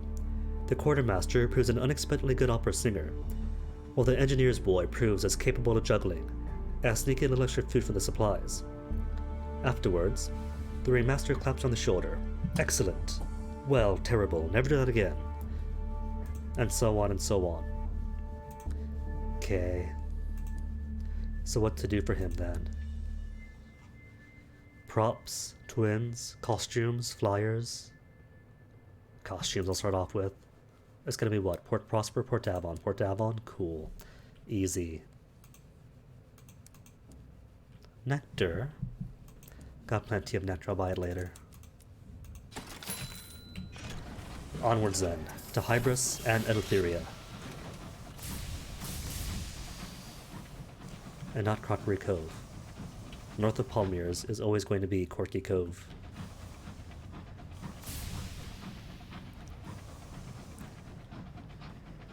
Byway of Chance's Folly and Agatha's Way.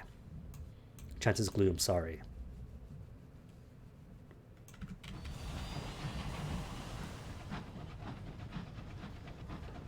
which is ever so slightly longer, but it bypasses Fate's Fall, so less guests, less things along the way. Nothing but marauders, swarms and swarms of them, which should increase the amount of gossip I have, because marauders are notorious gossips. If you're lucky with the loot. Fought like what, half a dozen marauders so far, and all of them just gave fuel.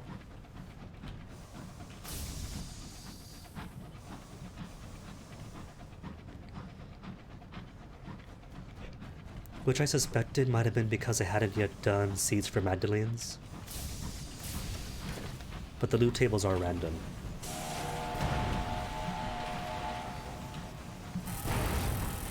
So it was most likely all just bad dice rolls.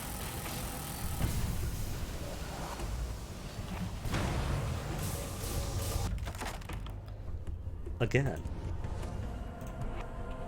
Finally, gossip, good.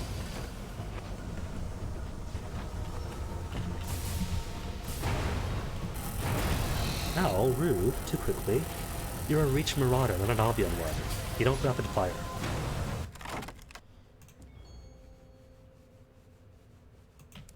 Seven gossip. Now my collection grows.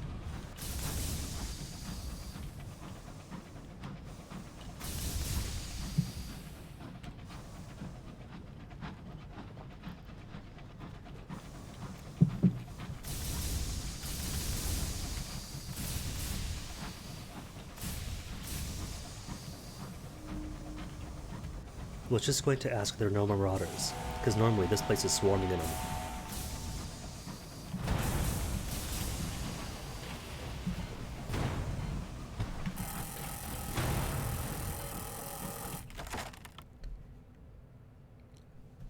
And now you offer weaponry.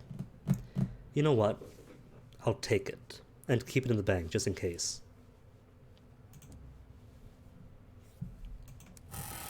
Two Marauder Mangonels. It's a rarity though, so just in case I die, and the weapon is part of what I lose, then yeah, can have one left over for safekeeping.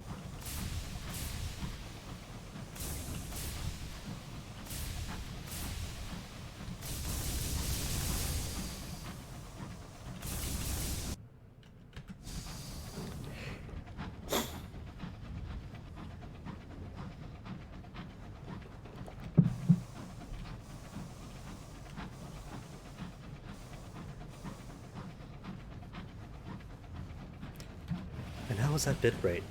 On dashboard, it's a wavy line, distressingly wavy with a blue line, which tells me nothing. Streamlabs? 5,000? Okay.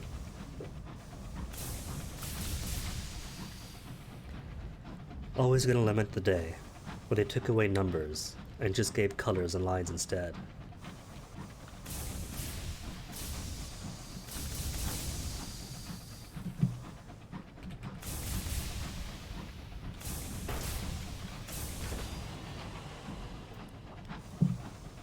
And who's going to be ahead?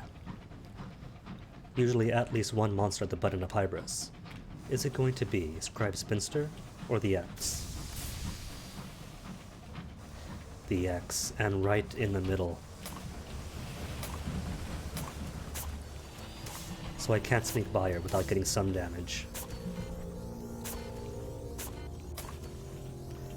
But luckily she's slow. Just as I say she's slow, she rapid fires. Or jerks forward.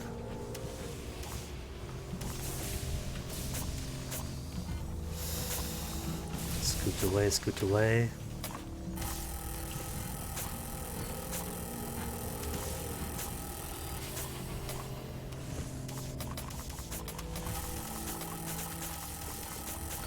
At least she's nice enough to fire more and quicker the closer she is to death. To know exactly what her status is. And done for. And thank goodness the climatic researcher was not updated to get more stuff from her, to get anything from her. A palpitating mycological mass of fractured chitinous legs, frilled gills, and ruptured polyps. A growth of livid fungus has engulfed the small herd of Cantankery. Now it is dying. The herd grumbles with one irritable, faltering voice. Dig under the fungus for precious stones. Sometimes fossils or gemstones can be prized from a cantankery's carapace. Or cheddar into the fungus edible. I've got plenty. 3 crates is more than enough to go from one side of Eleutheria to the other. Or destroy it. They are an unsightly blemish upon the sky. Well, when you say precious stones, are we talking Navarrete gemstones, or a fistful of sovereigns? Fistful of sovereigns. The fungal sheath is tough, fibrous. It must be dug out by the roots, which sprout between the cantankerous segmented plates. You use a sharpened trowel and leather gloved fingers. Beneath, a glitter of valuable stones. Oh well. 81's not too bad. It's like selling crockery, just without having to sell crockery, so a good deal. Oh my goodness, do I settle the file? Biffalo ages back drew me a crockery dial. It was horrific. Inspired by the Devourers of the Dead in the Blue Kingdom. Pretty much one of those, but made out of crockery instead. My 2 biggest fears in sunless skies at the time. Gotta ask her. Do you still have the crockery dial?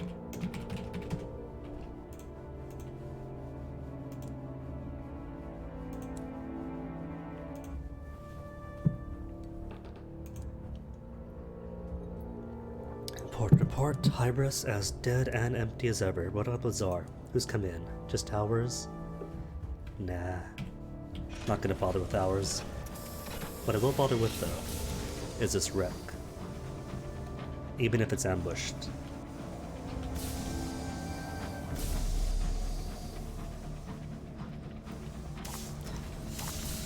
More Rexes. But at least she's up there.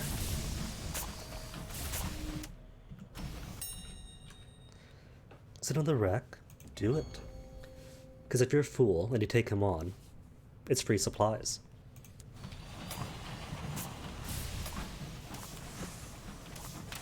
And no Bronzewood, nothing else, just the wreck. Okay. I would send out a scout. Ooh, Flotsam. Flotsam for free tea. Oh, that is much better than crockery. Would send out the scout, but because I lost the Cavi during the death, just went ahead and carried no scouts with me for the weight loss. Bats, rats, and cavies all weighing 10 pounds apiece. The cavy I get because it has this mechanical bat. But the rest, especially the bats? Like the cavy and the Ratchonaut, because the Ratchonaut at least also has some apparatus. But the bats just have their own wings.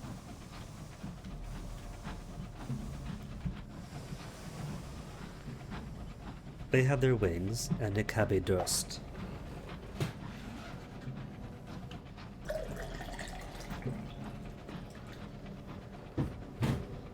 Oh, would have been perfect.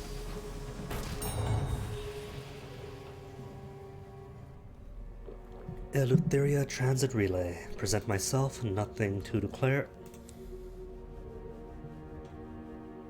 Just wave me in. Aw, and me without any contraband. Anywho, to Eleutheria.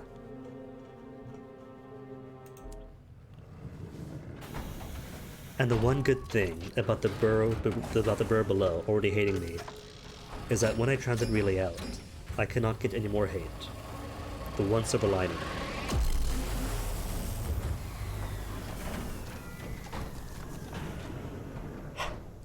But it transfers though. Let's say the previous captain had all 3 gods hating you, and then died or retired. Only the burrow inherits. That's it. Everyone else, they don't care. The waste wave, the storm that speaks. If you die, that's it. But the burrower, eternal grudge her.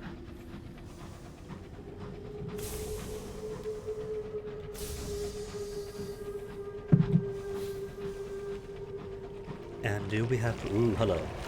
Both of you awake.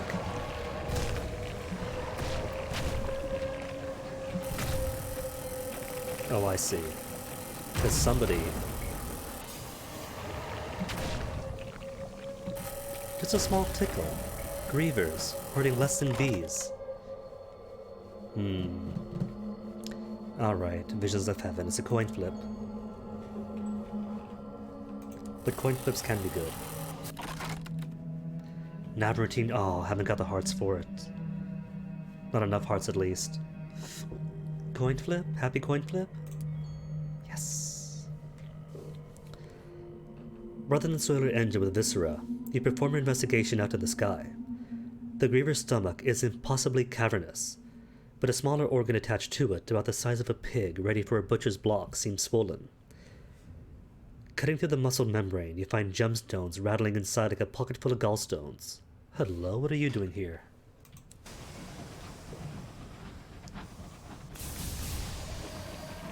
And there's the last one. Excuse me.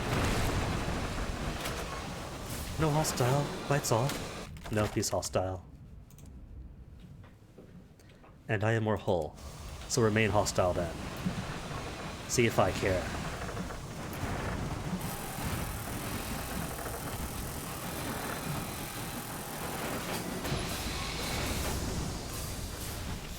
Alright, now I care. Come on then, back to perpendicular. That is not perpendicular. Do they have to stay head-on? Don't they realize if they're head-on, that hurts me? Not just my hole, but on the inside.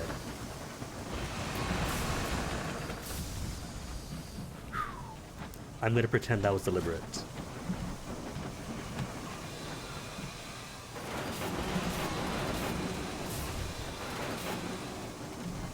Ness. If this was Sunless Sea, I'd be launching with no firing solution. Just constant taps and misses. A Dowser defeated. The ravaged vessel is silent. Its flags have been torn off, its name obliterated with lampblack. The Dowsers are fanatical devotees of the liberation of the night. They attack any engine that dares poison the dark with its light. Plunder it then. Who knows what you might find? More happy, friendly coin flips? Failure. Gotta fail sometime. You, and such crew that will accompany you, inch through pitch dark of the Dowser's corridors. Your lamplight is pale and pitiful. The dark is luxurious and swallowing and grand, primordial, as first night before the first dawn. A sudden groan in the hull, a squeal of distressed metal. The vessel buckles and splits. The corridor is crushed by tons of twisting steel. Some of you, at least, make it back to your engine. 10 terror, a plaque, tale of terror, and 1 dead crewman. Oh well. So we're just off first and pan, or straight to the Empyrean to pick up. Straight to the Empyrean. Nah, pan first. Pan first, pick up prospects. Then, inch towards the Empyrean.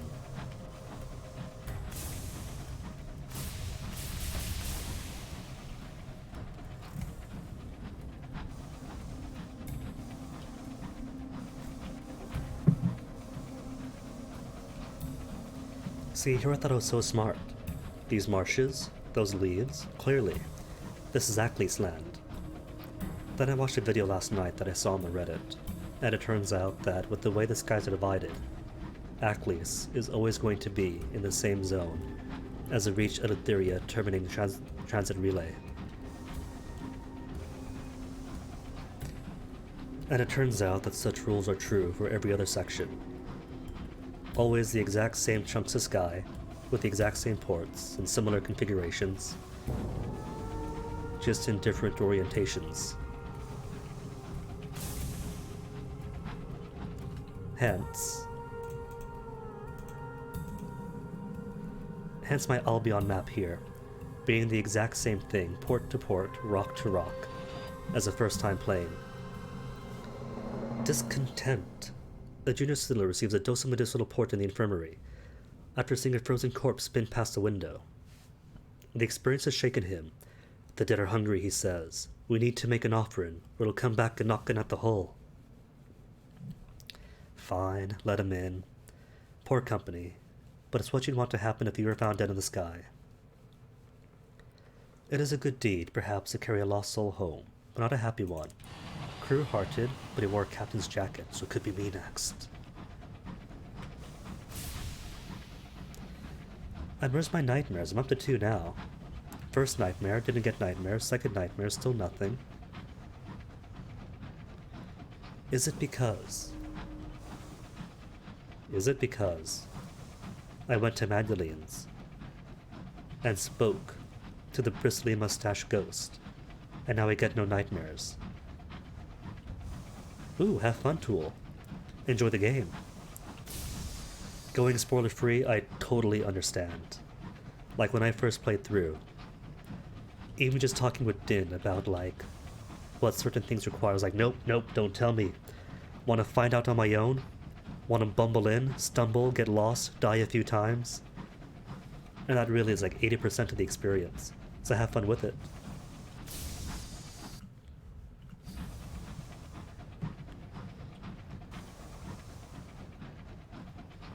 Cheers to you too.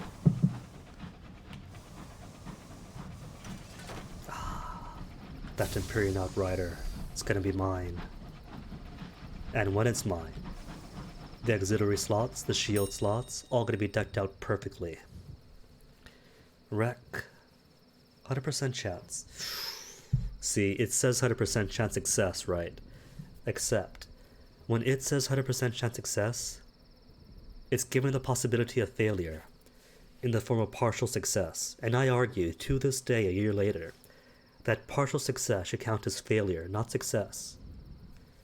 And thus, it should say 99% or less even. Partial? Just to prove me wrong? Just to prove me wrong. Full success. A discovery. Your driver holds your locomotive steady alongside the wreck as your crew takes turn at the pry bar. Eventually, the bay doors are sufficiently parted to permit the spryest of you to squeeze through. Soon, they return. And what is this they have found? An intriguingly bulging sack. How pleasant it rattles of souls? It is souls, but undistinguished souls. Of course it wouldn't be immaculate souls on some wreck, would it?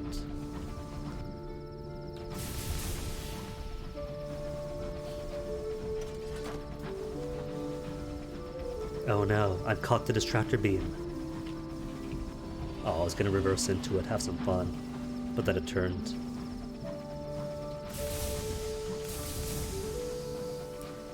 Somber ruins, blocked by bridges.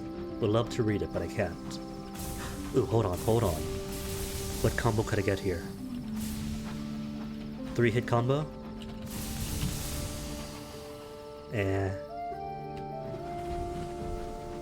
Just 1-hit combo.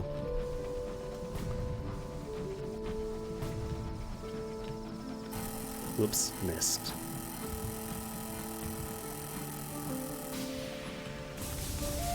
Alright, Brazen Brigade. The devils do watch the hour, so what hour is it in Pan?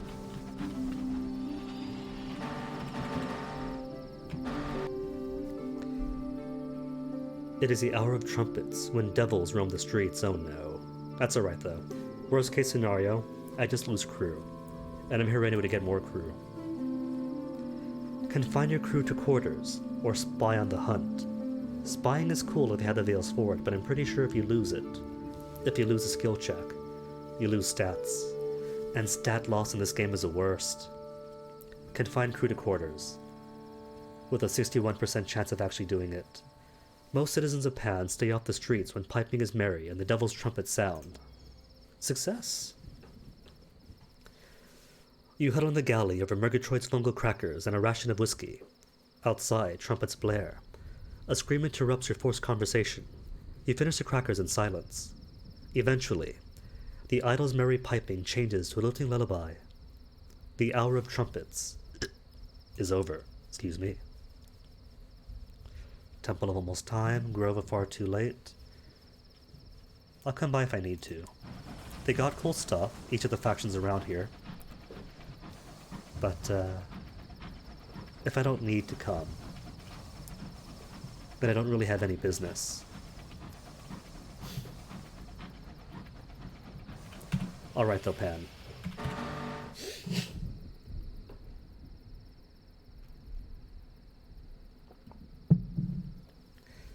Cyprus King. We have nothing with. King Idle Station, Ambition Wealth. See, the Governor's Mansion, right, if you're seeking wealth? The Governor's Mansion in New Winchester is a pretty solid choice. The whatever thing in London I haven't done yet, because who cares about living in London? But here, in Eleutheria, you get an actual palace. Not just a palatial estate, a palace all of your own. For the exact same price as a governor's mansion or whatever townhouse in London. Repairs? Nah. Crew? Sure. Success! 1 crew for 50 sovereign. He better be worth it. He better be the hardest working stoker there is. Crockery to Langley Hall. But now we know that Langley Hall is south-southwest Japan. And Bronzewood too, for Langley Hall. Huh.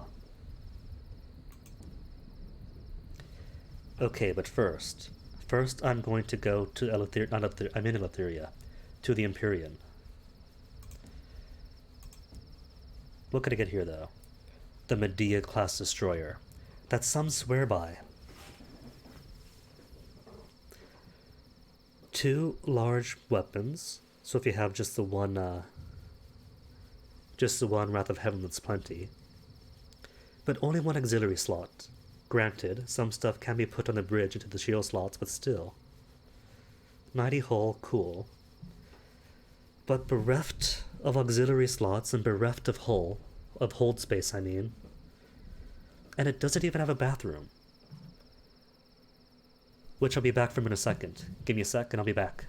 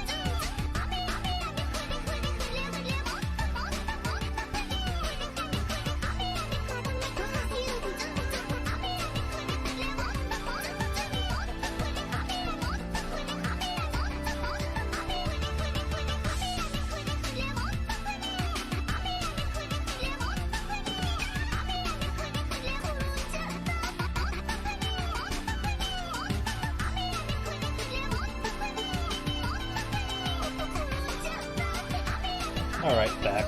Goodbye music. You know, I haven't even watched a certain Magical Index. Most of those songs in my playlist? From anime, sure, but animes I've never seen. Medea Class Destroyer. I'll try it out at least. If nothing else. Bank. Right. Because now we know that down here, somewhere, is whatchamacallit, Langley Hall. But first I want to come up here. Here, I have no business yet at Piranesi. But I do have business with the House of Rods and Chains.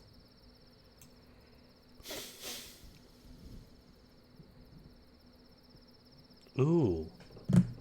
And Mr. Menagerie is going to be the exact same place as Mr. Barleycorn, but that's right. But Mr. Menagerie doesn't want to talk to Mr. Barleycorn until I have finished reaching the termination of Mr. Menagerie's story. Alright then. Bank, good on. Not yet. Toss away my spare reclaimed Marauder Mangonel, tea, souls, and everything else. Cool, let's go then. Repairs I could do more of, but it's Pan. Do your best, Pan, but their best isn't the best, you know? Their best is the capitalist critique of anything not capitalist. But if you give them compensation, if everyone's being paid enough money to get by, then where's the motivation? They won't work hard.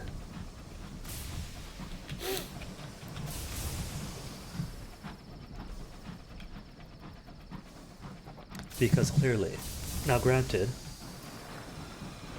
government regulations and social programs is not the heart of socialism.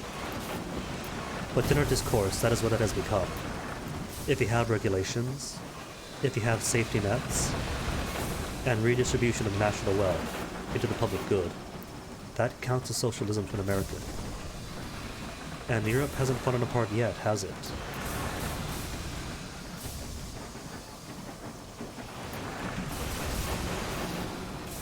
I think this guy's crushing on me. He just wants to stare at me.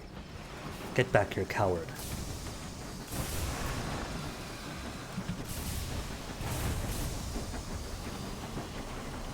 No, off the wall.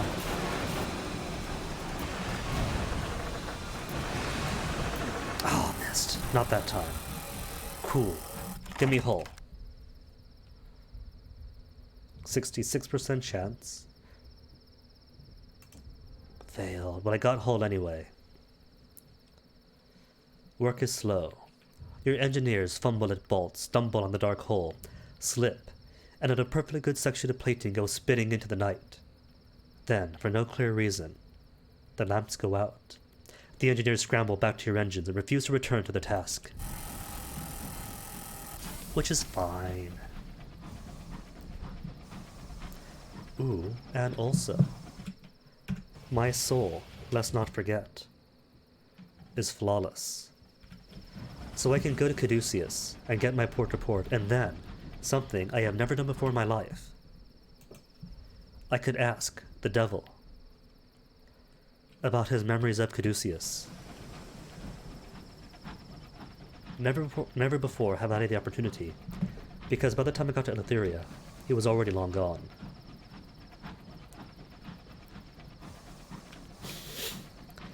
I took to Carolon, took him to the Well of the Wolf, took him to the Baroness of Hell. And by that point, I had his ambitions outstrip his revolutionary heart, and so he was all too willing to submit himself before the Sapphire King of the Blue Kingdom, and lost him forever. Then got a soul clean enough that can go to Caduceus, and it was too late. No more repentant devil for me. He became nothing more than a submissive devil, happy with work and employment. Which is why I gotta make sure that at the Will of the Wolf and at London, that I only have him take revolutionary answers.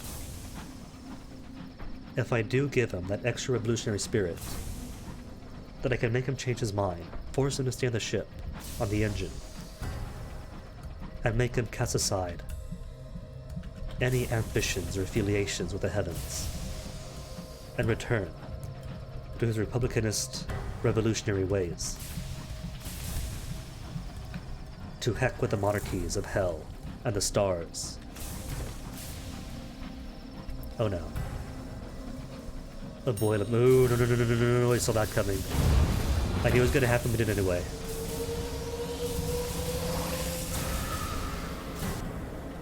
It's alright though. Almost to the Empyrean. He could chase me all the way here. And for sure, might be hostile inside of it. Oh my goodness, those are long-range attacks.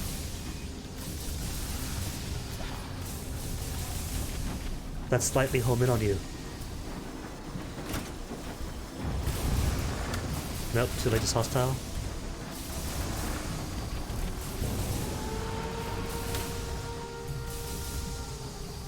It's fine though. They could be hostile together.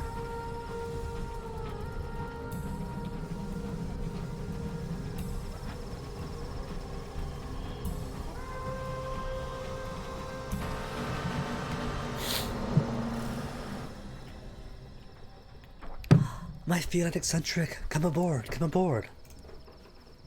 Don't even have to ask. Introduced to embassy, get my visa, get my report. So embassy, can't do anything yet. Alright, to the Empyrean then. Repair locomotive, no. I'm going to allow them to take a damaged locomotive. Outrider for launch.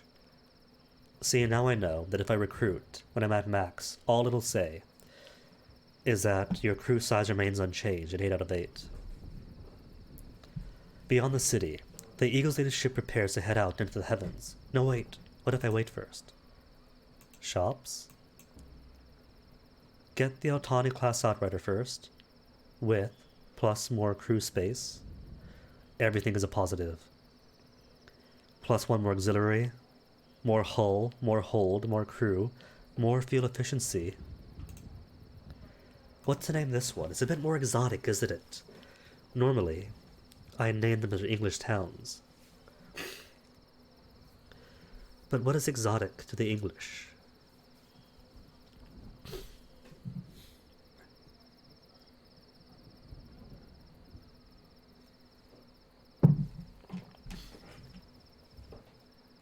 What's that one town in the Isle of Wight? Carisbrooke?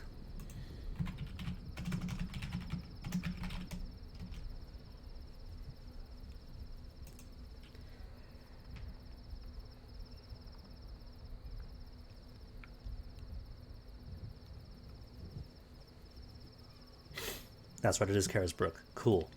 I'll name you the Carisbrooke.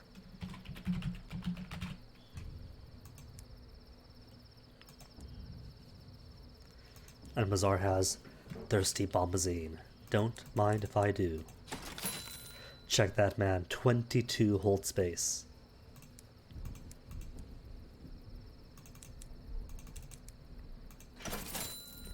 Alright, now, I'll watch the Outrider prepare for launch, and recruit Empyrean youths for my crew. Only the chosen hands get to fly Outriders. A tour of duty will help their chances, as they all die on me. One crew. The Empyrean crew eyes up with the rest of a certain suspicion. Eyes up the rest with a certain suspicion. But no real conflict of interest. When they return, they will again proudly serve the Eagle. For now, they swear their allegiance to you. But I can make them attack the Eagle if I wanted to. Okay then, visa checkpoints. And where to go this time? Went to the Songdu last time, didn't I? The Shan 2. How about the Oval of the Returned Skies? The spiritual heart to the Empyrean. A sanctuary for its citizens and a monument to its entry into the heavens. Avu. Of course, Wikipedia just gives me businesses. Not Uvu. I don't care about video chat. Minus video, minus chat. Sagan Ovu. Dari Ovu. Borrowed from Mongolian Obol. Heap. A shamanistic cairn found in Mongolia. Usually made of rocks or wood, found on or around mountains. Cool. See, that's a lot more useful than, hey, there's Ovo, a video chat site thingy.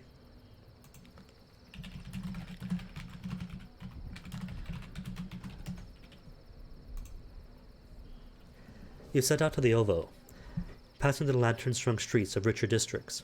Citizens hurry past, some fearfully watching the skies. The belt of midnight is too close for the Imperium's comfort. The Eagle's moon cannot drive away so much dark. Spot the official, do your business, give your assent. Wander.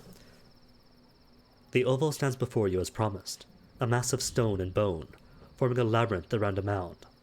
A withered branch from a massive silver tree, the silver tree of Karakum, rises towards the sky. From it hangs a cobalt-hued kadag. Kadag? What's a kadag? Kadag. A kata, or katag, is a traditional ceremonial scarf in Tengrism and Tibetan Buddhism. Originating in Tibetan culture and common in cultures and countries where Tibetan Buddhism is practiced or a strong influence. Cool. Could I see a picture? I see. Cool then. Wander through the over-returned skies. Here the electric lights have given way to paper lanterns. They hang from cords that zigzag the square surrounding the central mound. You follow the lanterns, passing between stacks of stone and wood and bone. It is built like a labyrinth. Mosaics on the wall depict the history of the Eagle's Empyrean, its fall and its rise, through the gates of the avid horizon to here. You eventually find your way to the center. A statue of a woman stands there, dressed in the ceremonial robes of an imperial queen. She's reaching up. The sitting above you is a dome, painted like a starry sky. Suspended from it, reaching down for the woman's hand, is a statue of an elegant courtier. After a while, a troop of very polite guards escort you out of the Empyrean to the port. You've seen enough for the day, they say. One day, I'll do well enough that they will permit me to stay. London, they want to speak to me. Warn them, they do the same. Carry on. Alright, I'll carry on then. But how can I help the embassy? What do they want? The House of Rods and Chains. And I suppose that the bespectacled official wants the same. Douse their engines for money. Donate for lower terror. What's his interest? He also wants the House of Rods and Chains. Cool.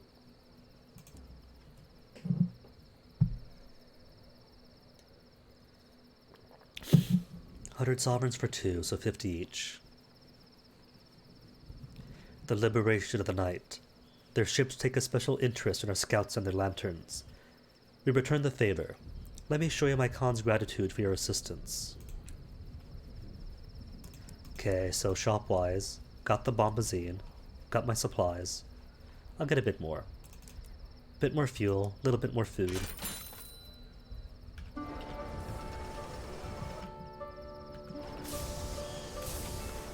And I don't want to go too far east-wise, because that's curated territory.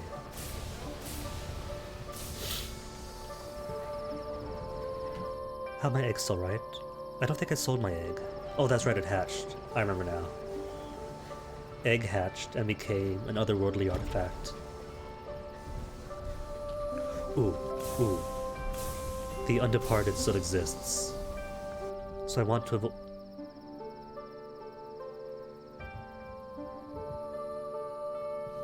Decline, find my own way through. Darn this burrower. Fine then. 52% chance. Fly around, make my own way through. Failure. Would I lose? 1 fuel, 1 supplies. Fine then, whatever.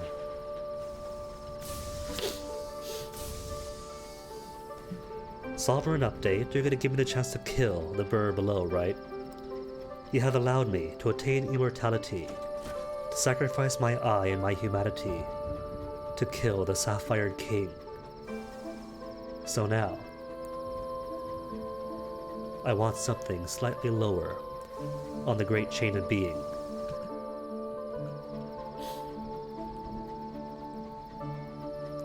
Would the Burrower be higher or lower than a judgment? My assumption is a judgment's at the top, isn't it?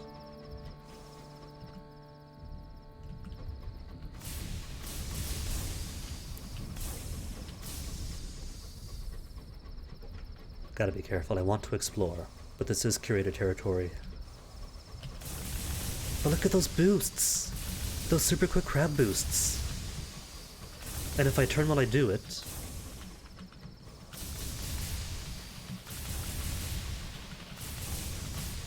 This thing is a drifting machine.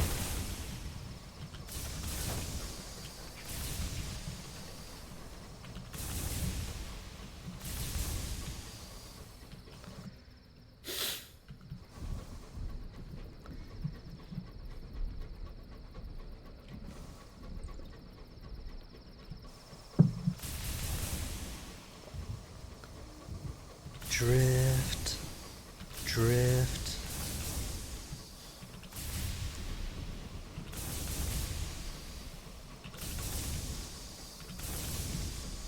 Ooh, hours. Hours with about a quarter terror and not many crew. It's gonna all drift out, I bet, or spill out from the hold.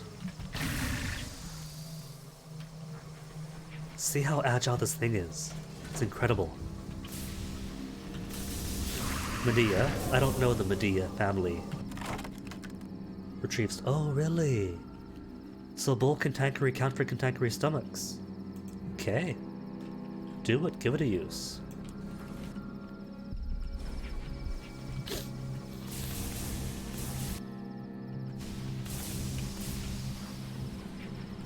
So wait, hold on. If Langley Hall is here, that's gonna leave Caduceus then. So you're the section that has a transit relay in Aklis. You're the section that has just the Empyrean.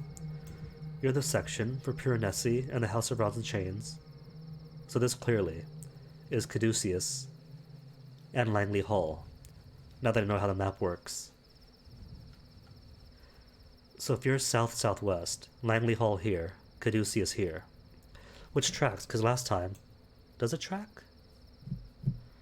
How was it last time? Last time, this section was Langley Hall up here, and Caduceus up here, then Aklis.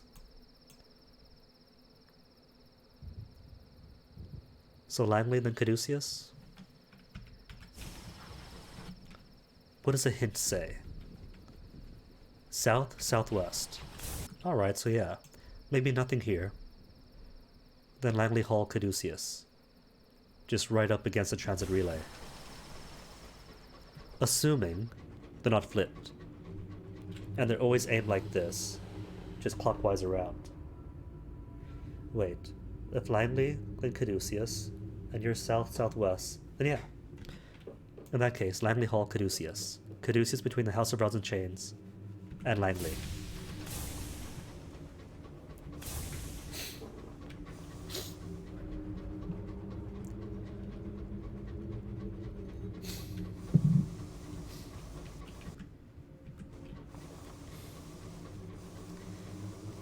Hey, Scribe Spinster. Now that I have one ship upgrade, I'm feeling invincible.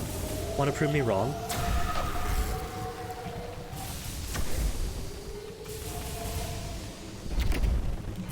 I said prove me wrong, not prove me right. Oh no, two of them. Now there's two of them! Scratch that.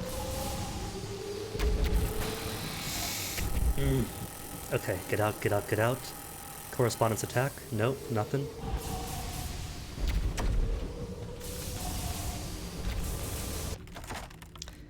Axes. Experience.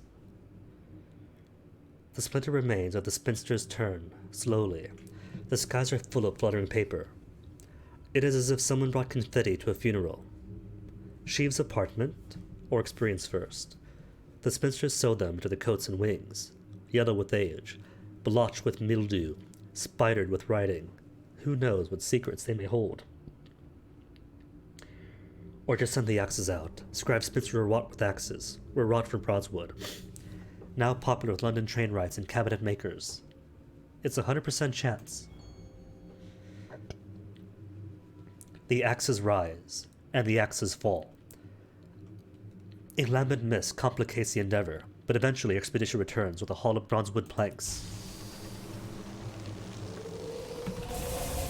Oh, would have been perfect. Did that arc away from it?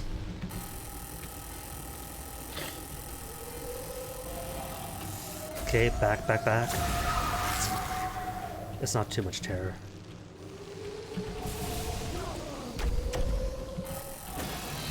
Ouch.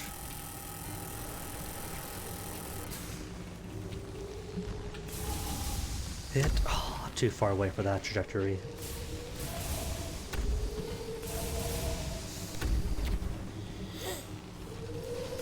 Back below half, please. Thank you. Hey, Spinster's Garden. I bet you there might be spinsters here. Call it a hunch. Alright, I just have to aim. And if I get good at cutting spinsters like that, then the monitor should be even easier. Since they will be much the same.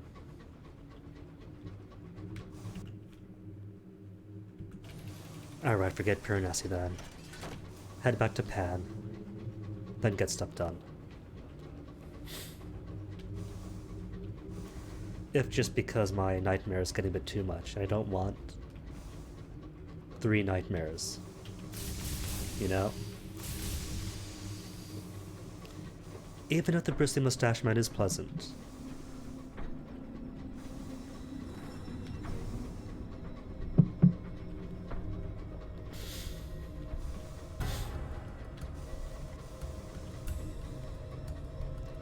Dowser, I'll ignore him. And they should ignore me.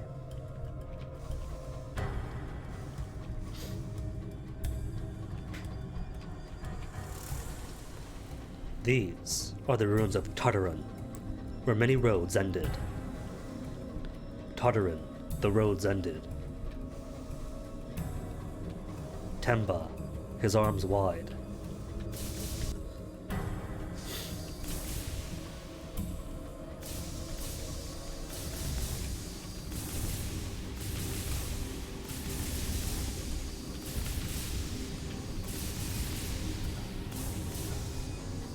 And let's see, this engine's worth 6,000.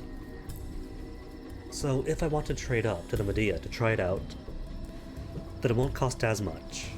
Because of value. It's not just the value of the engine that goes into trading out. There's no depreciation. It's a full-on MSRP to buy and to sell it.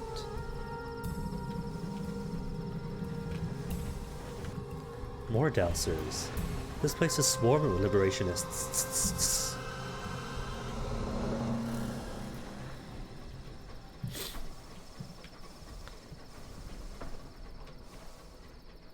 Oh, this guy's blinking at me.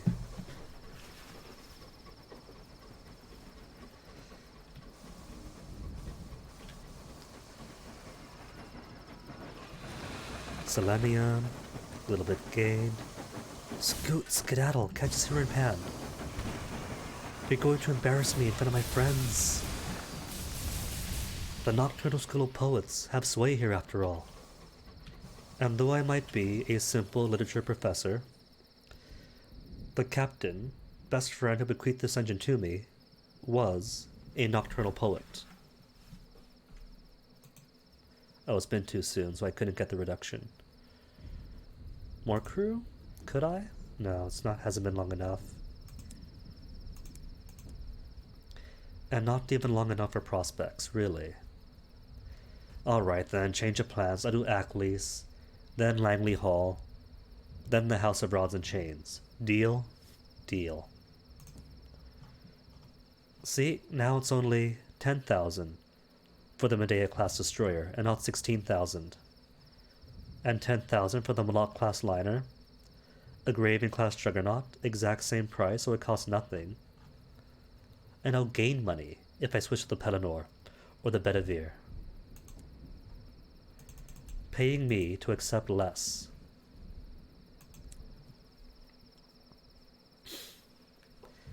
Right, so I do have crockery, don't I? So might as well get rid of it. And 3 bronze wood? Cool. Alright then, to Aklis. But before I go. Daedalian engineering. We got stuff now, don't we?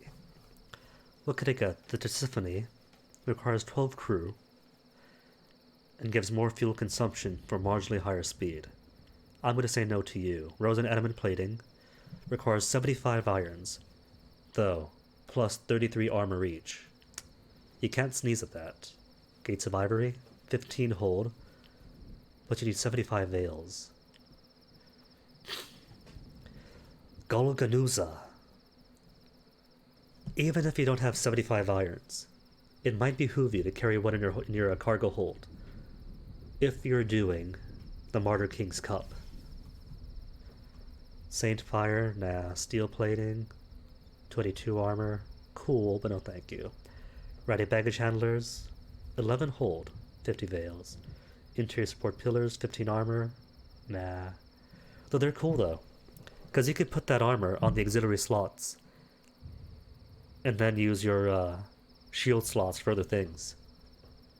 Vala, Black Jape, nah. Gleaming Galley, enameled cabinets, 8 hobs, a full set of sharpened utensils, a table big enough for the whole complement. Your cook will weep, and then wipe their tears away with vinegar if they want to keep the place shiny. Aww. You know what? It might not be the most economical, but between the Gleaming Galley, cozy cabins, extra fold-down bunks, careful shifting schedule, you can squeeze a few more in. It'll be snug. Well, that keeps the cold at bay. Maybe not cozy cabins then, but the plumbing. Where's the plumbing? I've already got the plumbing. Just a nice ship that's comfortable to be in. Wait, this is all I can buy here. Something's missing. Alright, so there's nothing here for me then. All the things I want, they don't have. Alright, to Aklis. Then out.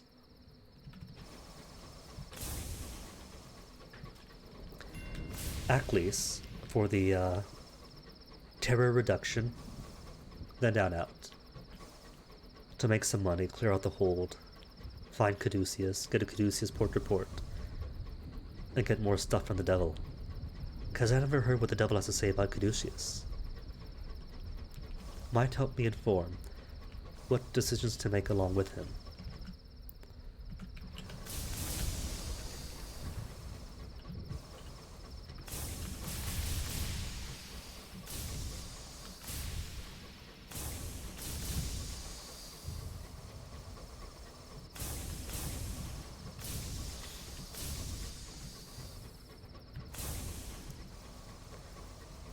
Hit it. Yes.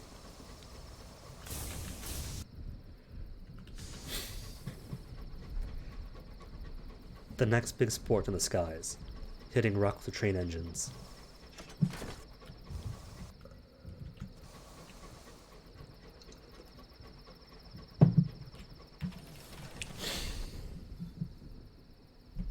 Discontent, stars gone out. Make a joke of it, and her. Failure. That's fine though. What's failure in the face of hookah?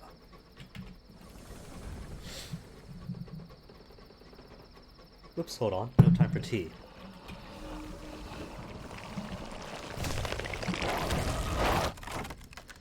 Navartine gemstones. Failure. Rather than soil your engine with viscera, you perform the operation out in the sky. It is just as well. As soon as you cut to the Griever's stomach, the incision ruptures. Something huge begins to push its way out from inside. It is a slab of engraved masonry, which slides out and tumbles away to the sky. It is followed by an entire stone column, much longer than could ever fit into the stomach, and enough stone slabs to pave a town square. You barely scramble aside before they crush you or carry you with them. That hit me. Well, this is going to. Okay, give me a second, one at a time. Ladies, please. I can't dance with everybody.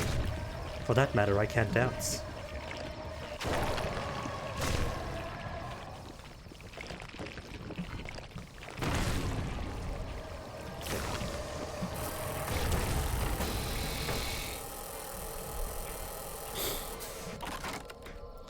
Gemstones, failure, just more terror. Hull, yes please. Higher the iron skill, the more hull. Though it does give some terror too. No terror. Its hide is wrinkled, the texture of baked elephant skin, and grime-root detritus accumulated during the Griever's long sleep. The creature must be centuries, even millennia old. You flay the hide off, and stretch it over the cracks in your hull. That should do the trick. And how about my terrors? 74%. Cool. So we're looking mutiny then.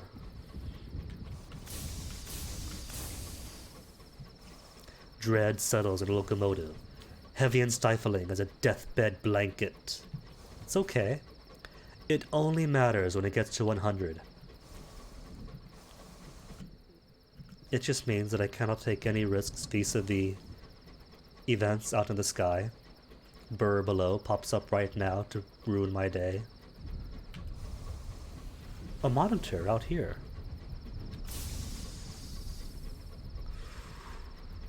Sonny boy, you're lost.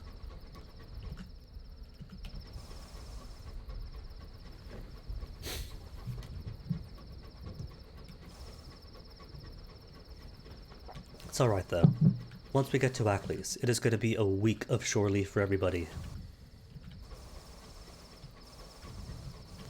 And when I say week, I mean a week.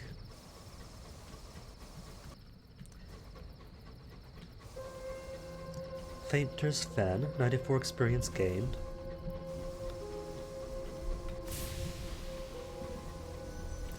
Coppery lights away in the fog. The lamps of Aklis, a shanty market for spices and vices. And beautiful music at that.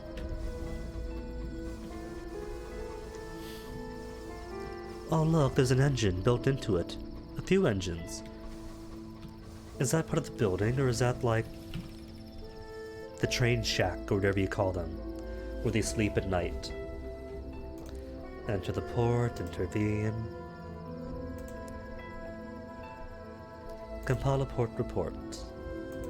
You have a port report. Head to the marshes? No. The quart of tea and spices pleases. Purchase some tea in bulk. Need 5. Really? I could pick up a bulk of tea here. It will mean losing all my otherworldly artifacts, but they're semi-common, and rank them at uncommon. Murgatroyd's taste. Tea barrels. You know what? Sure. Purchase bulk tea. How much do I have? 1,404 sovereigns. Cool. You do your best to trade the merchants and agree to a fair price. Slightly fairer, or much fairer. You can only guess and hope. Turn to the market, House of Silks, and smoke all my fears away. You settle down next to a fellow captain, a tea trader from the Blue Kingdom still smoking through a death mask, and a figure who prefers to keep her identity private. There was little conversation. The incense is strong, and each breath from the hookah only serves to wrap the world in a fresh, warm layer of cotton wool and half-remembered dreams. Now, I don't condone smoking in any form, hookahs included. But this is a different era. And these captains are a bit more worldly and experienced than I.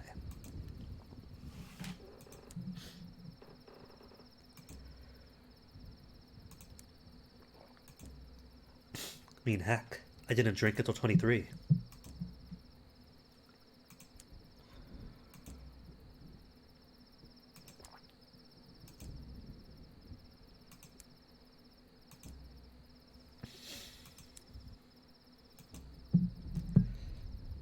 This is gonna be over 100 sovereigns of hookah alone.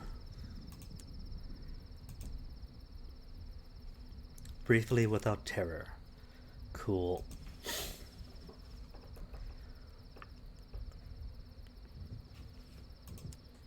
Alright, I'm done here. Bazaar. Just his bronzewood. Which I can't afford to take everything of. Well, let me see, because I'm carrying more bronzewood, aren't I? But then...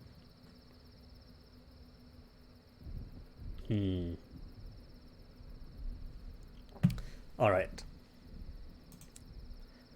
Toss 1 food, 2 fuel, and that'll be enough. Let's make it 3 fuel. 1 food, 3 fuel.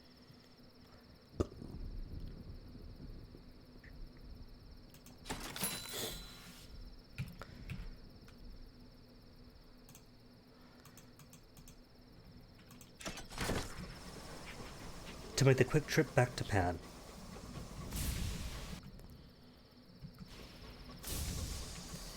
And when I say quick trip, I mean quick trip.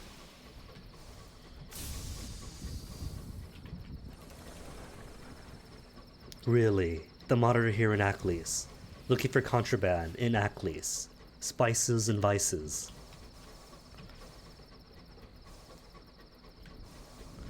Maybe it's not really a monitor, and they've been captured by some enterprising pirate who wishes to use their secrets, or just for the skin of the monitor to gain access to forbidden places.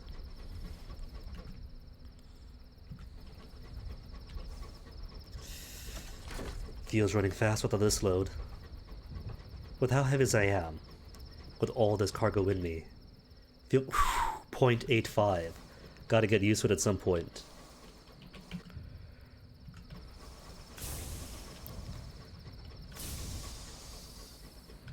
There comes a point where if you want to embrace more commodities to carry around and more equipment for your engine, you're going to be heavy. And you're going to need more fuel.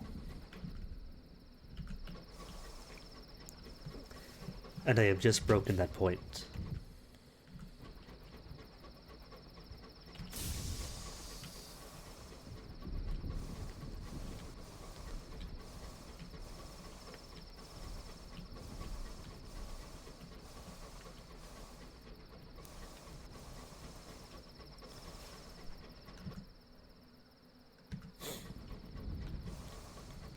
Maybe when I get back, I expect it's going to be long enough. Fuel? What a crock.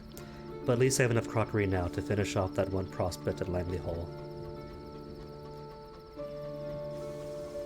When I get back, it should be long enough since I departed the first time to get a new hour in Pan, and, more crucially, more prospects. And maybe out long enough to get a free, small terror job for returning to the main port 15 minutes after leaving it. I don't know if it resets though. Like if you leave port and come back 5 minutes later, then leave and come back 10 minutes later, does that count for the 15 minutes since? Or does returning prematurely reset the clock with no benefit to you, and so you need a further 15 minutes? Is it an instance timer, or is it eternally global?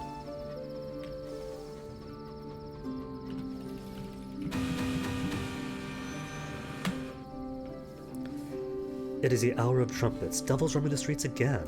They just roamed. Failure. I couldn't keep them in. Lost 4 crew. You gather in the galley, but some faces are missing. A few of your crew had defied your orders and gone ashore to indulge in Pan's liberties.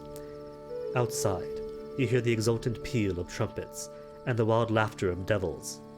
You never see your wayward crew again. Oh well, guess I can't set them off to hunt down Amber, can I?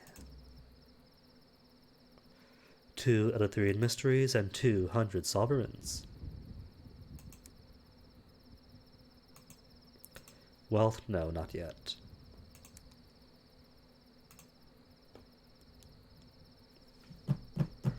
Hate to do it, but I think 2 mysteries might do. Half the damage would take me up to here, and a further half to here. 14 hull, then 7, right? 8 hull.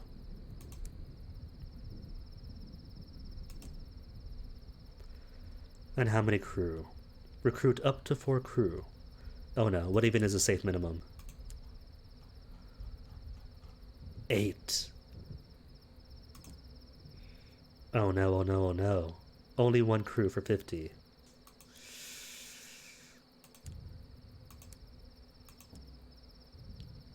No prospects.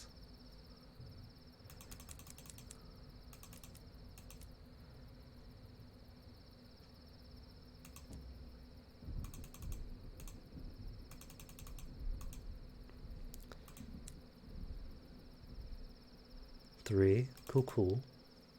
And 5, doubly cool.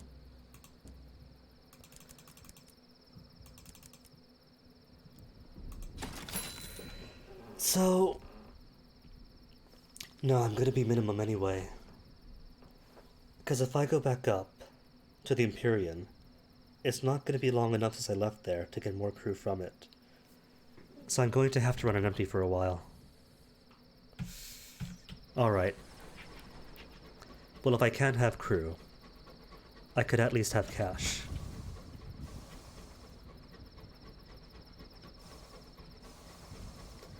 Oh, this is gonna be bad. Sorry, Spinster, but I can't afford it. And that's a senior scrivener, isn't he?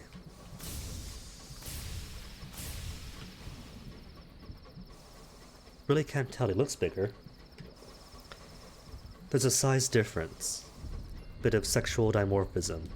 Or age dimorphism, since it's a senior scrivener. And a bit of coloration. You could also tell because he hit harder with different attacks.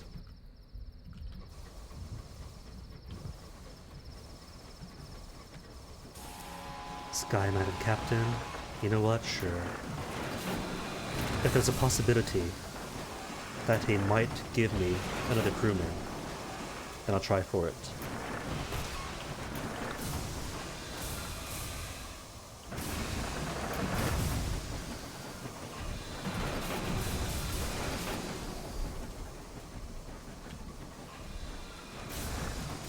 Keep calm. No, that's not.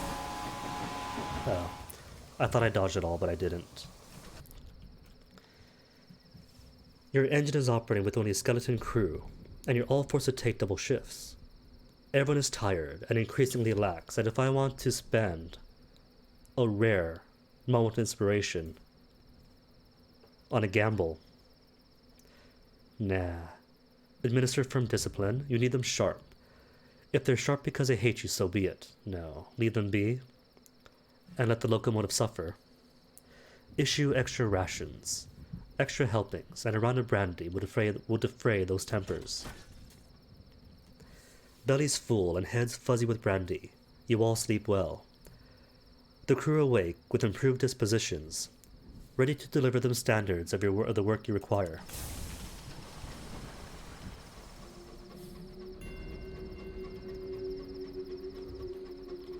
The Hollowing, so named because the enemies here will hollow out my innards. Guinea's innards has become outers. One of my favorite death messages in Terraria. And I do see viney stuff. Viney, rooty stuff does mean that Langley Hall should be close. Grievers!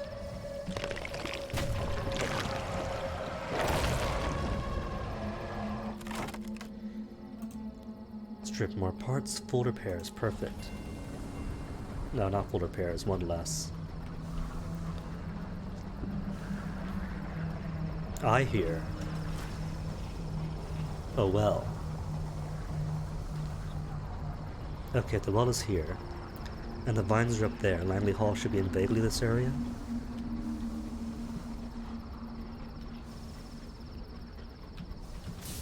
And I see a wreck, an exceptional wreck. Maybe, hopefully with crew still inside. Sitting on the wreck. The windows of the crew quarters are glued with frost. But was that movement you saw? Yes, a bit more crew. One more, then I'll be at the minimum. Your signaler fetches a signal lamp and flashes a patient message into each port side window. There. A faltering glow burns in the frost.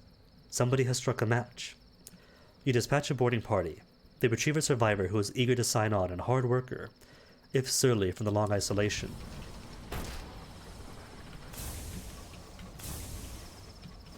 Oh no. Amber. Do I risk the amber? Gonna do it. No curator, no curator, no curator. Cool, it's safe. Normally the things that pop out are normal, right? Sometimes enemies pop out when you investigate, and that happens. It's cool. But getting a curator pop out for Amber is a bit shocking.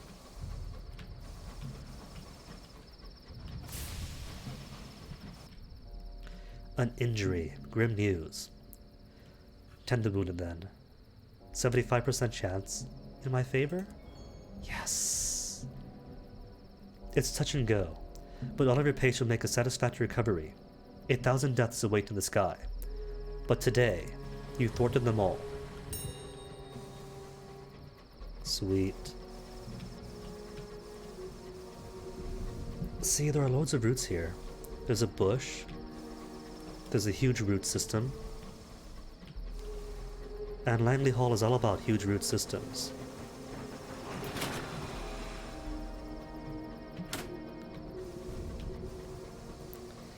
Beware the dowsers, Captain, your lookout warns. They roam here, you don't say. More roots. And... is that a building? That is a building. You're near Wolf's Manse. Oh. It's just a, not gonna fall for that trap. Hold on, what were the directions? South? Southwest. South, southwest. Here, maybe?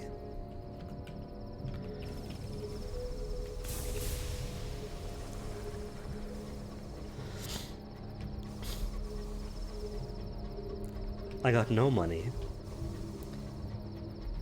See, this is all woody. No money, but a belly full of commodities to sell for more fuel and food. Food, cool.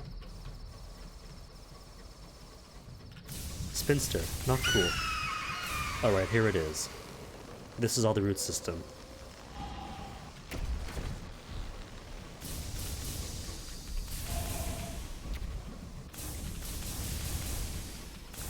Withered roots coiled in the sky, tangled as plaits of the witch's hair.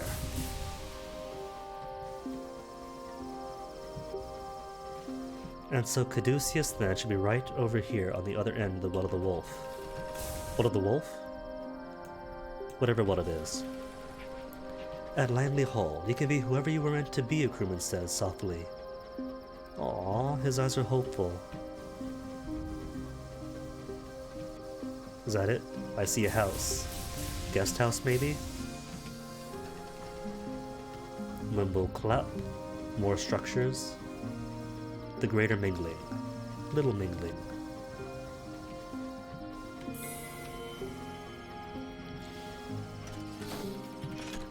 We have made it! A sprawling house of numberless rooms, founded by Lord Langley. It is a refuge for those willing to brave the dark of Eleutheria. Outside it stands the last lamppost, the furthest flung beacon of London life. And I have loads of stuff for you. Crockery for Langley Hall. Port rumors say that Lord Langley's staff is running short on tableware. 5 crates of nostalgic crockery should be more than enough to keep them going. Tales of terror, Eleutherian mysteries, and a level up. Ah, excellent. The staff quickly gathers up the crockery and carries it into the garden, where his lordship guests await with hunting rifles. Throw, one calls, aiming skywards. Shards of crockery rain down from on high. See, that they know exactly what you need crockery for. His absent lordship's servants have put on an urgent request for high-quality building materials. The old library is merely mahogany and gold. His lordship is no pauper. Just 1,049. Guests hurry to unload the wood. About time you got here. We've got it all built save the roof. Would have been just our luck if it had rained. Here, take this as a bonus. Found it in the gardens. Strange catches? Sure. It's just 1/3 of my bank.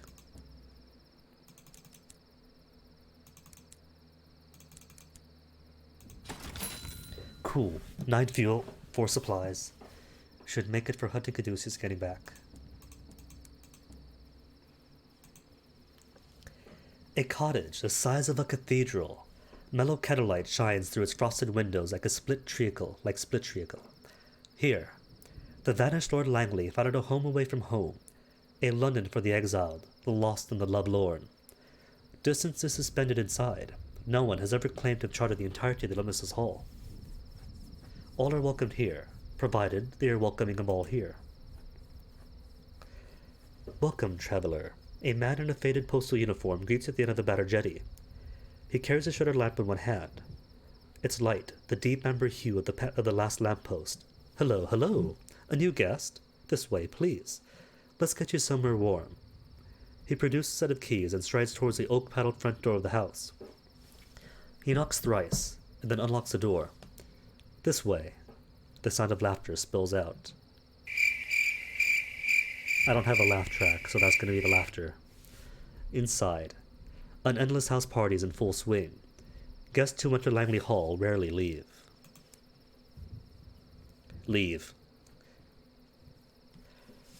This hall is the oldest part of Langley's project.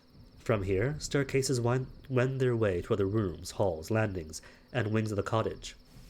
Guests sit on the stairs, sing from the banisters, or promenade along the hall in search of friends.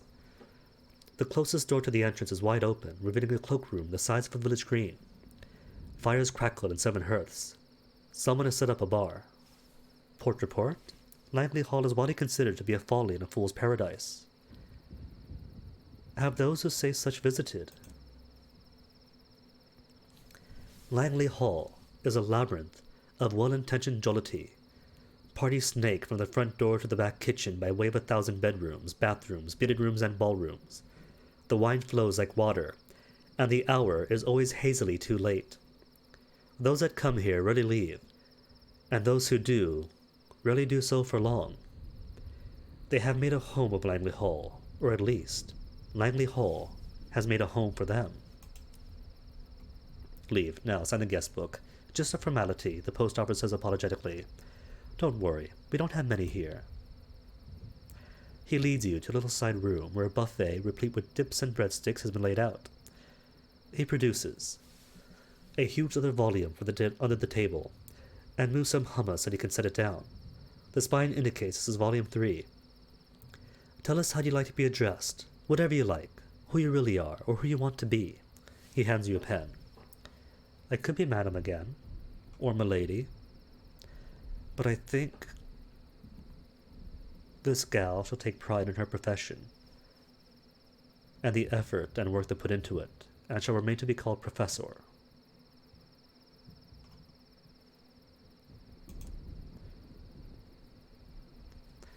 The post officer nods, blots the ink, and closes the book. Very good, Prof. You're welcome here for as long as you care to stay. He shakes your hand.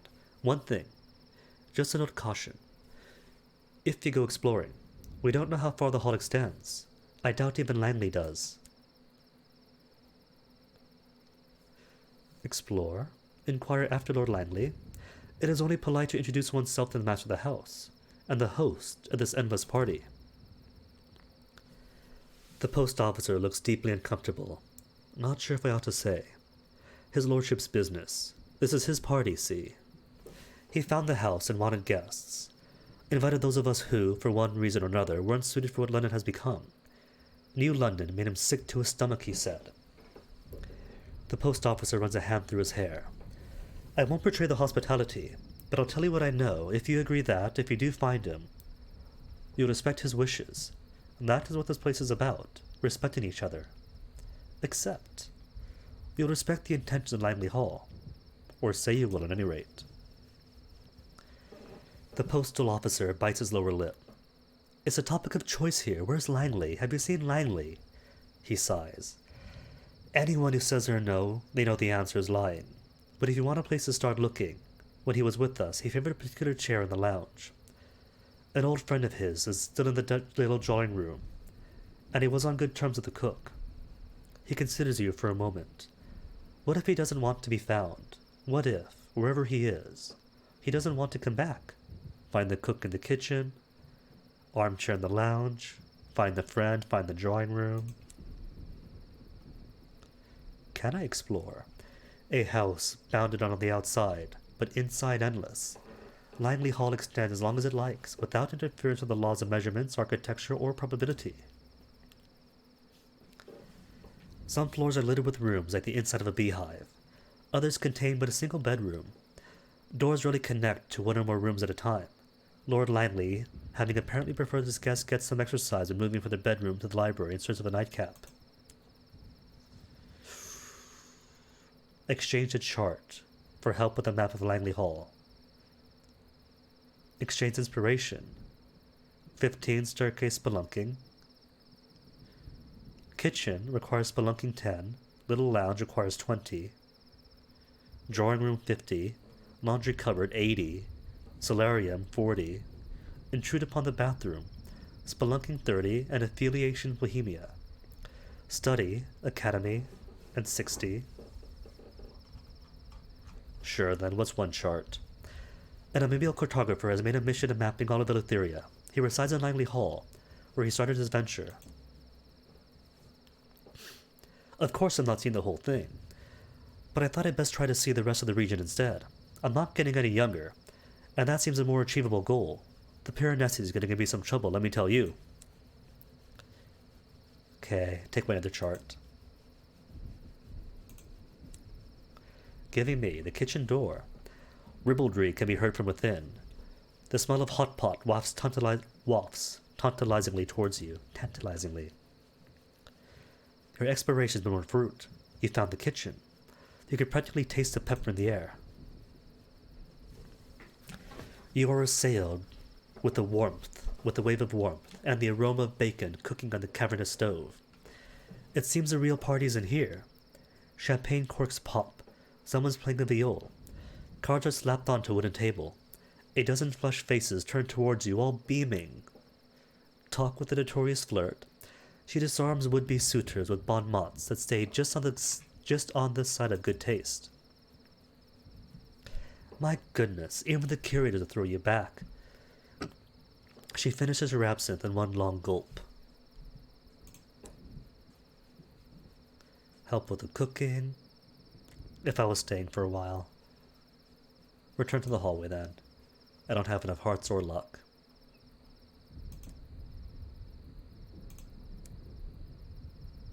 Enter the little lounge. A door yawns open atop the next landing. Inside, candlelit sleep. Your explorations have borne fruit. You have found a door to the little lounge. The sound of snoring is quite loud. The lamps are low, giving the room a warm amber glow. The wood paneling is dark. The wainscoting is decorated with sleeping cats. A fire, or orange as a harvest moon, blazes in the hearth. Guests slumber on the enormous sofas, or else whisper to each other from the armchairs. Wherever you look, there are glasses of mulled wine. Share my story for veils. Search for Lord Langley's chair, with nowhere near enough mirrors. Leave then. You make for the door. A few languorous hands extend from various sofas, footstools, and poufs, but you pay them no heed. The door opens with reluctant creak. The air is colder outside. The light harsher. Okay, hallway then. I'll come back some other time. For now, though. For now, a level up. A thief oath. A club. Club is for what? To reduce nightmares. Maybe. That is how we met, the previous captain and I. As part of the Dillman Club. Or do we have a thief oath? They say there is no honor among thieves. They are wrong. In the lightless cellar, you and your closest collaborators spoke a solemn promise that was invented in the dark. You mingled your blood. What did you swear? An oath of solace, to shelter and safeguard one another, however dire the circumstances, to forgive each other all debts, to name the foe of one of you as a foe of you all, or an oath of silence. You know, and kept one another's secrets, to the grave and beyond. You are siblings in larceny now, a coterie of crime. Or do I want a coterie, a proper coterie, with more bohemian affiliations instead? Well, let me see. 44 mirrors is way too low, as is 41 hearts.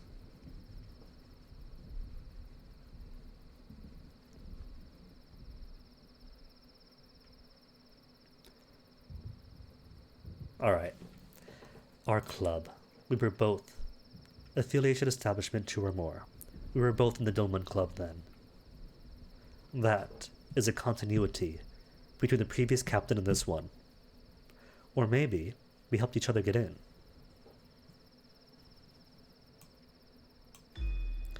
"46, 39, 53, 47. It's a start. It's a little mingling.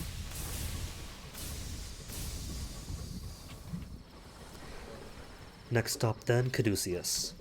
Should be on the other side of whichever well this is. It's not going to be the well of the wolf, because the one that the repentant devil wants to go to is the bee and devil-filled one over Renalbion.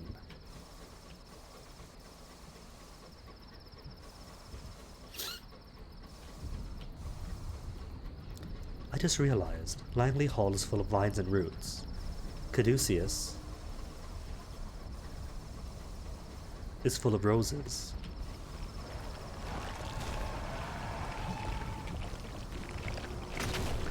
Oh no. Grievers, cool, whatever. Grievers plus shotgun blasting drowsers. Wells are prisons, Captain, remember that. All I want is a name to mark it on the map. The name surely isn't Betois.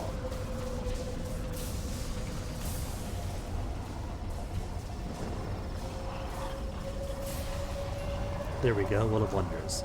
All I wanted, a name on the map. And maybe some XP.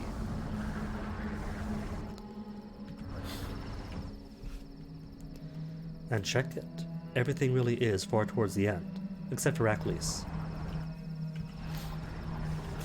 What was this? Oh, Wolf's Mance, that's right. Wolf's Mance is what? Just a Dowser equivalent of a Marauder camp?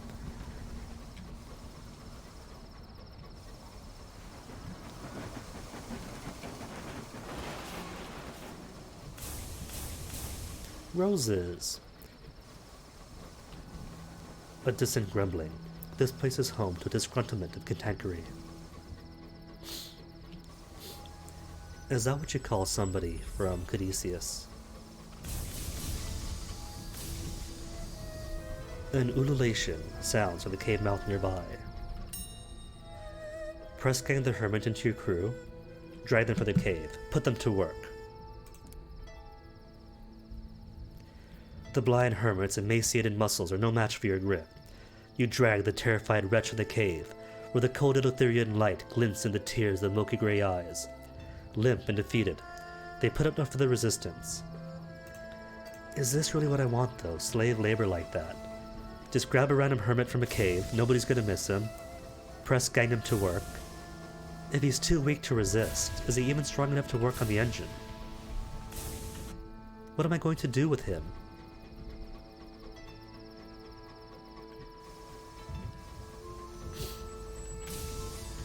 Oh, think I see some roses, so Caduceus. Somewhere around this mountain?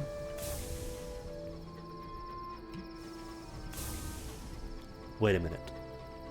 Greek word. So, is a sea going to be a hard sea or a soft sea? Caduceus? Or Seduceus? Ooh, maybe it is Seduceus.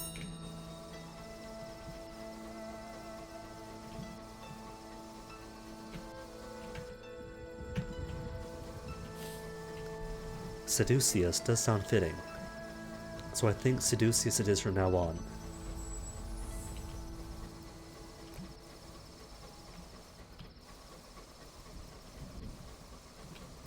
If I could find it. Environmental clues, plenty of rose vines, and some structures. Wait, was that? Could it be the Sarge Island then? This very thing this whole time?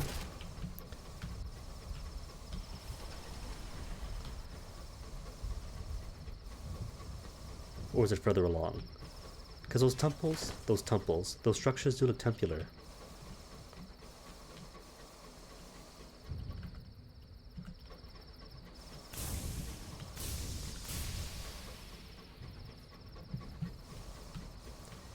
Doesn't feel like it now. Maybe it's further in. Like on the opposite side of this rock.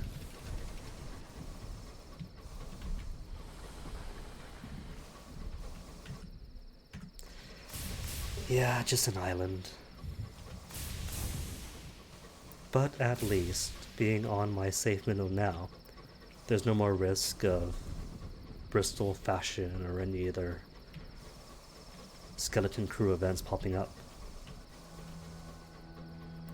And since this is objectively the right area, it's just sailing about till you find the port. Yes, we've entered the Grave of Roses. But where is it?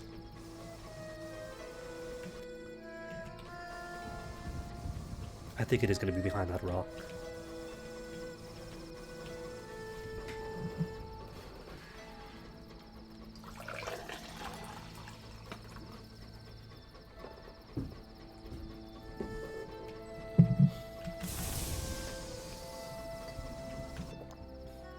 Or right here, right in the nook of that elbow.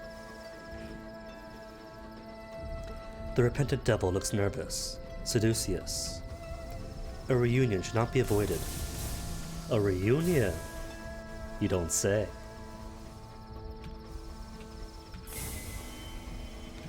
There's a dock, Captain, a sentinel declares.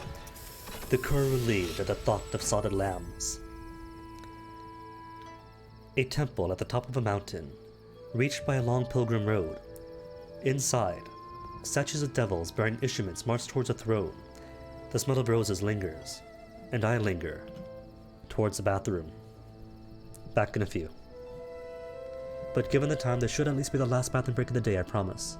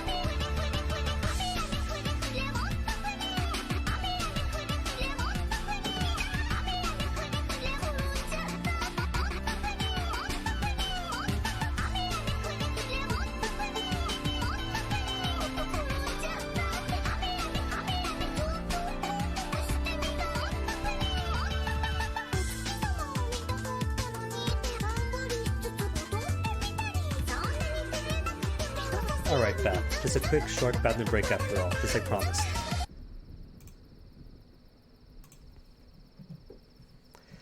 The Place of Roses, but before I do that, what's for sale? Immaculate Souls that I can't afford. I can get what, 3 of them? And that's it. Anything more is beyond my spending power. Do I want to? I mean, the House of Rods and Chains is right here. And then pan, then get the next prospect, then make more money. Alright, I'll buy them. Foolish purchases. The temple, garlanded with incarnadine flowers and wreathed with thorns, sits at the apex of Seducius. It is drowsy with the scent of roses, though you can see none. Poets and artists and musicians lounge in groups on a marble floor. A woman, crowned in thorns, sits on a white throne. She drums her finger on the arm. Investigate the temple or talk to her. Since we have no cold, no lightless. That is a qualifying discriminator. From her throne, she watches all. Her crown is thorn, her stave cold with snakes. Her eyes are quiet as an ox's. As you approach, she raises a hand, bedecked with rings of white sapphires. Whether she's bidding you to approach or refrain is unclear. The Thorn Maiden considers you, then approximates a smile. Her fingers still tap against the marble arm of her throne, in time with the drum below. "How may I serve?" she asks. Her voice resonates like beaten bronze. Ask about Seducius. If anyone knows about this place, it is her. Her voice is without any affect. The intonation is hollow. I found Seducius not long after arriving in Etheria. I was frustrated with the methodologies the winters reside. Where was the poetry? Where was the beauty and all the horror? Her fingertips dance as she speaks. The devils are here before me. They were wearing those masks when I arrived. Those temples want something else, something important to them. They reclaimed it, though for a new purpose. She trails off, having lost interest in inquiry. And what about her? She seems restless. Is she bored? Her eyes widen. Is it obvious? Her tone doesn't change. Is it obvious? Her tone doesn't change. The waiting between rites has become intolerable. All these people, she gestures. Her bracelets are set jangling. Venerating me, but all they care for are the roses. I am a link in the chain, not the pearl in the crown. She sighs and looks away. And sadly, there's no flirty option to make her feel like the pearl in the crown. Leave her then, you've heard enough. There are other diversions. What is Seducius? Marble statues of devils line the aisles. They have wreaths over their horns, their lips are daub-scarred to sin. Their eyes are the colors of ash and sunlight. The detail is breathtaking. Their lyres and lutes, flutes and fiddles, drums and dulcimers are so perfectly carved that but for the material they could be real. Frescoes depict a troupe of musicians marching towards a slender mirror. Pipers, flutists, drummers, all. Statues of serpents coil over the musicians. Thorn bushes, bereft of roses, encircle the chamber. The plants are tended by devils in crimson masks. These devils are the rose-binders of Seducius. Within the space bound by the bushes, the Bohemians make their art. All of it on the subject of roses. Irons and veils. Oh, that's right. I had they swapped around. Because I wanted max veils, didn't I? Hearts and mirrors. Sorry, buddy. Mirrors plus 6. Or hearts and irons. Or veils. Swap about and how to look now. 50, 45, 59. Alright. So maybe I could sacrifice some mirrors to bring my irons up to snuff. Irons and veils, mirrors and hearts. Irons and veils, hearts and veils. Just mirrors. Hearts, veils, irons, okay. Hearts and irons, 6 irons. At the expense of 6 mirrors. Yeah, I could settle for that. And your affiliation is villainy too. 50, 31, 51, 53. Perfect. Descend to the caverns. Beneath the temple, the mountain on which Seducius rests is tunneled through with caves. A drumbeat, slow but steady, sounds from below.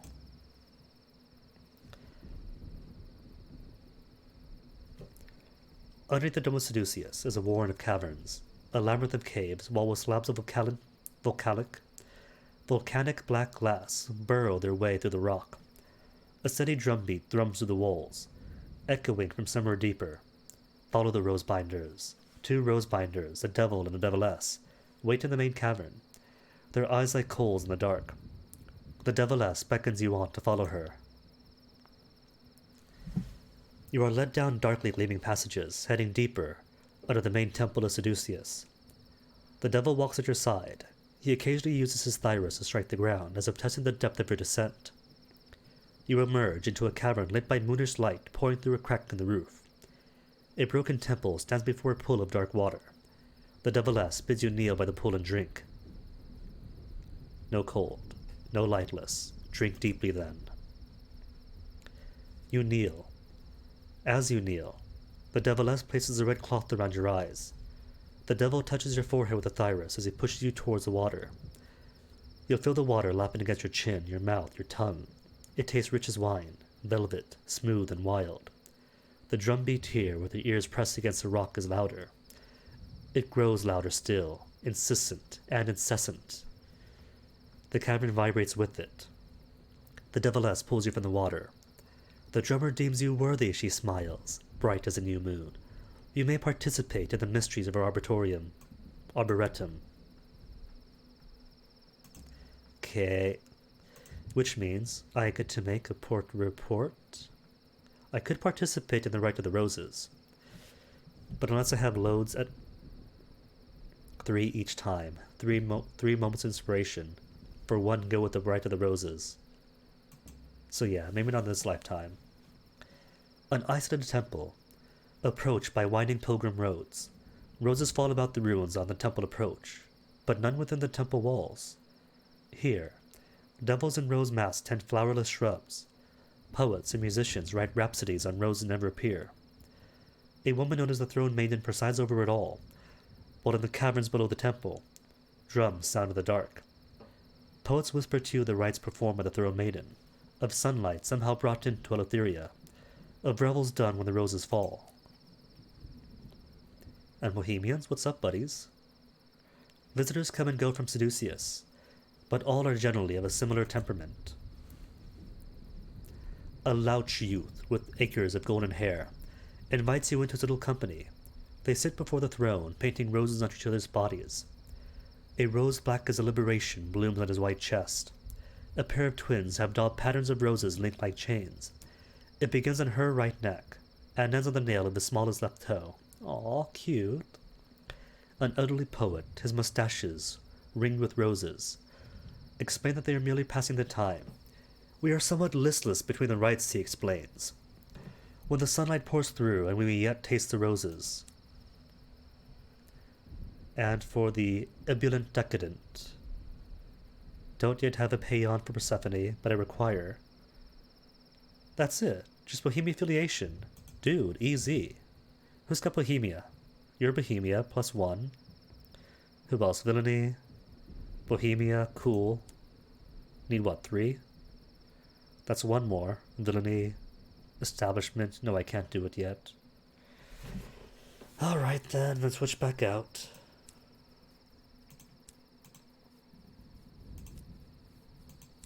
While I'm here though, while I have my port report. To brief him on Carillon, he is simmering with desire to comment. If I were younger, remarks the repentant devil, I would take that place from its current ownership and turn it into a fitting demonstration of refinements of the soul. You. I could even work with you, if I turned your ribs into glass. And he is lost in a reverie, like a tailor sealed with vision of the ideal trousers for a particularly difficult client. When he recollects that you're still present, He adds, "You may have noticed that I do not bother to prepare each soul into order. That's the real art, of course. Match the soul to its judgment. Capital J, you see that? Because I had him embrace his ambition in Carillon. He's still old-fashioned. It's not just his ambition, but his ties to the judgments."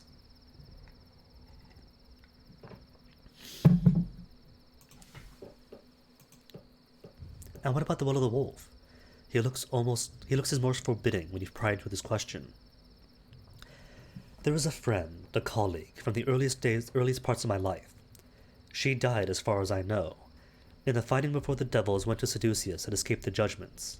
But that was then. If she is less dead now, I would expect to find her at the Will of the Wolf. She always did have a taste for dramatic protests."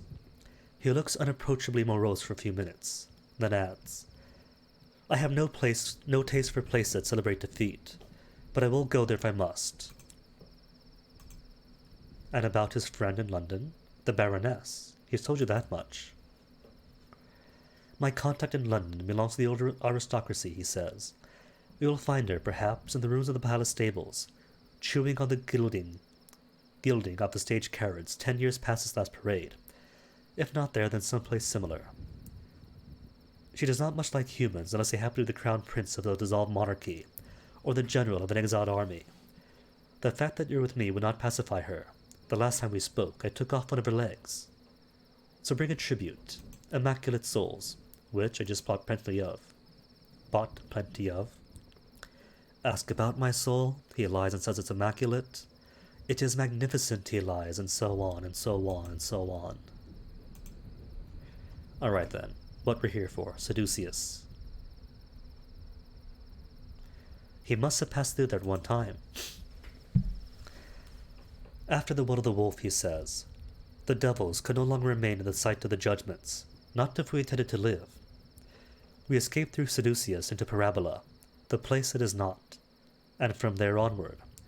We were a people in exile, not strong enough to take a place and hold it for our own, not weak enough to be welcomed as refugees. It was an intolerable time, and I take no pleasure in remembering it." Cool.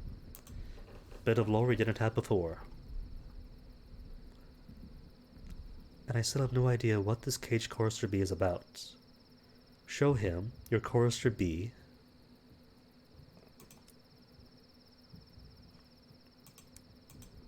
Anywho, that's it for here then. Onwards. To the House of Rods and Chains, then back up to Pan.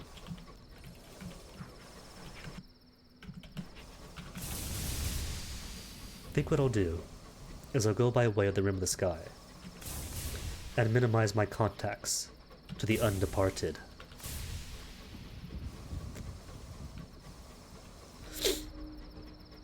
Cave ahead. In that case, more press ganging. Bit of terror, but oh well.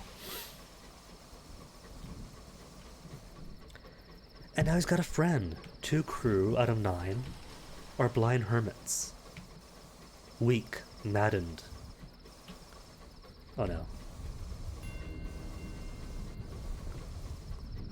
I saw the arc of a hostile enemy. Oh no, oh no, oh no, I hear it. No! I was going this way to avoid those dudes. No. Oh no, oh no. What the heck, man?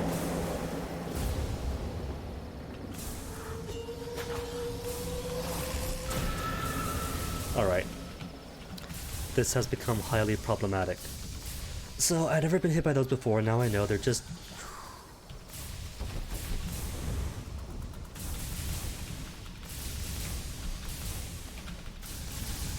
Run, run.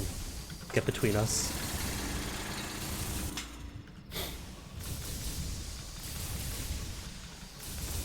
Alright. Should be safe from him then. But it's learning. Now I know what their new attacks do. The Saw Claws, easy enough. Just watch their trajectory, then scoot out of the way.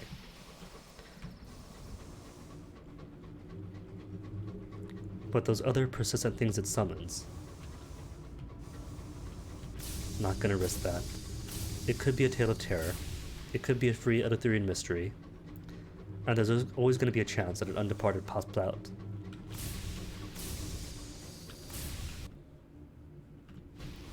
So no. As few undeparteds as possible, please.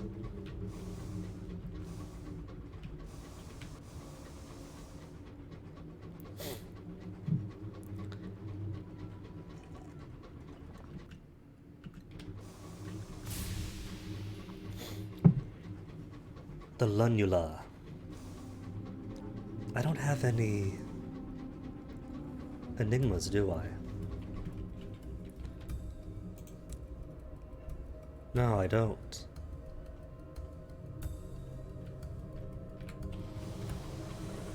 Nor do I have gold amber to offer as tribute. Alright, so I can't do Mr. Barleycorn then.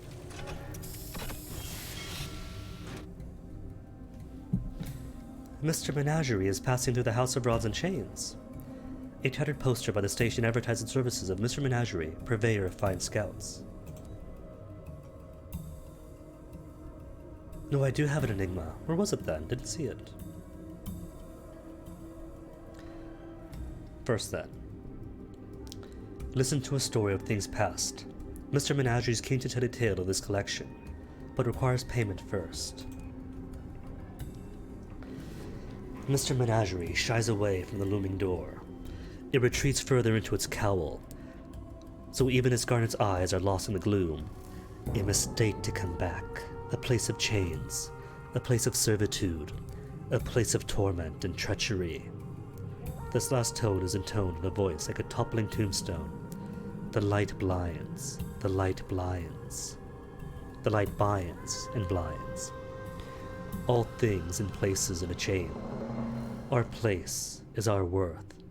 Some accept, we liberated. And now I want my intrepid caddy back.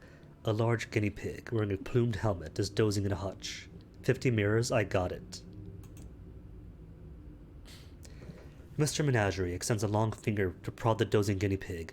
Oh, says the cavy, rubbing sleep from its side to the front paw. I do beg your pardon. It sits upright to address you. Sir Lionel, at your service. I am to understand you are in need of a valiant scout. If so, I am the very pig. Just point me in the direction, I'll sally forth on my trusty bat. Mr. Menagerie seems somewhat relieved to pass Sir Lionel on, and begins to gather up his things. His loss? My absolute gain. Get back in there. Thank you. Munitions, that's okay. Well, I could afford all three. And then hopefully when I get to Eleutheria, the next prospects have something I need. 3 sovereigns to rub together. That's it. Just 3 sovereigns. Commingling, rubbery men within the House of Rods and Chains have gathered around a fallen spire on the surface. They hold their heads high, staring out to the stars, as if hoping to catch a glimpse of the lost Axiel somewhere deep in the Eleutherian darkness. One by one, their warbling ululations rise. The lament is low. Its melody is impossible for any human tongue to capture. In their grief, at least the rubbery men have kinship, a shared hope that one day the suffering will be over. It just won't be today.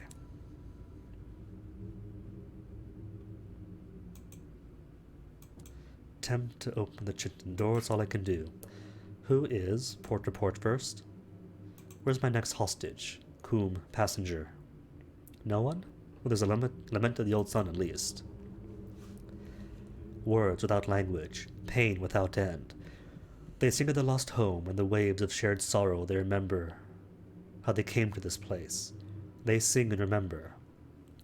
Silence falls, sudden and heavy. A hunched figure shuffles through the choir, and the rubbery men fall back. This is Mr. Barleycorn, or so it is called by lesser beings. Its form is indistinct beneath its layers of gauze that wrap it, if not from head to toe, then at least from top to bottom. One rubbery dares approach, extending a tribute, gold and amber. The figure takes it between clawed appendages, tastes it, appears to approve. Okay, rubbery man, come on board.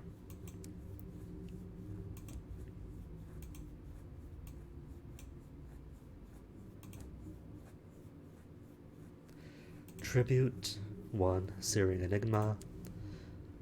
Talk with Barleycorn, sure. Now have the seal. Consider Eleutheria's black sun. Do I want the mark? The last one did. I'll say no for this fellow. It is said that the Iron Marked end up freezing an avid horizon, banging on its impenetrable door. As you wish, says Mr. Barleycorn, returning his gaze back to the sun. And return. There's lots to do there, but it's late in the day, and I could afford nothing, so onwards, back to Pan. And to keep my ears open for the chittering of those monstrous undeparted.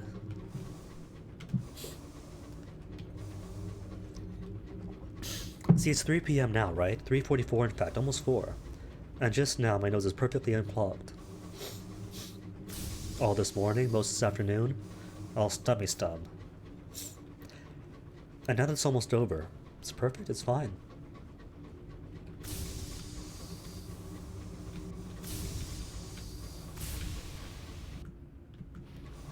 I want to pass by the sun, though. Oh no, oh no. Something stirs in the dark. Or was it the dark itself that moved?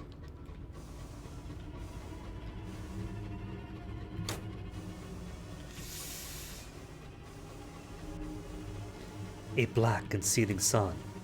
The Hath sheds no light and no law. There we go, finally got its name. Oh no, no, no, no, no. I think it spotted me. Not the Halved. Yep, I heard that growl.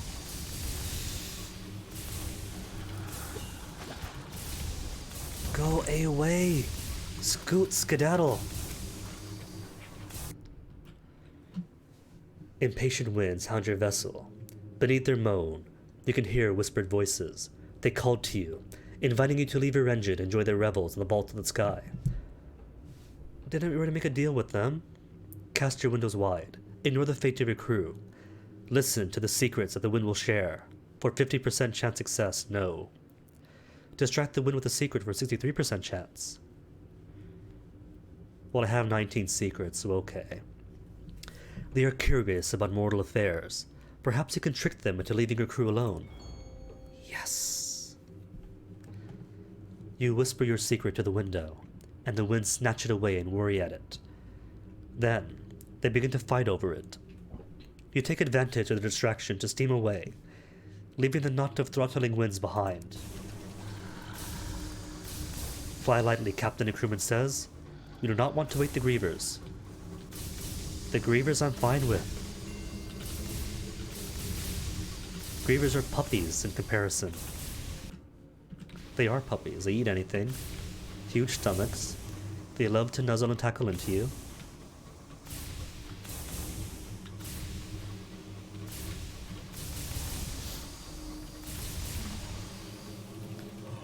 Alright, I think it's gone. Safe then to engage a Griever or two. Strip its hide, repair your hull. Gotta, since the so-called engineers at Pan, what few exist. Is that a seam? Touch of the skies. Skyfarers exposed to the haunting light of the stars are prone to sudden obsessions and erratic behavior. One of your engineers, is that where put the hermit, has taken an oath of utter silence. He refuses to speak or make any sound at all. He has gagged himself, and wrapped rags around his feet to muffle his footsteps. He refuses to employ either wrench or hammer. He is not, as it stands, much use. See, that's what I get for well, I'm not going to use outdated racist terms, but that's what I get for, stealing away a couple of hermits from their caves that aren't well in the head. Of course, if I steal off hermits who have taken vows of silence, then they're going to be silent and not get to work. 75% heart success. Keep their hands and their heads busy. Failure. Oh, that took away from my hull. You hurry them back to work with a carefully stewed mixture of encouragement and chastisement. But their obsessions only continue to consume them. They make mistakes, some of which are dangerous, and their persistent oddness unsettles the crew. Again, that is what I get for stealing away with hermits.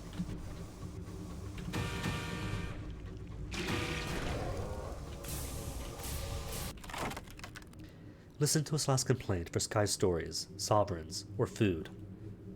Sky Stories. I am bereft of Sky Stories. All I got is 26. 6.5 hours, almost 7 hours in, and I'm in the double digits. It's not quite 40, so I haven't cut up a tool yet.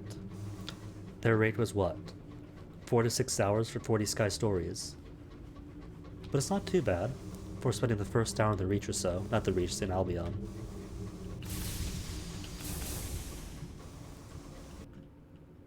Ooh, something down here. What do we have here? More hermits to steal? It is more hermits to steal. Make all the bad decisions. Press gang the hermit into your crew. Drag them from the cave. Put them to work. So out of 10 crew, 3 are hermits. And maybe 1 is Empyrean, assuming he hasn't been killed off.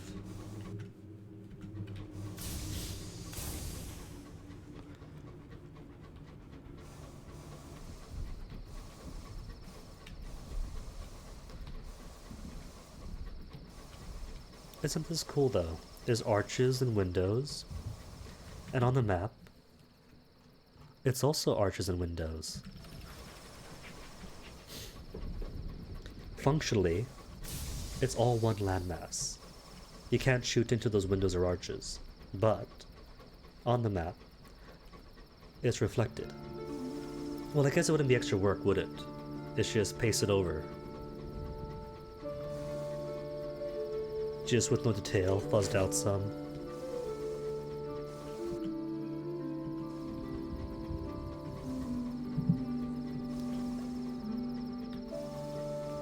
You approach Pan. Pan of the Crimson Mysteries. Pan of the Pipe-Haunted Groves. Pan, the dusky, delirious, divided heart of Eleutheria.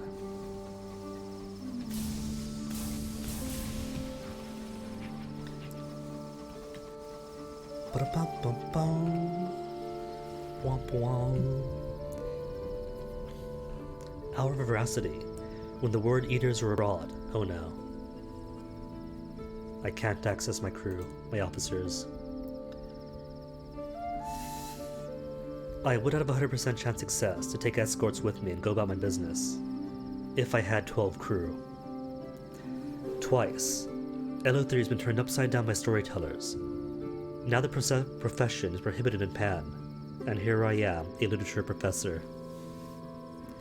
During the Hour of Veracity, the Word Eaters bare their feet, cover their face with ash, and roam the city, confiscating stories. Avoid them as I go about my business.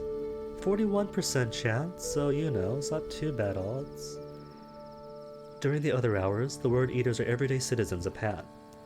But when the piping permits, and their faces are grey with ash, they serve only the have-son of Eleutheria. Success! You stay alert as you travel the streets, steering clear of the silent, staring, grey-faced men. Another visitor is less careful. You see Word Eaters pin them against the wall and extract their stories with a hook and spindle. Okay then. Repairs? Don't need it yet. Rubbery Enclave. Cool stuff here. Just deliver the dude and go. 100 Sovereigns, experience, a vision of heaven. The vision of heaven of course, being them.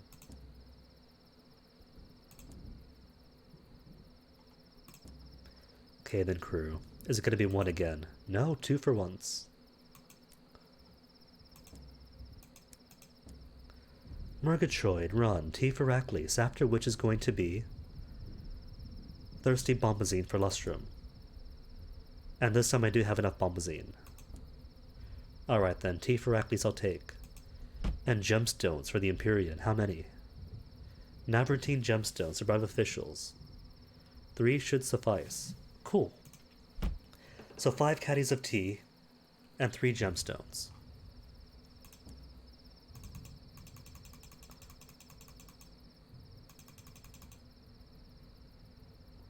Oh, I've only got the 1 gemstone, I forgot. It's alright though, if I'm lucky maybe Acklys will sell some. They probably won't. But if... Oh wow, 53 sovereigns.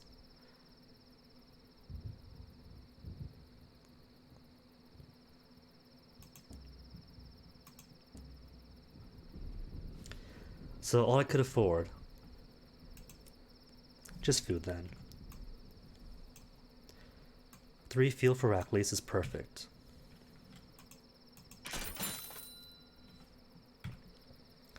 I got my stuff, right? Got the tea, got 1 gemstone. And then onwards then to the Reach. No, not to the Reach yet. Want to get the follow-up prospect. To get the Bombazine to Lustrum. Bombazine to Lustrum. And munitions for Lustrum. So the next time I go back to Lustrum is going to be a huge profit.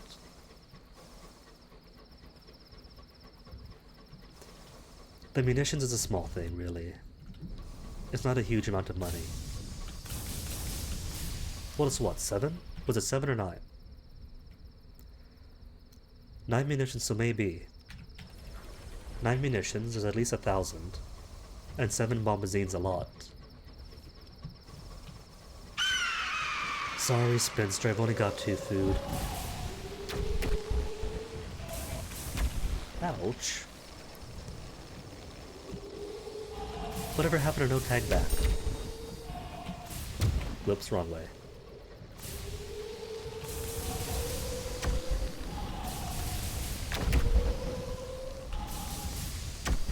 Fine then. You're it. You're it.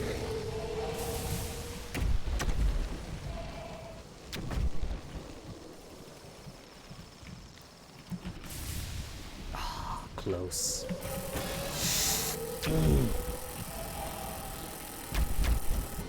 Okay, good, didn't hit me.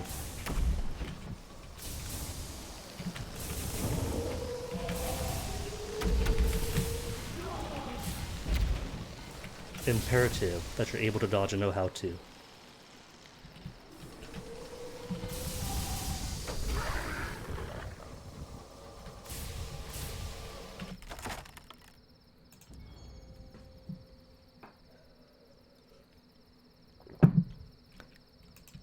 So Acklys, 5 caddies of tea will be enough for fuel and supplies. And maybe repairs in the Empyrean. The 1 barrel or whatever, casket, 1 casket and 13 gemstones will cover the cost of the trip back to the transit relay.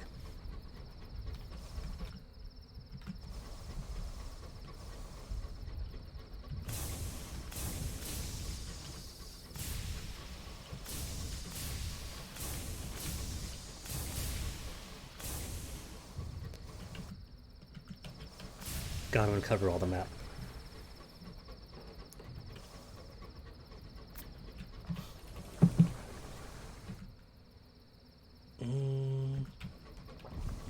I'll go from below this island, just to knock out more of the black.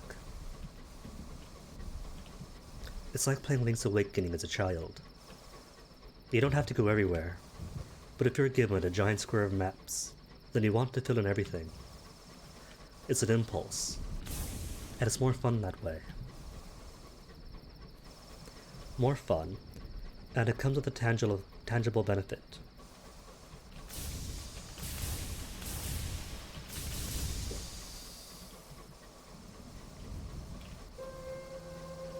Like just knowing more routes and knowing your way around. Makes it easier to get to and fro. Are we at Acklys, says the incognito princess. We must try some of Magdalene's tea, Murgatroyd's tea. Magdalene's tea is a dairy near Acklys.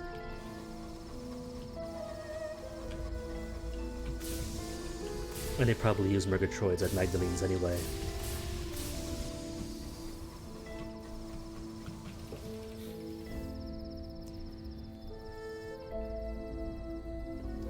Patrolling with the ring breakers, a patrol is just leaving, and you're welcome to join it.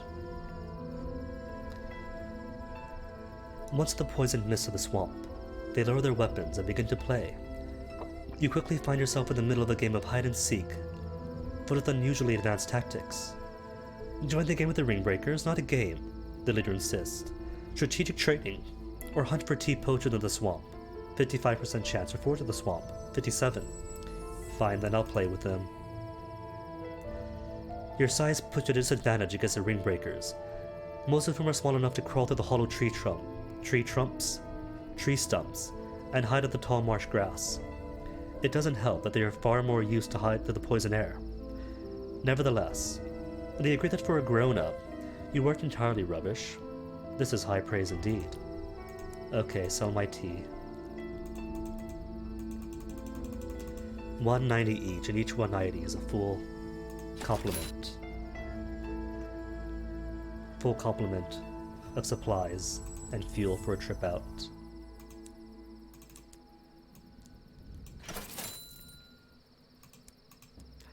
Nothing else at Ackley's for me, is there? Oh, right. House of Silks. And present the seal of Mr. Barleycorn to Mr. Pipes. This should get the master of the house's attention. Know what I forgot to do? I forgot to check where Mr. Menage is going next. A serving girl takes the wax seal to her smoothing master and whispers something into its cloak. A moment passes and she returns, with a certain amount of trepidation. My master trusts this is what you require. May it do you some good, or at least no harm. An occurrence. The seal of Mr. Pipe's quality is now won. Take the seal to Mr. Barleycorn of the House of the Rods and Chains. Okay. Our predecessor already told us everything about Midnight's favor, so I haven't got to ask everybody. Marsh? Nah. Oh no, I'm already in it. Wouldn't, warns the other of the two. The lights of the port slowly fade. Beyond is a forested gray swamp, misted over and filled with leafless black trees that claw at the air. Few venture out here except to gather incense for what they call Ackley's Garden. There are no maps to it. Many do not return. But your head is clear. The path ahead looks manageable. You have nothing to fear. Retrace, been here too long already. You emerge from the marsh, much to the surprise of the ringbreaker urchins guarding the torch-lit entrance. Still, it'll be a while before your head is ready for another trip out here. Okay, let's go then. Out to the Empyrean, by way of this murky thing over here. By the Tementine Reach. Tementine? Oh, that'd be awful. A reach made of Thames.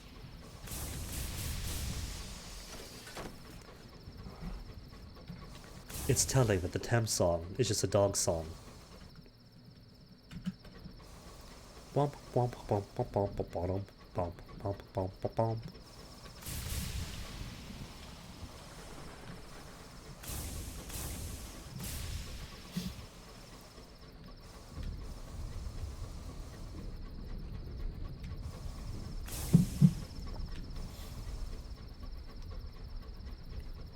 I want to get back to Pan. The prospect's gonna be all, where was the intel? There was supposed to be intel in those caddies of tea.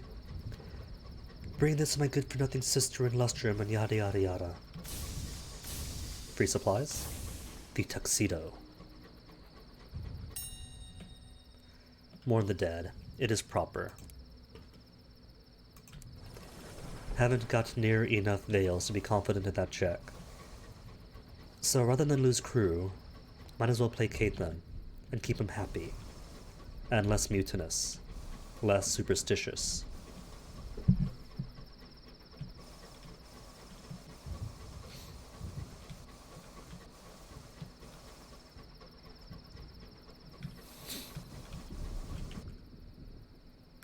Blank north or south.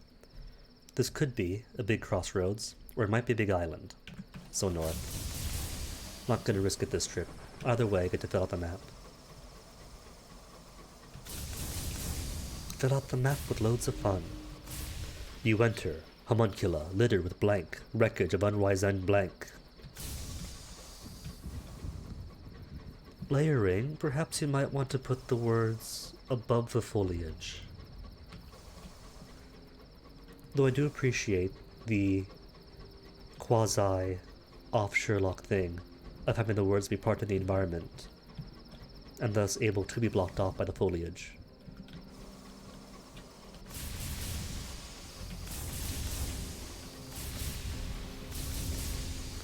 Bum, bum, bum, bum, bum, bum, bum, bum, bum, bum, bum, bum, bum.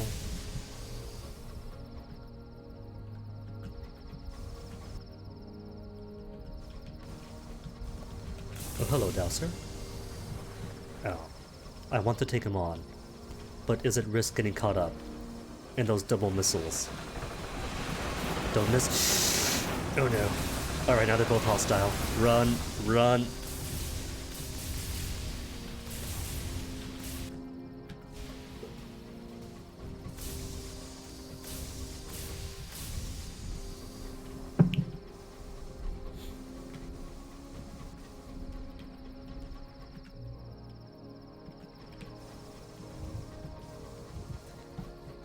Gonna try to clear out a little bit more of the area around here, between the Xanthus Moon and the Empyrean. There's nothing there. But still. Good to have a good map. And heck, childhood me was all about the maps.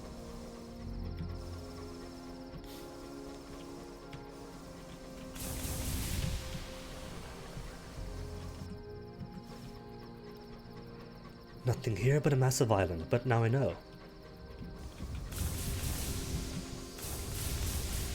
Ooh, what if? What if you got a bit of experience, not just from finding named locations, but from map completion?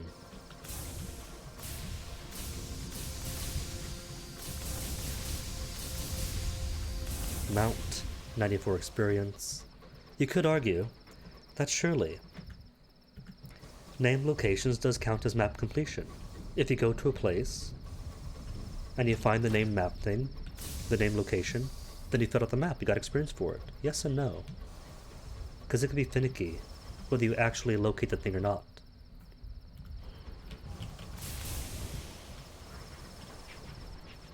Like in regards to the Halved. Went by there again, took that terror. Just because swinging by the first time did not give anything resembling any named location being found. Even going right into the heart of it. And you could pass a place 5 or 7 times. Like right up against it, and only get the location on the 8th go-around.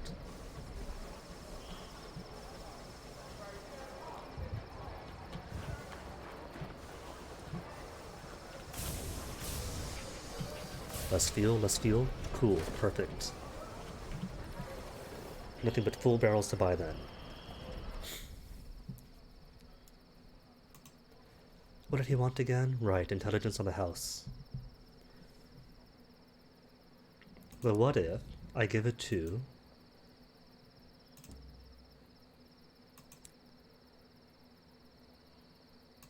the ambassador instead? It's only spying if the ego finds out about it. The ambassador does not, of course, take any documents from you. Nor does the clerk who hands you your reward.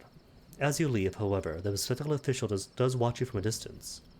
His polite smile is thin. The eagle is ambivalent. An intelligence on Heracles? Sure. Lena considers you a convenient informant. The eagle disapproves. Cool. What do they want now? House of Rods and Chains again, always the House of Rods and Chains. Which is convenient to the previous map that I had, when the Empyrean and the House of Rods and Chains were close together. My diamond. Hire crew, recruitment mission. Need 40. Now hold off, and I got 12 anyway. Bespectacled official, what does a Khan wish for?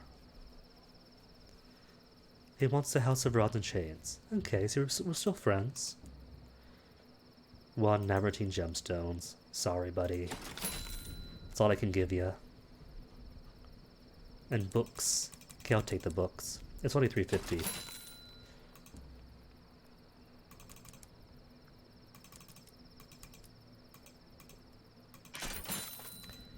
Right then. Repairs, then outwards.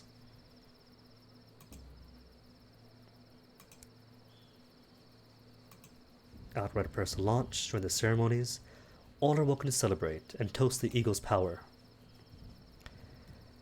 You are made unusually welcome amongst the Empyrean citizens and encouraged to construct your own traveling lantern. For once, we'll use candles rather than electricity, white, pristine, waxy. You fold the bright paper as instructed, and release it into the air during the rest. Together they rise proudly past the Xanthus moon, and disappear into the darkness, carrying the defiance of light against the liberation of the night. So where to then? Let me see. Officers, what I want to do is boost my irons. Mirrors, veils, 6 irons, cool.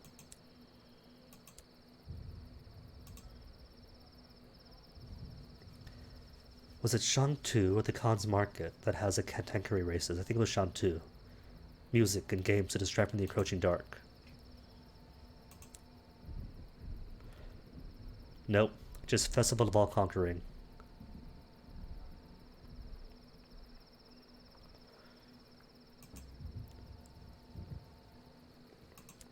Or, oh, I can't do it yet. I need to be a reliable informant. Oh well, watch the games then. I gained 5 Sky Stories, 32, now I'm catching up. 7 hours in and only 8 away from Tool's record. Switch back to you, and who was it? Mirrors?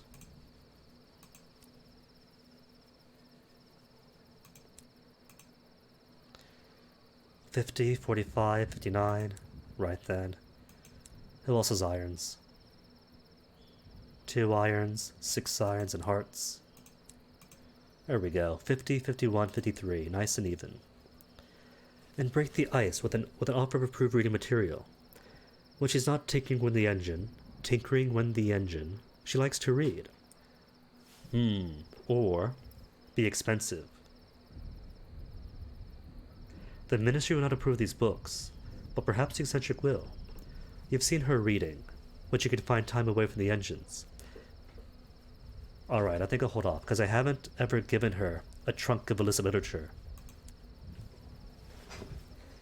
But I'll need what for that?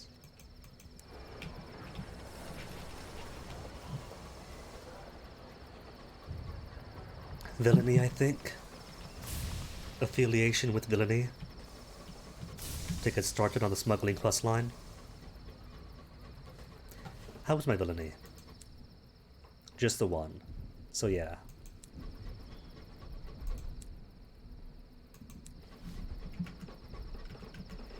So back down to Pan then. Pan, get the thing for Lustrum, then back out.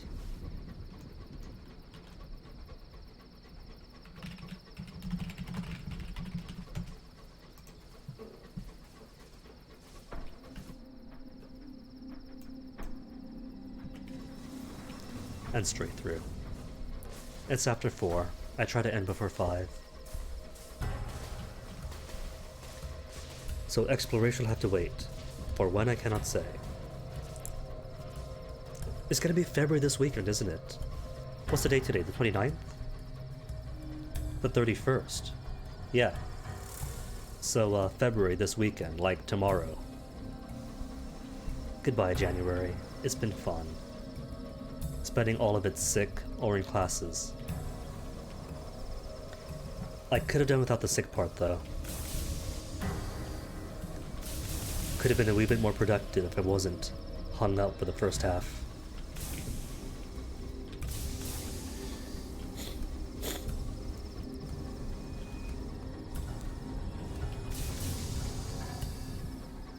There's no saying devices here, are there? I just realized.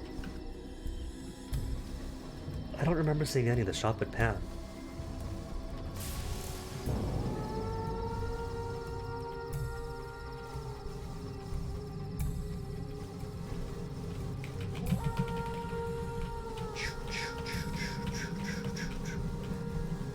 Hit it.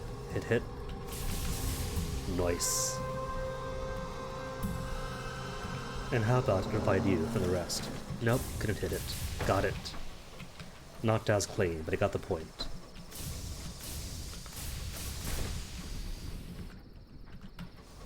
And something scrumptious out here, not eels. No, it is eels, then Aleptheria. Or, now it's eels. If it's souls, the tendrils would have been much thicker.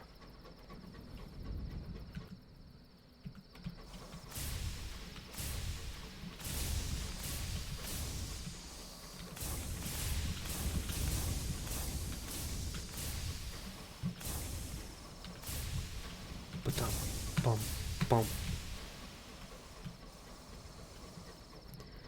So haven't been gone too long, not enough for an hour to change, but should be long enough for a prospect. Hopefully, if the prospects are good.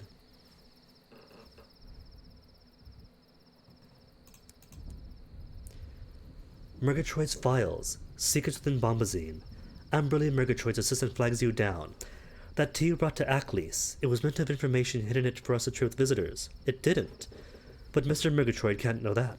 Help the mistress out. Take 7 rolls of Bombazine to her sister in Lustrum and pack it full of any old secrets you might know.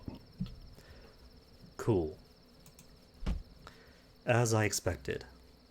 So toss you all away. Does anyone want books? No books. And I think Bombazine for Prosper I can scrap for now. Alright then. How much cash do I have? 845. Cool. I'll resupply. Over at what's the place then? Over at the Empyrean.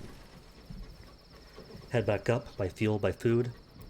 Then straight down from Hybris, through the circus, to Winchester. Then Lustrum.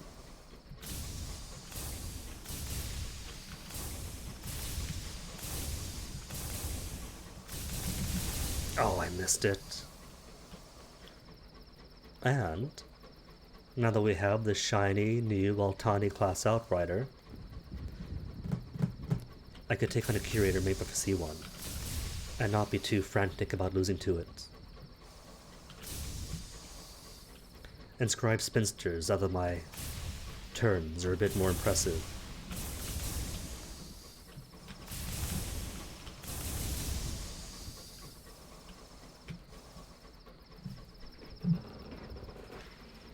So the question is, to stream tomorrow or no?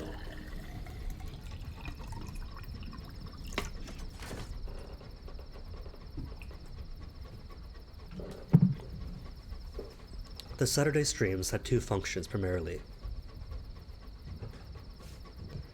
When I was too engrossed in a game that I had to get bonus content out, or if the attention was split between 2 games, such as The Outer Worlds on the weekdays, and CK2 on Saturdays.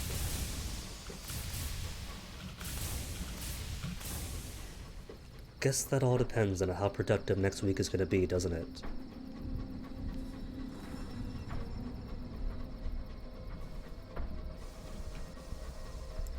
Well, I do have what, a few emails to send out, forms to go through.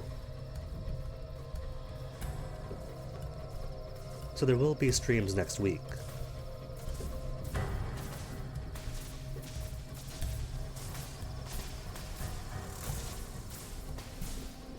So I guess now then, no Saturday stream, just Monday. Monday and then out.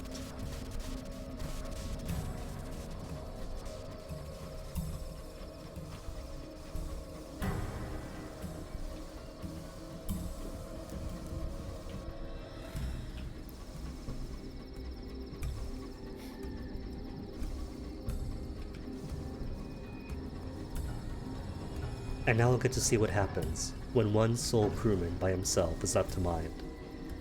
At a minimum I put 3, but this time I got sloppy, double-clicked.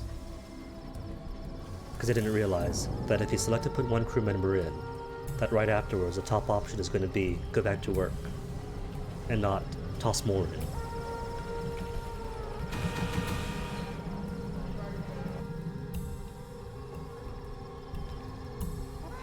crew? Nah, just give me the shop stuff.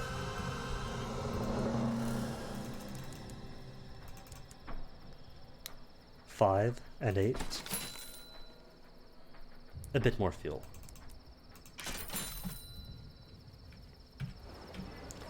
And loads left over for the exit fee.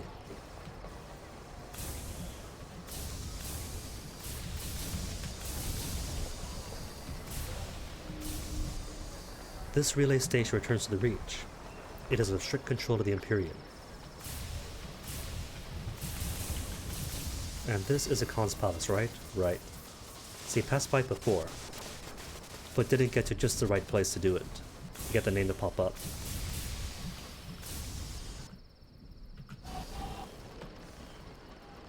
A fight going on here at the back of the Empyrean. No thanks. Do not want to be involved in that.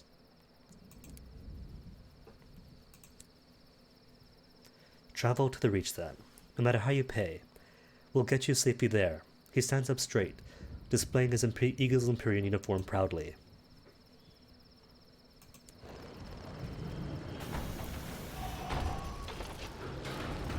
Didn't even check me, did he?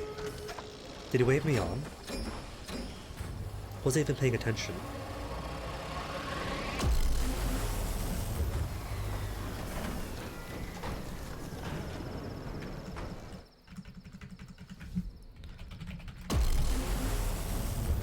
And that was quick. Props to this game to being so well optimized that it works even on my cheap basic Lenovo laptop. But that difference in loading time between going from L3 to here on both is like maybe a minute or a bit more for the laptop. And instantaneous here. But still, even if it's a minute, it's not too bad. On the basic laptop, I mean. Cause really, how often do you go back and forth between regions? At most, maybe once an hour, if you got something like this fell in front of me. Something like the New Street Line.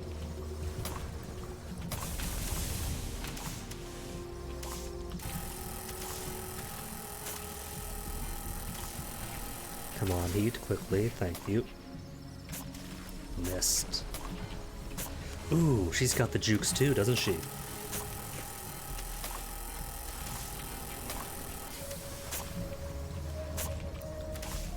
Quickly, so what? 2 or 3 more hits to do?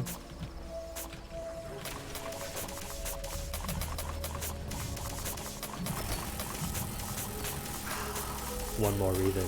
Don't hit, don't hit.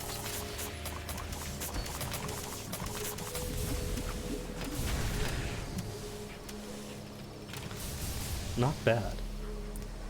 For a small bit of minor bullet hell in a narrow corridor. Render edible, dig through precious stones, destroy it. They are an unsightly blemish upon the sky.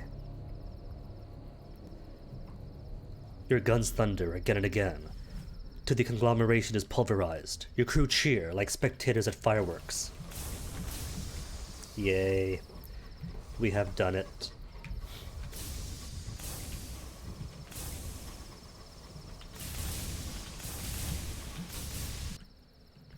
Well, hello, what do I have here? Oh, just flotsam? Just flotsam, as if now I'm too good for it.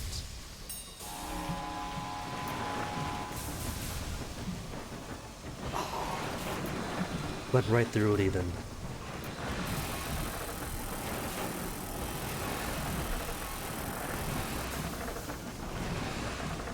See, these guys are too good at like keeping right out of your range and staying in front of you. Ouch. Mega ouches. That's definitely going to be critical damage.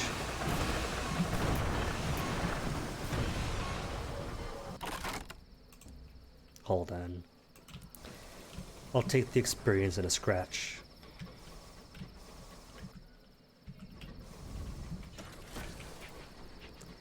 And a port report on high risk could do.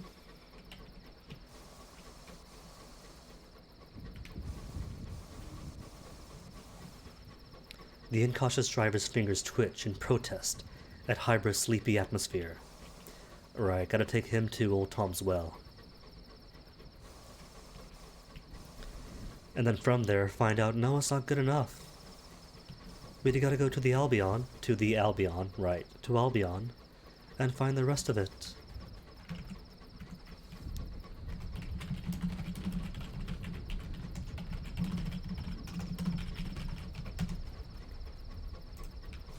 So might be able to squeeze it in. Itinerary is down to New Winchester, and from there, could stop off at Ledbetter's, and Ledbetter's to Old Tom's Well, and from Old Tom's Well, out to Lustrum.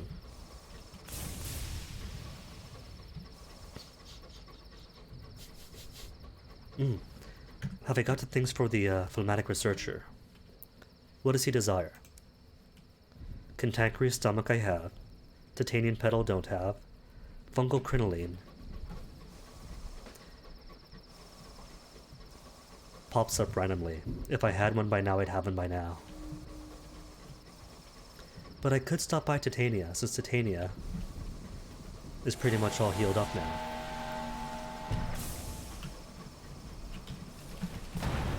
So we are allowed petal cuttings. Ouch. Gossip. Give me that tea. 8 Salon's Feud Gossip? I thought I had more than that. What do I have multiples of then? Possessions? Oh, Sky Stories. 33 Sky Stories, but only 8 Gossip. Bleh. But at least now they are giving me Gossip.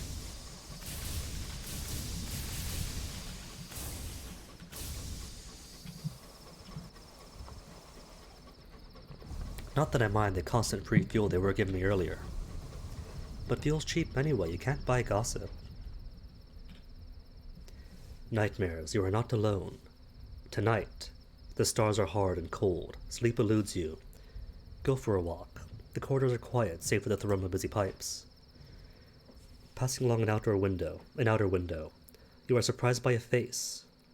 Pressed against the outside of a window, the frosted jowls, the bristly mustache.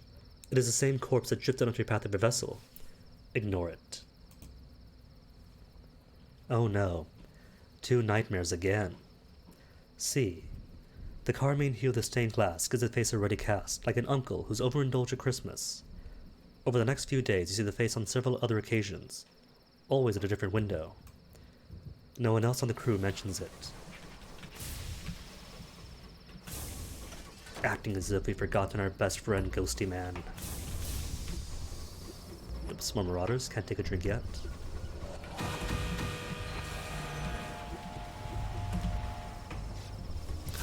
Dodged it. Almost had him though.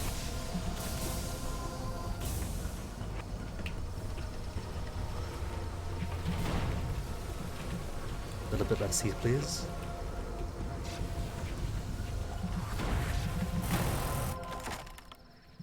Hull or cargo? Cargo. Not in desperate need of hull just yet. Or shouldn't be, being here at the Reach. And just marauders.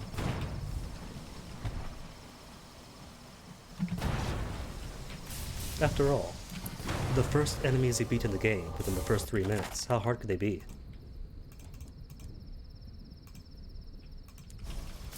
More gossip. A whole whopping 9 now. 9 to make mine.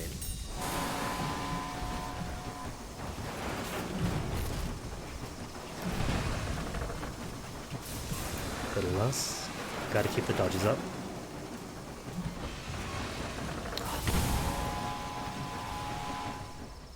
Another close one, but close never counts. What was I doing for the circus again? It was Cautions with the Geese, wasn't it? Pretty sure it was.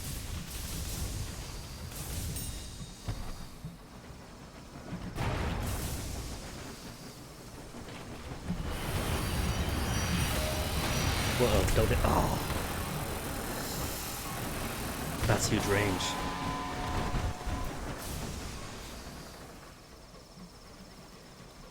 Didn't even touch the actual sprite of the fire.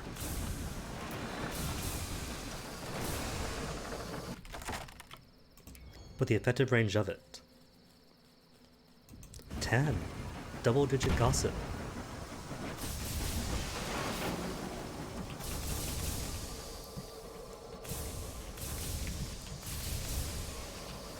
Almost missed this one. More cargo? Distressingly ordered barrels. Fuel? Nah, just uncanny specimens. Not that I mind. Short on specimens too. Crew or random treasures? If I was back in Eleutheria, then sure, crew. But for now, just the treasures. Food? Munitions, even better.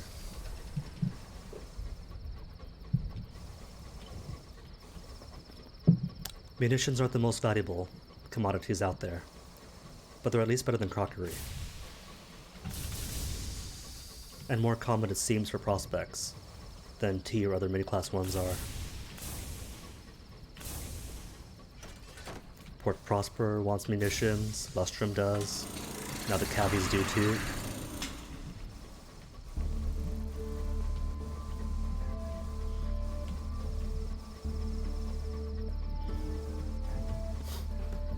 A cluster of islands lie in the mist, strings of bunting flutter, optimistically between them.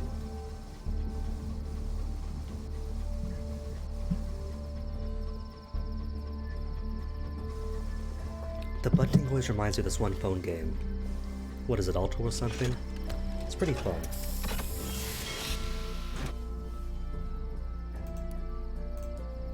Who were they before they were called here?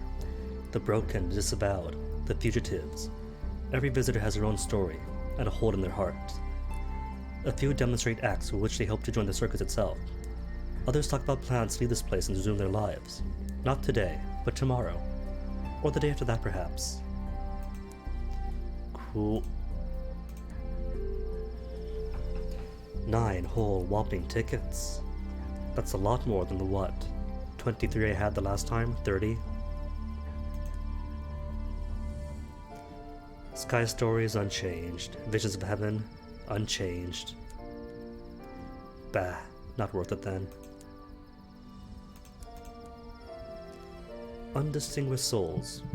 I'll take some, I haven't got a stockpile yet. Alright, did I get the port report? Yeah, I did. On the way out, perhaps.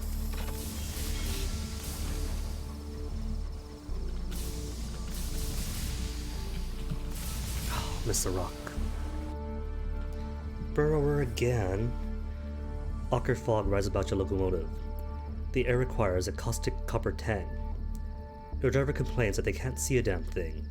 The burrower's breath, they murmur. The fog persists all day. That evening, a gnarled crewman visits your cabin. The burr below is displeased, he informs you. She expects a sacrifice. If you wish it, he will arrange it. Nah, I'll find my own way through. You take the helm and order half steam. Your engine crawls forward, vast shapes looming around you like giants of the fog. Sky rocks, ancient ruins, slumbering leviathans. You steer a precarious course between them. After an hour, the air clears, the fogs part like a music hall curtain, and the state of the sky is revealed ahead. You are free for now.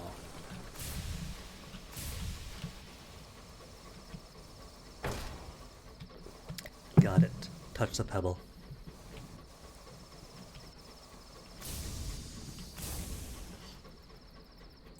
What time is it now? 4:32? Should have enough time to get back to Lustrum. Using the aforementioned route.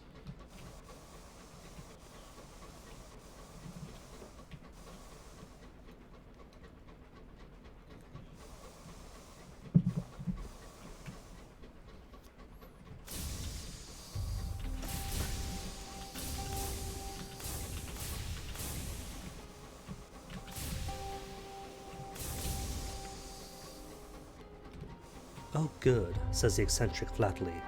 New Winchester, full of men who think they're engineers, bless their hearts.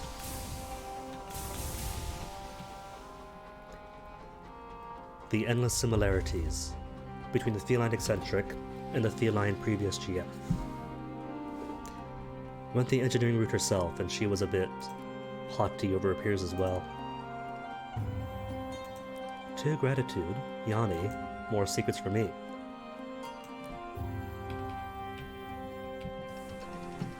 And isn't this a rarity?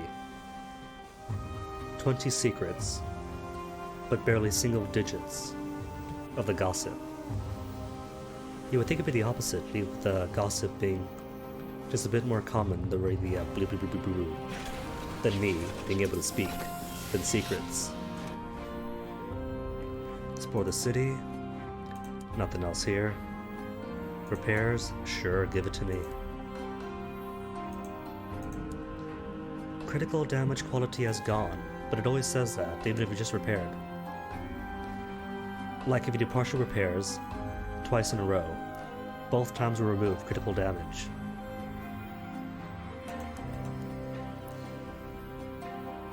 More munitions for Lustrum. Are you sure? Munitions for the Lustrum mines, and more munitions for Lustrum.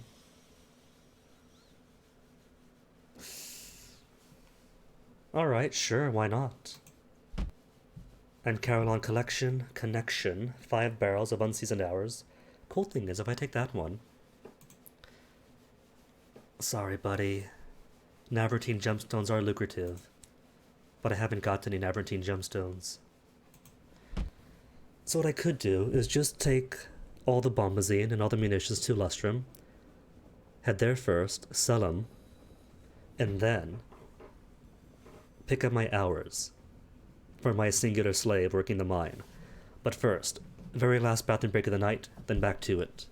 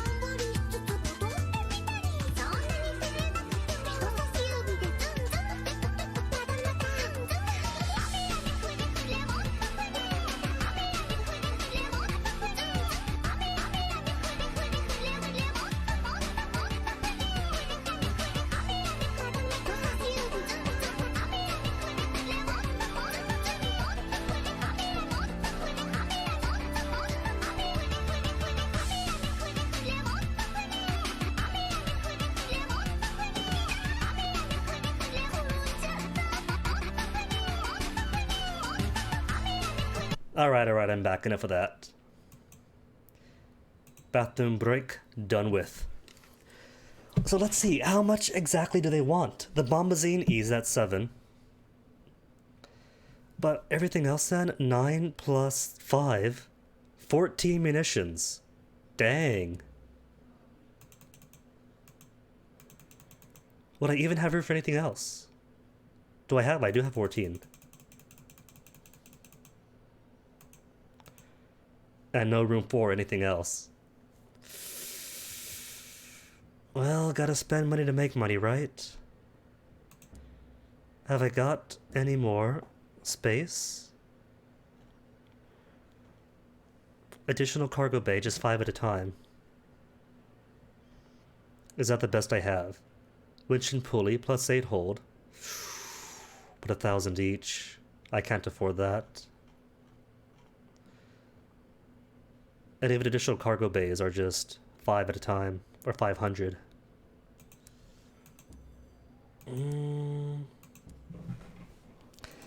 Well, the Bombazine is definitely going first, because the Bombazine is money. Who wants what? 9 and 5.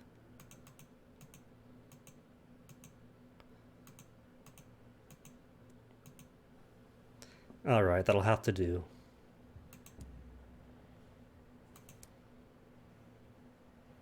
Actually, no. Fuel first.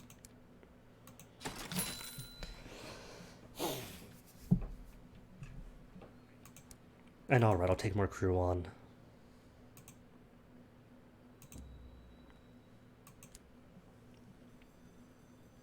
To Lustrum then.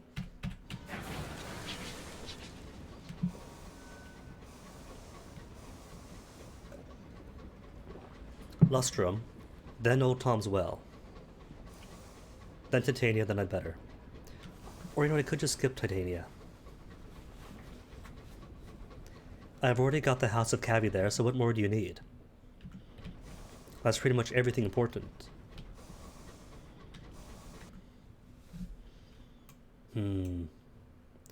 This isn't really a shortcut then. In the older map it was.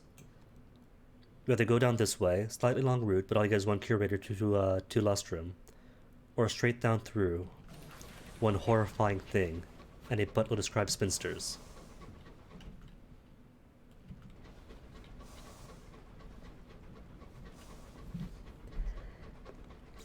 And as much as the scribe spinsters have been buffed, they've also been neutered in their own way. They're easier it feels to dodge. So if anything, going through the horror is actually the better shortcut.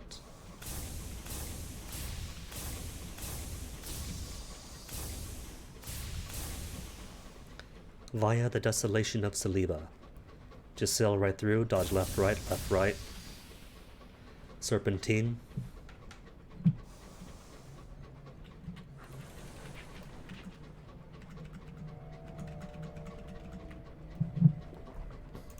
And hey, free fuel, right? You are fuel, aren't you? Called it fuel. And more stuff I can't just say. At least a few prospects are finally asking for high value stuff, or at least mid value stuff, and not just seeds for everywhere across the sky. So a gal could finally make some money around here.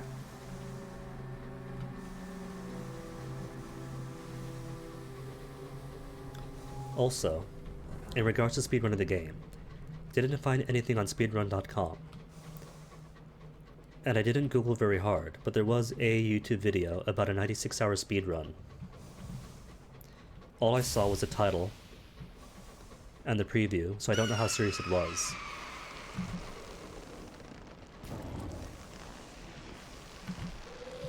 Too shallow.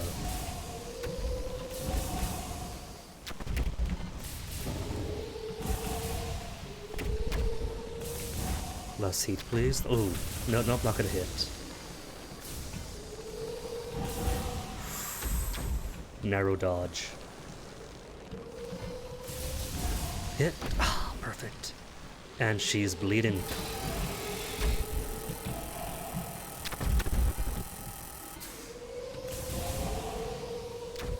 And that is why sparing heat for dodges is more important than taking a spare final shot. Because what happens, say, if that spare final shot is not the final shot?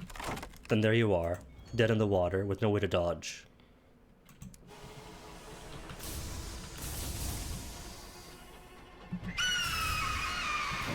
Ooh, stay perpendicular.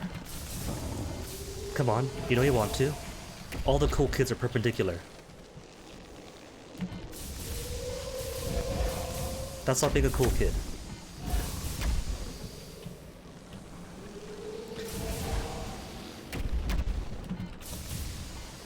Ah, we've been close. What is this, Peacock Wind? Nope, nope, nope. Sometimes you just miss and I'm happy for it. See, I knew they were a cool kid. They know what's up. They're all about the perpendicularity. Candle flame. Candle flame? Oh, psh. I read it as if it was a candle flame, or like as if the candle flame is a candle wind or something.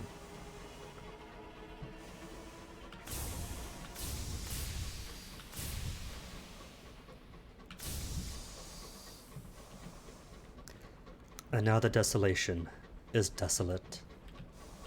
No scribe spinsters, no friends to keep company. The real friends are the rocks hit along the way. The withered walls of this ruin require a saying. Do you really need a speciometer just to walk inside and see what's up?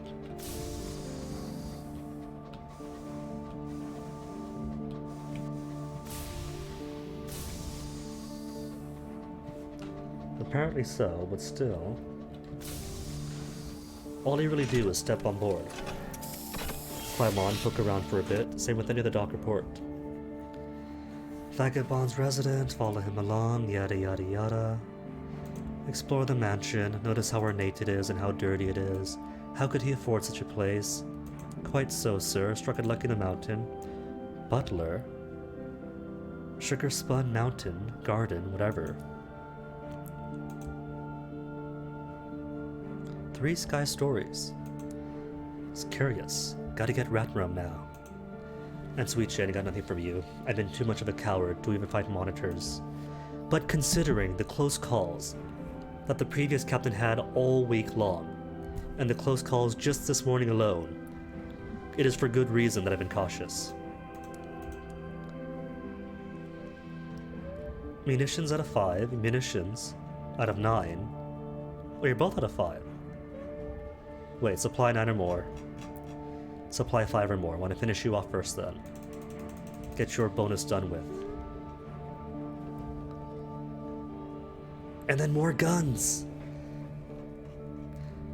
An opportunity for fearless captains. Sweet Jane's counting house on Lesson requires 5 crates of munitions in order to reinforce a claim against the Windward Company. Remuneration, generous. How generous is it, Sweet Jane? Plus 100. Anyway, buy more of you. And then right away turn it around and sell it back to them. Now, all they need is 4. And somebody wants Thirsty Bombazine. 3,452, not bad to top the night off with. You deliver the cargo to Murgatroyd's daughter, Melusine, who raises her unburnt eyebrow in surprise. Amberly's been busy, she says. I'll make sure father gets these. And you made a friend with her family. Does that mean Melusine and I can be a couple? Probably not.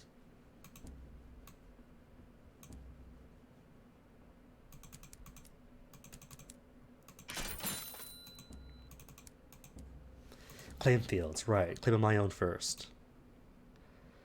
Your crew take a break, all 1 of them. The fruits of their labors are barreled up and ready for inspection. Nothing much to report, Captain. For 1 crew, what do I get? 7 barrels still, dang. So, is there any real reason to leave a butt-ton of crew here? Because either way, I'm going to get loads of hours.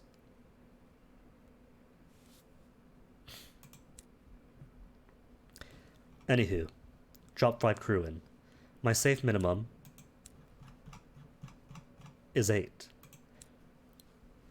So 9 is plenty fine. Back to work, crew. There's hours in this here hills.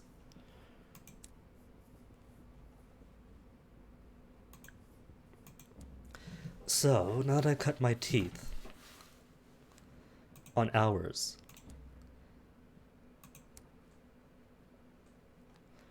visit the Hangman's Pub. No. Wait a minute, hold on, go back in. Because Mr. Penny's is here. And though it might be hard to believe, Mr. Penny's counts as a Mr. Show Mr. Barleycorn's seal. This moth-eaten creature looks pathetic in comparison, but there must be a connection. Mr. Penny's pounces on the seal. The seneschal, it wheezes. 1 of 7, still loyal. Yes, always loyal. Always waiting for reward. No reward for those who serve the messengers. Always outcasts. Always disappointed.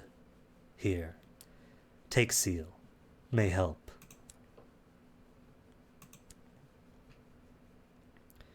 Though you can't ever complete that quest, sadly. Not as things currently stand. I thought with the Hoarder update you might be able to, or at least get one step closer. But that bat doesn't count as anybody's mister. Next stop is where? Lustrum? Lustrum, not Lustrum, in Lustrum. To Carillon then.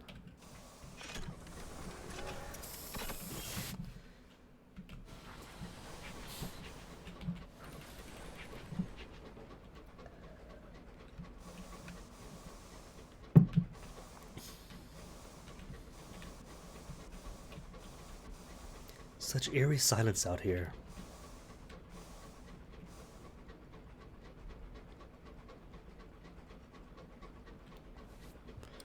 I think it's because of the ambient music solo too. Ambient music, ambient sounds. Oops, missed.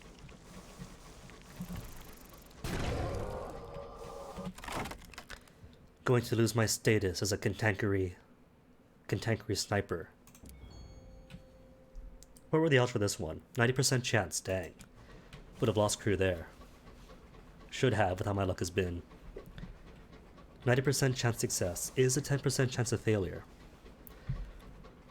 And if you consider the law of large numbers, if I do that 9,000 times, the outcomes will approach 90% more often.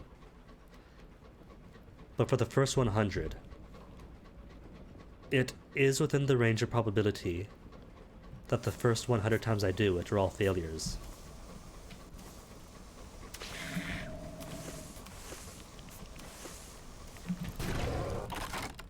There is no rhyme or reason to how that 90% success distributes. And if it turns out that you never do it 9,000 times, then oh well.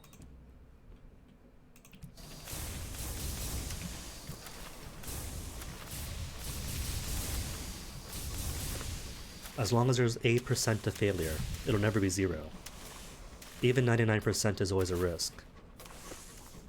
Which is why, if it says 100% chance success, and you get partial success, that is partial failure, and should not count as 100. Gonna take this not to my grave. This is a hill I'm gonna die on.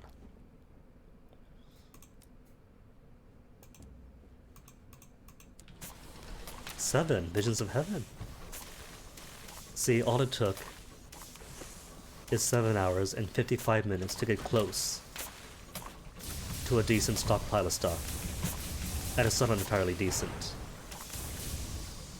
Vulcan Tankery? Nothing? Oh, there's Carillon. Going a bit too low now. Oh, rude. Oh, what they do home is why. See, more similarities to the X. Doesn't just have her face and her girth,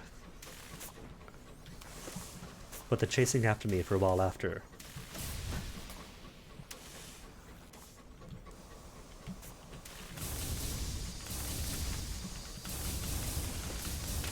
Which I guess are what X's do, even I've been there. Strip for parts. And then get ambushed. No ambush, no guess, no nothing. Lonesome.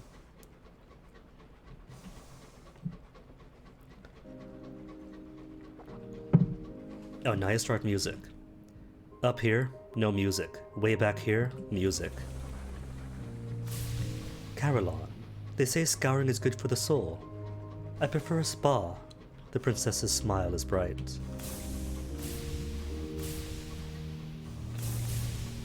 Checkerboard garden. Garden of insatiable roses.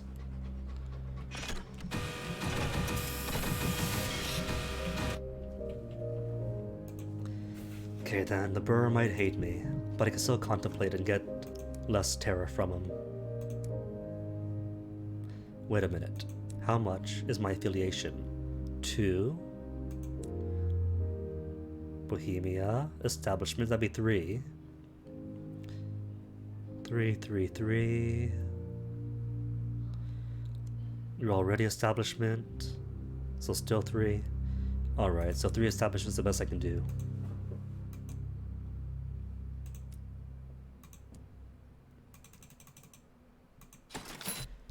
$4,000 sovereigns. And more hours. Sure. Nah, not sure. And not even supplies. I don't need your spare supplies. Get me out of here. Next stop, Titania.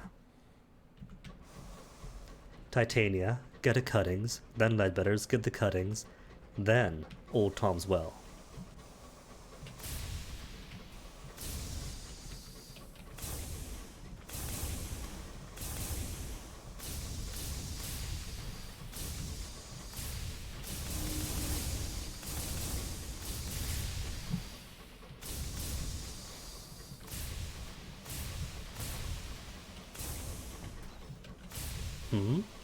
Sound? Do I hear combat? I do hear, but it's distant and far to the north.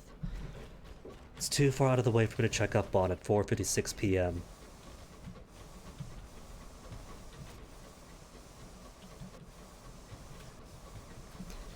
This is pretty much as late as I intend to be on. Ledbetter's and Old Tom's will have to wait for tomorrow. Even if Ledbetter's is right across the way. Still though, the intent is to end before 5, and before 5 it shall be. It shall be... Still 79, so no. Not going to kill off my crew.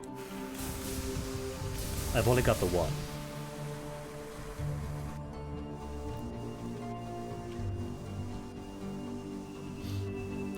Where's the nature reserve? Is it Posey Park? Know what they should do? They should have the entirety of Titania, or at least the buildings on it, changed to reflect... Oh no, I'm gonna lose everybody. Success, still lost 3 crew, putting me 2 below the safe limit. Okay, then I'll pay for repairs.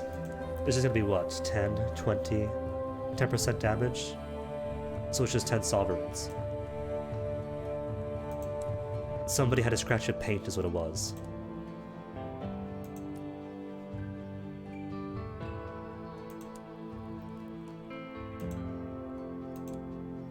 There then. 30% done. Nature Reserve just allows me to collect 5 fuel, which is cool, but I don't need it. The important thing was getting the cabbies back. Literature, I'll take it.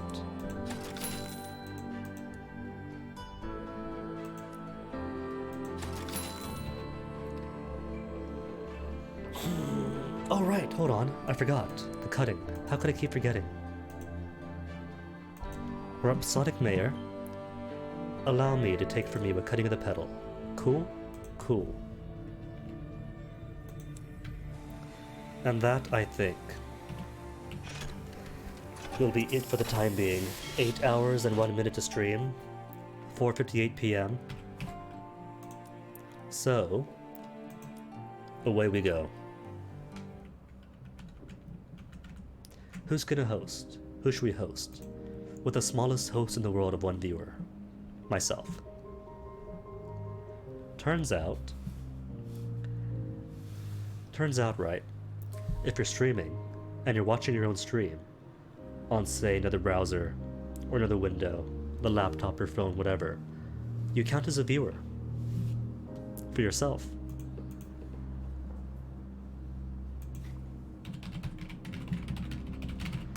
Take notes, Moth.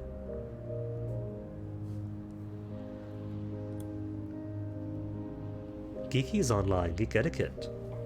Haven't ever given her a host or a raid. Let's then.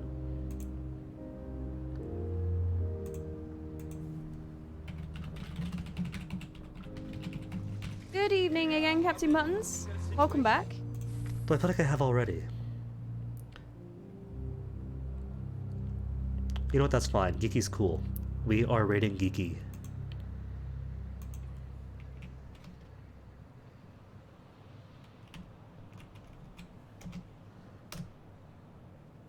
Warning. This channel is intended for mature audiences, not for the faint of heart.